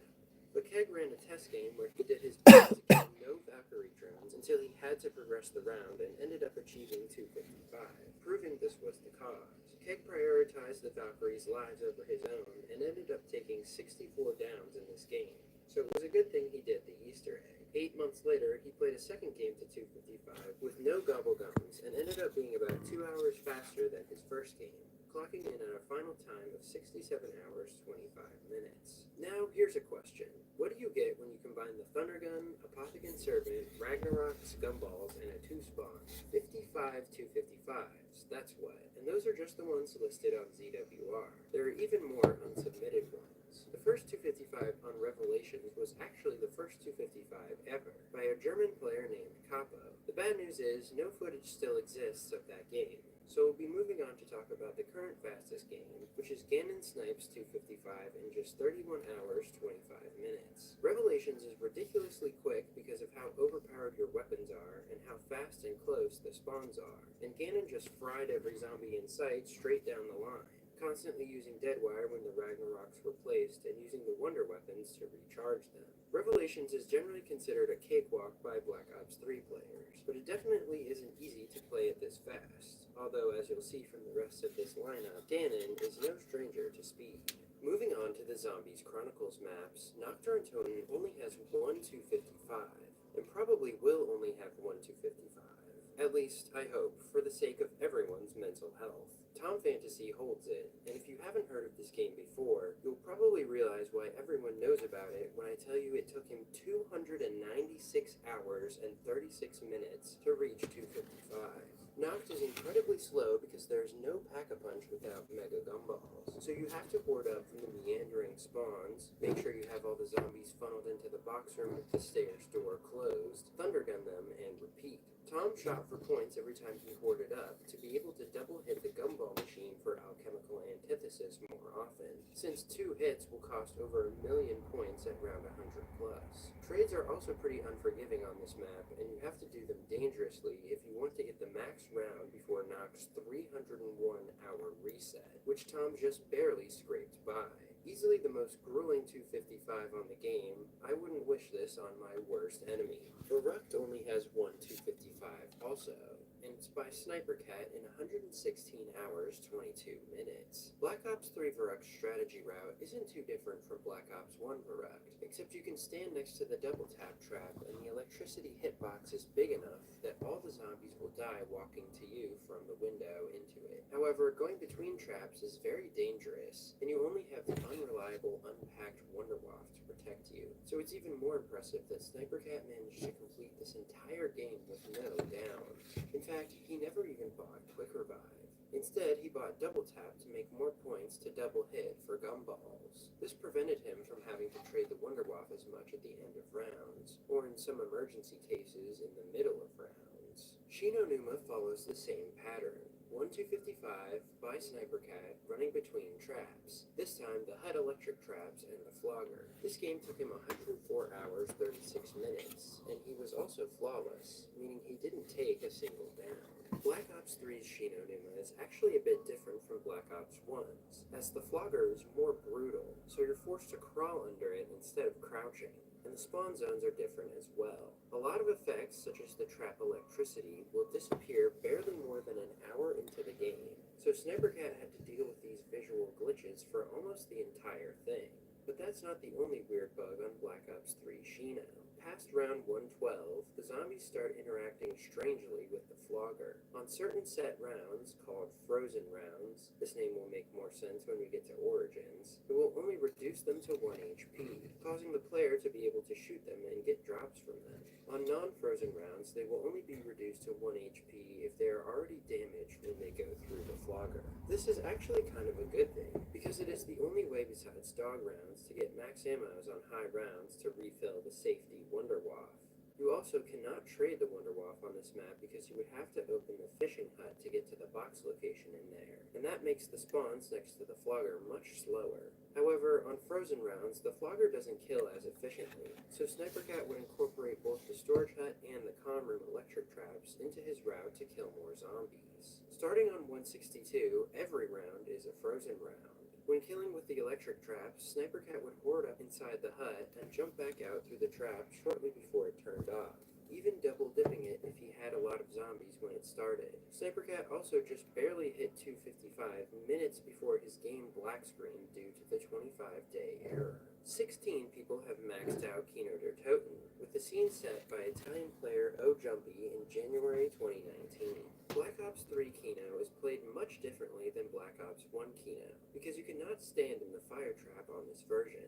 So instead, players will play in the alleyway with the gate at the back closed with the Thundergun, Deadwire, and turned. When the safety ammo of the Thundergun runs out, players can tap out to run the high round strategy in the boiler room upstairs. In Jumpy's case, because he bought double tap instead of meal kick, he left the alley on round 90. The high round strategy consists of waiting behind the trap, letting all the zombies come through and die. You can even shoot through the floor to get some extra kills on the downstairs spawn with Deadwire. Then, while the trap recharges, depending on ammo, you can blast half-hordes with the Thundergun or Deadwire them as you hoard up in the room. The current fastest 255 was played by decided to take on this map with no Oh, dear. and no They wasn't messaging me. fast enough that he reached 255 with 3 hours left over before a reset. How did he do it? Well, this version of Shang plays very close to the same location as Black Ops 1 Shang, but the strategies are completely different. Here, you want to play in the CUDA room, using mostly AATs and the baby gun only as a panic weapon. Also, you want to leave the tunnel door closed to be able to train in the room with no zombies coming from that direction. However, this makes a different aspect of the game much harder because you cannot reliably get to Pack-a-Punch more than once, as the stone required to open it each time can spawn inside the tunnel and be inaccessible to the player. This means downing can hurt your game a lot because you will lose your real kick weapon and with it one of your AATs. This is what had hindered the record progression previously, but SniperCat avoided this by getting good and simply not downing. The other thing he did to speed himself up enough for the record was flipping drops into insta-kills with monkeys. This meant he could use up to 4 insta-kills per round, which saved him a lot of time. Moon has 21 255s, frontiered by Ashy in January 2018.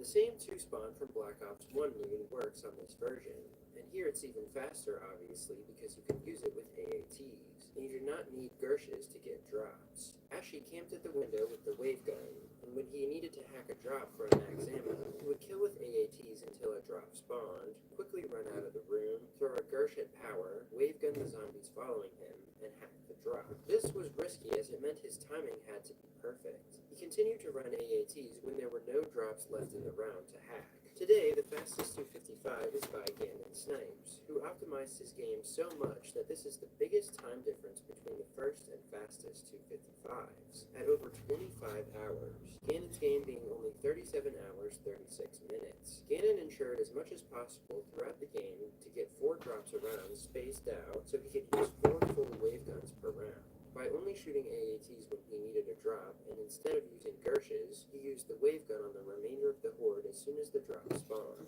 which gave him just enough time to hack it. Both these players also managed to get stamina up as a 5th perk from throwing QEDs at the machine. And finally, we have Origins, which only has 4 255s. This version of Origins is much easier than Black Ops 2's due to Gobblegum and AATs, but also much more grueling. The first 255 was completed by Dutch player Mark van Leerdam. Origins is the other map that has frozen rounds, called such because of the ice staff. Until round 121, it's pretty straightforward to camp in the Fire Gramophone tunnel with the ice staff and AATs. However, once full frozen rounds start, the ice staff won't insta-kill zombies anymore. So Mark moved down to the bottom of the excavation site and ran cutbacks down there with AATs only. Starting on round 162, you have to do this for the rest of the game. The spawns are mind-numbingly slow, so he just barely managed to reach 255 before reset. This year, French player Delta News achieved 255 in a record 86 hours 47 minutes, about 6.5 hours faster than Mark. He sped up his time by camping more efficiently and training at Generator 4 by Jug when he had a safety gun, which has slightly faster spawns. And of course, we can't forget the second installment of Dead Ops Arcade on this game as well, which does not have a round cap like the rest of the game and is currently at round 299 by Chris Voltage. DOA 2 introduces a lot more arenas, 16 per rotation instead of 10 like DOA 1. So one rotation through all the arenas in a monkey boss fight lasts 64 rounds. This means Chris was on the 5th rotation when he finally hit reset after 69.5 hours. That's right, even DOA has a reset, just like any other map. There is, of course, a lot of detail and nuance that goes into this DOA, probably even more than the first one, because there are many more items and enemy types. But the biggest challenge is a specific arena dubbed China. This arena always presents a problem because it's very tight and the zombies flood in from all directions to you. Not to mention it gets harder every rotation. Chris was the 3rd in this game to make it past the dreaded 5th China, or China on the 5th rotation, which is rounds 289 to 293. This stage is nearly impossible to beat because by this point in the game there are so many special zombies and randomly spawning electric poles in the arena, and the rounds are over 20 minutes long, so almost no one had been able to survive it, even in co-op. But Chris managed to get some great item combos and used his thousands of hours of experience to crush his way through the arena. And he did it fast. Unlike DOA 1, time is a big factor on this version because you're racing against reset, but there are only minor things you can do to speed up the rounds and reduce the entities. 300 is possible, but not much farther than that. Alright, that was a lot of records, definitely the most of any one game. We're still only in 2016, but you can rest easy knowing that we're going back to numerical records. For now, as we move into what, in my opinion, is the most underrated zombies game, Infinite Warfare. Spaceland holds the second oldest record of all time, at 249 by British player Zombie Menance, set a month after the map came out in December 2016. Menance used the Croc Trap, which is activated by walking over it rather than paying for it, to kill the hordes he gathered up with his route next to it, stun locking as many zombies as possible in the trap with the wind element from the side Easter egg. He ended up resetting after 108 hours. Today, this is considered the slow, safe version of the strategy. If you hoard up on the other side and incorporate cryo-nades into your weaponry, it's much faster, but more dangerous. However, there's another problem. We're not actually sure if Menance's record is still beatable. See, this game is so old that it was played before the final Zombies pack was added to the game, which added more cop zombies to the map and possibly changed some other things within the game that we don't know about. One indication of that is that almost no one has been able to get past round 200 in the past 8 years without error. However, until we know more, it's up in the air whether Menance's record will finally be beaten or if the record should be... Yo, how's it In going? the Redwoods is round 251 by another good friend of mine, Lily Exotic. Rave has 4 elemental weapons, 3 of which are very useful for high rounds. In the main stage area with the door next to the box location closed, Lily boarded up and cycled through the trap bow, the acid rain bow, and the whirlwind bow, using up the full ammo of each. The thing is, there are 2 very consistent ways to get max ammos on Rave. The first is an item called a rewind, which when activated sends you back a few seconds in time, but also refills all your ammo, and you can pick it up every 2 rounds from a certain spot on the map. The second is called Head Game. Under the spawn room, there's a minigame where you can throw 6 knives at a zombie on a rotating wheel, and if you get a headshot every time, you get a free max ammo, and you can do this every round. This minigame actually makes maximizing ammo a pretty skillful endeavor, and Lily was so good at optimizing her shot and getting as much head as possible that she managed to camp at the stage with actual ammo until round 150. After this, she had to start utilizing the fish trap, which is kind of like Kino's fire trap in that you can stand behind it, let the zombies die, hoard up again while it recharges, and repeat. From here she bounced back and forth between stage and fish trap depending on her ammo, and ended up erroring on 251 after almost 98 hours. It's theorized that this is caused by the zombies going through too many animations over the course of the game. Shaolin Shuffle has a record of 167 by Irish player Toby MUFC. Toby played with Fate and Fortune cards in this game, but unlike Black Ops 3, I'm not going to split the categories here, because Fortune cards in Infinite Warfare are not nearly as overpowered and game-changing as Mega Gumballs, and they don't really make Shaolin much easier anyway. This map is a pain, not only because you have to do almost the entire Easter egg to set up, but there's also a special zombie type of ninja zombies who will teleport in front of you if you start sprinting. I'm not sure who thought that was a good idea, but it greatly limits your movement on this map.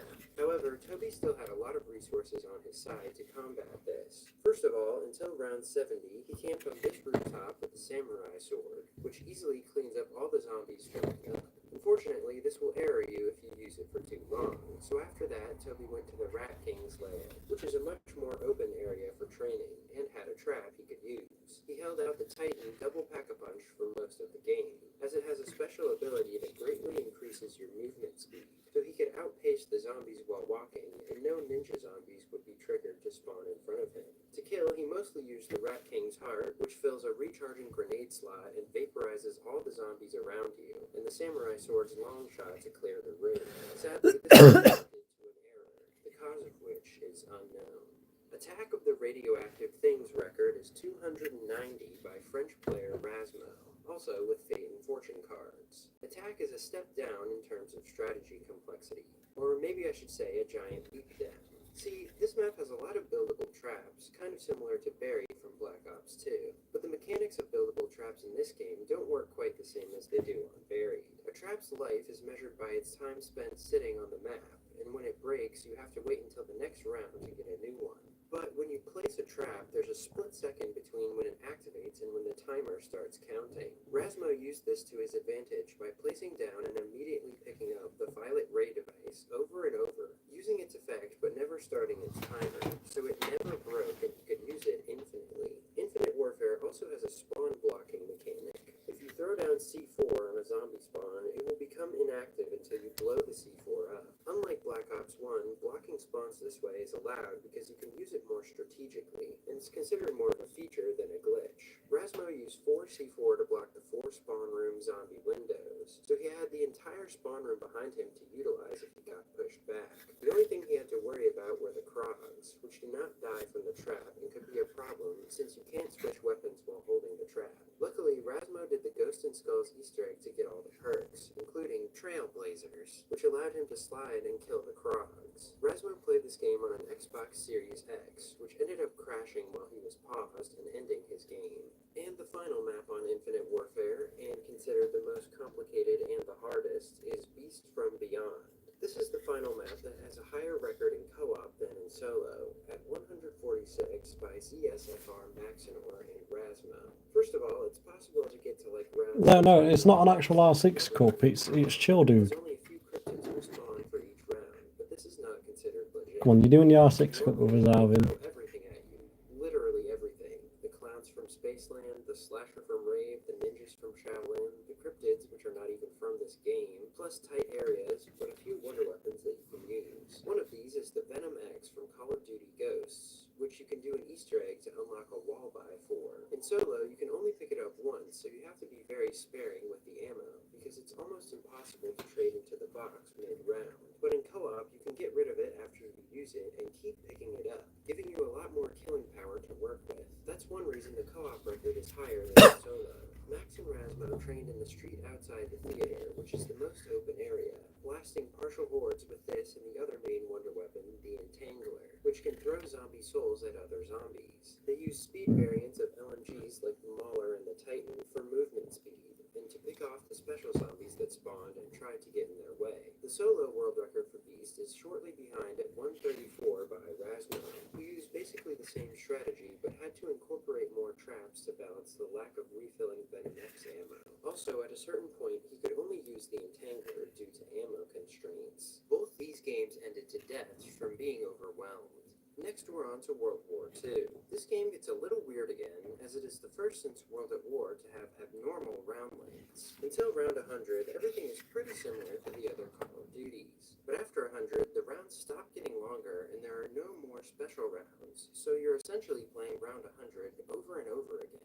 There's also no round cap, so records will get pretty high, but the resets are mostly low to balance this out. I'll try to fire off a lot of these fairly quickly, as many of the strategies are straightforward or very similar to each other. Starting with the first and most popular World War II map, we have the Final Reich with a record of 254 by American player Knowles. This map has a solid wonder weapon and traps, so it's very fast and accessible for high rounds, but it's also one of the more complicated World War II maps. Knowles used the wonder weapon, the Hurricane, whenever he had ammo for it in the spawn room. The Hurricane shoots a slow-moving orb that damages zombies as it passes, so he could sit in a corner and shoot down the straightaway, killing everything in the orb's path. When he ran out of ammo, he would go down to the sewers and run between the saw trap and the fire trap down there. For the saw trap, he would stand behind it and let it kill, stunning any zombies that approached behind him by shooting them in the head, which is a feature on this game.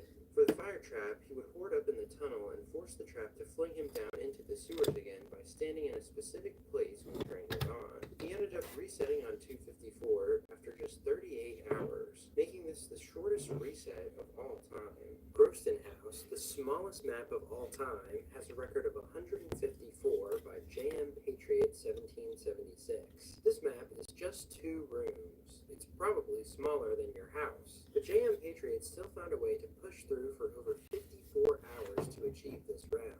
There's not much space to work with, so he utilized the entire map, running up and down and stalling at the stairwells, keeping almost constant fire on the zombies with the MP40, doing the same route over and over. World War II's zombie health scaling doesn't work exactly the same as previous games, so killing a zombie on round 100 here isn't as hard as killing a zombie on round 100 on, say, Town. But JM Patriot used something else to help himself out as well. He equipped Lucky Crit before the game, a passive that gives you critical hit shots against zombies, allowing you to kill a zombie with every few seconds of shooting. Still a long process, but it got the job done until his death on 154. And then there's Prologue, the alternate version of Groston House that just has nothing on it. No perks, no pack-a-punch, no passive abilities, just you and some bullets. The record on Prologue is only 53 by Australian player I Love Controversy, where he used the reverse of the Groston strategy route, although it was much slower as he could not kill as fast. This game took him over 10 hours and finally ended to a death. The Darkest Shore has a record of around 310 Randisi camped at the Pack-a-Punch machine with the Ripsaw, a common wonder weapon used in World War II high rounds. In this game, Pack-a-Punch actually allows you to buy upgraded ammo for any upgraded gun, so you can easily spam off the Ripsaw from this alcove, and you really only have to leave to re-up your armor in the room below you. He kept the Pack-a-Punch Ryby rolls for insta-kill drops, as it shoots exploding rounds that don't even hurt you. The biggest threat to him was the Wusslings, the rather imposing giant armored zombies, but he could spin around them, cutting them with the Ripsaw and outpacing their attacks to kill them. He finally died when trying to leave the camping spot to get more armor and getting stuck. The Shadowed Throne has a record of 341 by RDE. On this map, we see the other very common wonder weapon, the Blade of Barbarossa. This is an obtainable sword that kills infinitely just by swinging, so RDE used that in the underbelly area of the map near Pack-a-Punch, keeping the two nearest doors closed. He bounced back and forth between these two spots to keep from getting pushed too far into the corner and overwhelmed. Similarly to the Darkest Shore, he kept the Ryby rolls for insta-kills and spun the whistling zombies to keep them at bay while killing them. This game finally ended to a reset after just over 38 hours. Moving on to the World Path maps, Bodega Cervantes is the only joint world record on World War II, at 320. The first was by German player Gaffy13 in 2020. Bodega has both the Ripsaw and the Hurricane, so Gaffy put these to work running large trains of the map, along with the Pack-a-Punch pistol as well, which shoots explosive bullets and gives you points like you just won the lottery. The game lasted over 72 hours and finally ended to a disconnect, as by default you can only play the Tortured Path maps online. This year, Randisi Gaming tied this record almost twice as fast by staying in this courtyard with the Ripsaw instead of running the zombies across the map. When he had hurricane ammo, he would spam it in the box room, similarly to Gaffy, to get maximum kills. However, Randisi's game eventually ended to a freeze when shooting the hurricane. USS Mount Olympus, or the boat map, has a record of 373 by, once again, I Love Controversy. It was just discovered this year that you can also get the sword on the Tortured Path maps and utilize it for high rounds, so that's exactly what Controversy did. He spammed it at this bottleneck at the top of the stairs onto the deck, keeping the Hurricane in his pocket for safety. This game also ended to a disconnect, further proving that the scariest part of the Tortured Path is your internet connection. Altar of Blood boasts the highest round on World War II at 596, also by I Love Controversy. Very similarly to Mount Olympus, you can use the sword on this map and swing to your heart's content, in this case camping by double tap. This record actually does not currently have gameplay uploaded, as it was accidentally deleted by Controversy and he hasn't re-uploaded it. However, he doesn't live up to his name in this case, because he also has the second highest round on this map at 451, so there's no fight for the record. Both these games eventually ended to resets. So what do we think the strategy on the final map of World War II is? Traps, Ripsaw, or meleeing? If you went with the safe third option, you're correct, because the Frozen Dawns record is 440 by Randisi Gaming once again. Swinging a hammer this time, but swinging either way. Randisi stood next to this lawn ornament with the door behind him closed. Like the other swinging maps, there's not much strategy variation besides Ryby rolls, spamming, and insta-kills. And staying consistently fast to race against the map's 47-hour reset. Randisi reached this just minutes into 440, ending his game on one of the highest rounds on the title. Black Ops 4 is a bit of a nightmare of categories, since not only does it have both classic and mega elixirs, it also has 4 different difficulty modes: casual, normal, hardcore, and realistic. However, since casual isn't really played and realistic is incredibly difficult, the highest rounds on the maps are either on normal or hardcore difficulty with classic elixirs. The main difference between these is that normal caps zombies' health at round 35, and hardcore never caps, causing insta-kill rounds to start on 163 just like on Black Ops 1, although after that they fall on different rounds. On some maps, hardcore is arguably easier than normal, and and on others it's harder. But regardless, the highest round on each map is just on the one that's more played out. 9 is a good example, its highest round being 342 on Hardcore by IMZ123.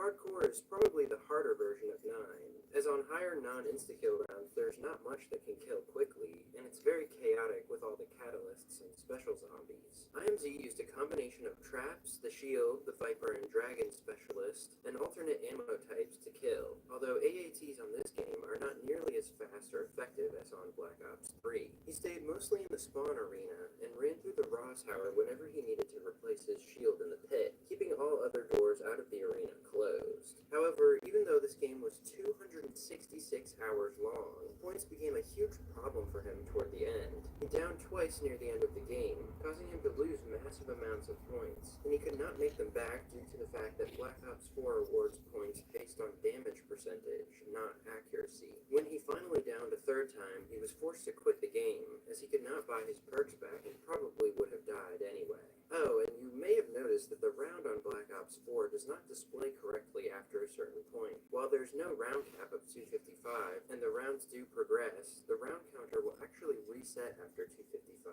going blank on 256 and displaying 257 as round 1, 258 as round 2, and so on. I'll place a plus 256 after each number to make things clearer. Voyage of Despair is another map that's controversial simply because all the gameplay of the actual record has been deleted. Technically, the highest round is 329 on normal by Daybreak. Only a few clips remain of this game, and they show Daybreak camping in different rooms of the Titanic based on what elemental version of the Kraken wonder weapon he refilled. This gun can be refilled by picking up dropped items from Catalyst zombies, so whenever he ran out of ammo, he would grab one, convert the weapon, and keep going. He also used the Viper and Dragon specialist whenever he could. His game lasted about 200 hours, but would finally end to an error. The highest round with full gameplay on Voyage is 246 on normal by Jake Snussbuster, who used basically the same strategy. See, while there are 4 elemental versions of the Kraken, only 2 are really useful for high rounds: Electric and Ice. Electric is by far the best and fastest, but on a given round, only 3 of the 4 Catalyst zombie types will spawn. So every 4 rounds, no electric zombies will spawn, and you have to play the round with Ice. Jake played his electric rounds down at the bottom of the lower grand staircase, and the Ice rounds just above in the Millionaire suite. But much like the Titanic itself,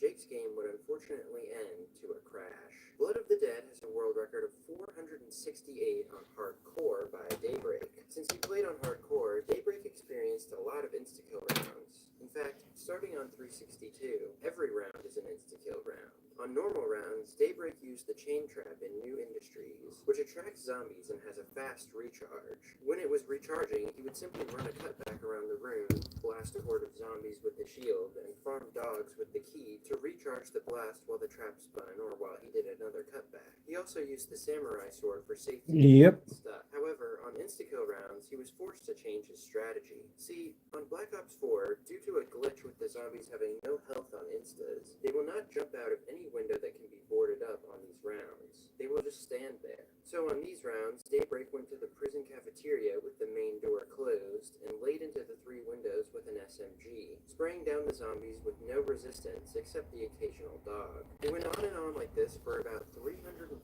hours of gameplay, until it finally ended one day to an error that stuck his game on the pause screen, and he had to quit. Classified's world record is 274 on normal by Venoms. He used the electric trap, but not really in the same way as you do on 5. On this version, you can just stand next to it in the doorway with the door into spawn closed, and almost all the zombies will run through it and die. Whatever zombies come from the other direction can be killed with Wraithfire grenades. It's extra helpful that on Black Ops 4, grenades automatically refill after about 40 seconds, so Venoms could just keep using these to defend himself whenever he hit the trap. He used the Winter's Howl for safety. Yes, it actually does something on this version, since the zombie's health caps at around 35.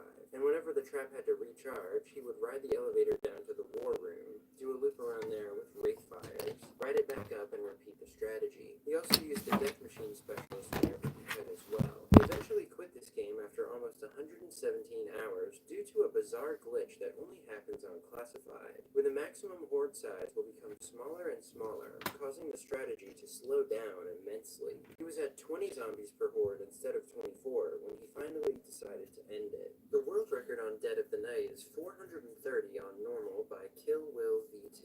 Kill Will used a little strategy I like to call shoot the floor like your life depends on it with the Hellion Salvo rocket launcher, a very common weapon to use early game on many Black Ops 4 maps. However, unlike those other maps, where players usually have to stop using the Hellion due to ammo running out, Dead of the Night has a feature called Silver Bullets, where ammo for any weapon can be purchased from a specific workbench. This meant that Kill Will could spam the Hellion, along with the wonder weapon Alistair's Folly, at the ground for the entire game. He accentuated this with the Viper and Dragon Specialist, staying in the master bedroom where the spawns were fastest, and only leaving to buy more ammo. Unfortunately, one of these ammo runs would lead to his doom after 178 hours of gameplay, as he got stuck and died. Ancient Evil reigns supreme with the highest round and longest game in Zombies, 528 on Hardcore by White Reggie. This map actually has a lot of variety in its gameplay because of tribute challenges. See, on normal rounds, Reggie would stay at the back of the Temple of Apollo with a nearby door closed and spam a combination of the redeemed hand of Chiron, the Viper and Dragon, and the electric staff. However, when he ran out of ammo, he would have to do tribute challenges to try to get a max ammo from the pedestal. These included any number of objectives, from dealing melee damage to not getting hit to killing zombies with specific weapons. Even though he wasn't racing against Reset, Reggie had an approach for every unique tribute to farm his max ammo back as fast as possible and continue killing. On insta-kill rounds, the strategy simplified a lot, as all he had to do was stand next to the shield table and kill zombies with the shield's melee, turning around to buy a new one whenever his shield was depleted. Since every round after 362 is insta-kill, he ended up doing this for more than half the game. This game would last a whopping 411 hours and finally ended to a power outage while Reggie was paused overnight. Alpha Omega's record is 257 on normal by our Black Ops 3 friend Keg. Somehow, he got trapped on this map and got the record. Keg camped on the Yellow House's porch with the explosive Pack-a-Punch trench gun, Wraith Fires, and the Death Machine Specialist. Similarly to Dead of the Night, he only had to leave his camping spot to buy ammo across the map. Keg eventually quit after achieving the first round counter reset on the map in 81.5 hours, which goes to show how fun this map is. And finally, Tog der Toten's record is 416 on normal by IMZ123. Tog has a one-window strategy at the top of the boat, making it quite possibly the easiest map on Black Ops 4. IMZ took advantage of this by spraying the pack's trench gun directly into the window and camping it with Ragnaroks, killing hordes of zombies almost as fast as they were spawning.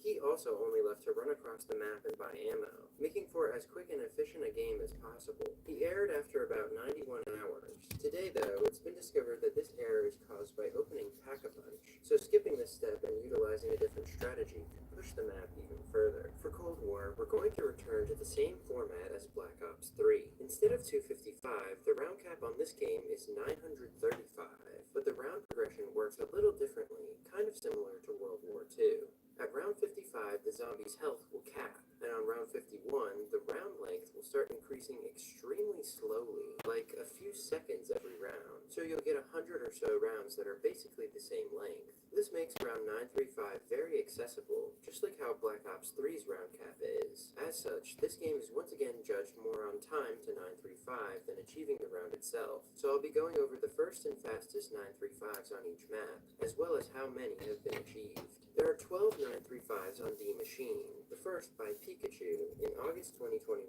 Cold War is also known for being incredibly unstable on high rounds, especially D Machine. This mostly pops up in the form of frame stutters and freezes 10 or more seconds long that can easily get you killed or simply crash your game. However, it was discovered through trial and error that there are areas you can stay in or actions you can take to keep your game at a playable level of stability. One of these was staying in the D Machine spawn room, which is how Pikachu achieved the first max round on the map. Since there's a workbench there where you can buy grenades, specialist weapons, support score streaks, and infinite self-revives, Pikachu simply never opened any door out of the spawn room, boarded up the zombies in there, shot them with the war machine, and repeated, collecting their salvage to keep buying more war machines. Eventually, in the 800s, the stutters got so bad that he could not run around the room without dying, so he stood next to the workbench, threw decoys in the middle of the courtyard, and spammed the war machine, and he had enough salvage that he barely had to move for the final stretch of the game. It's took him 174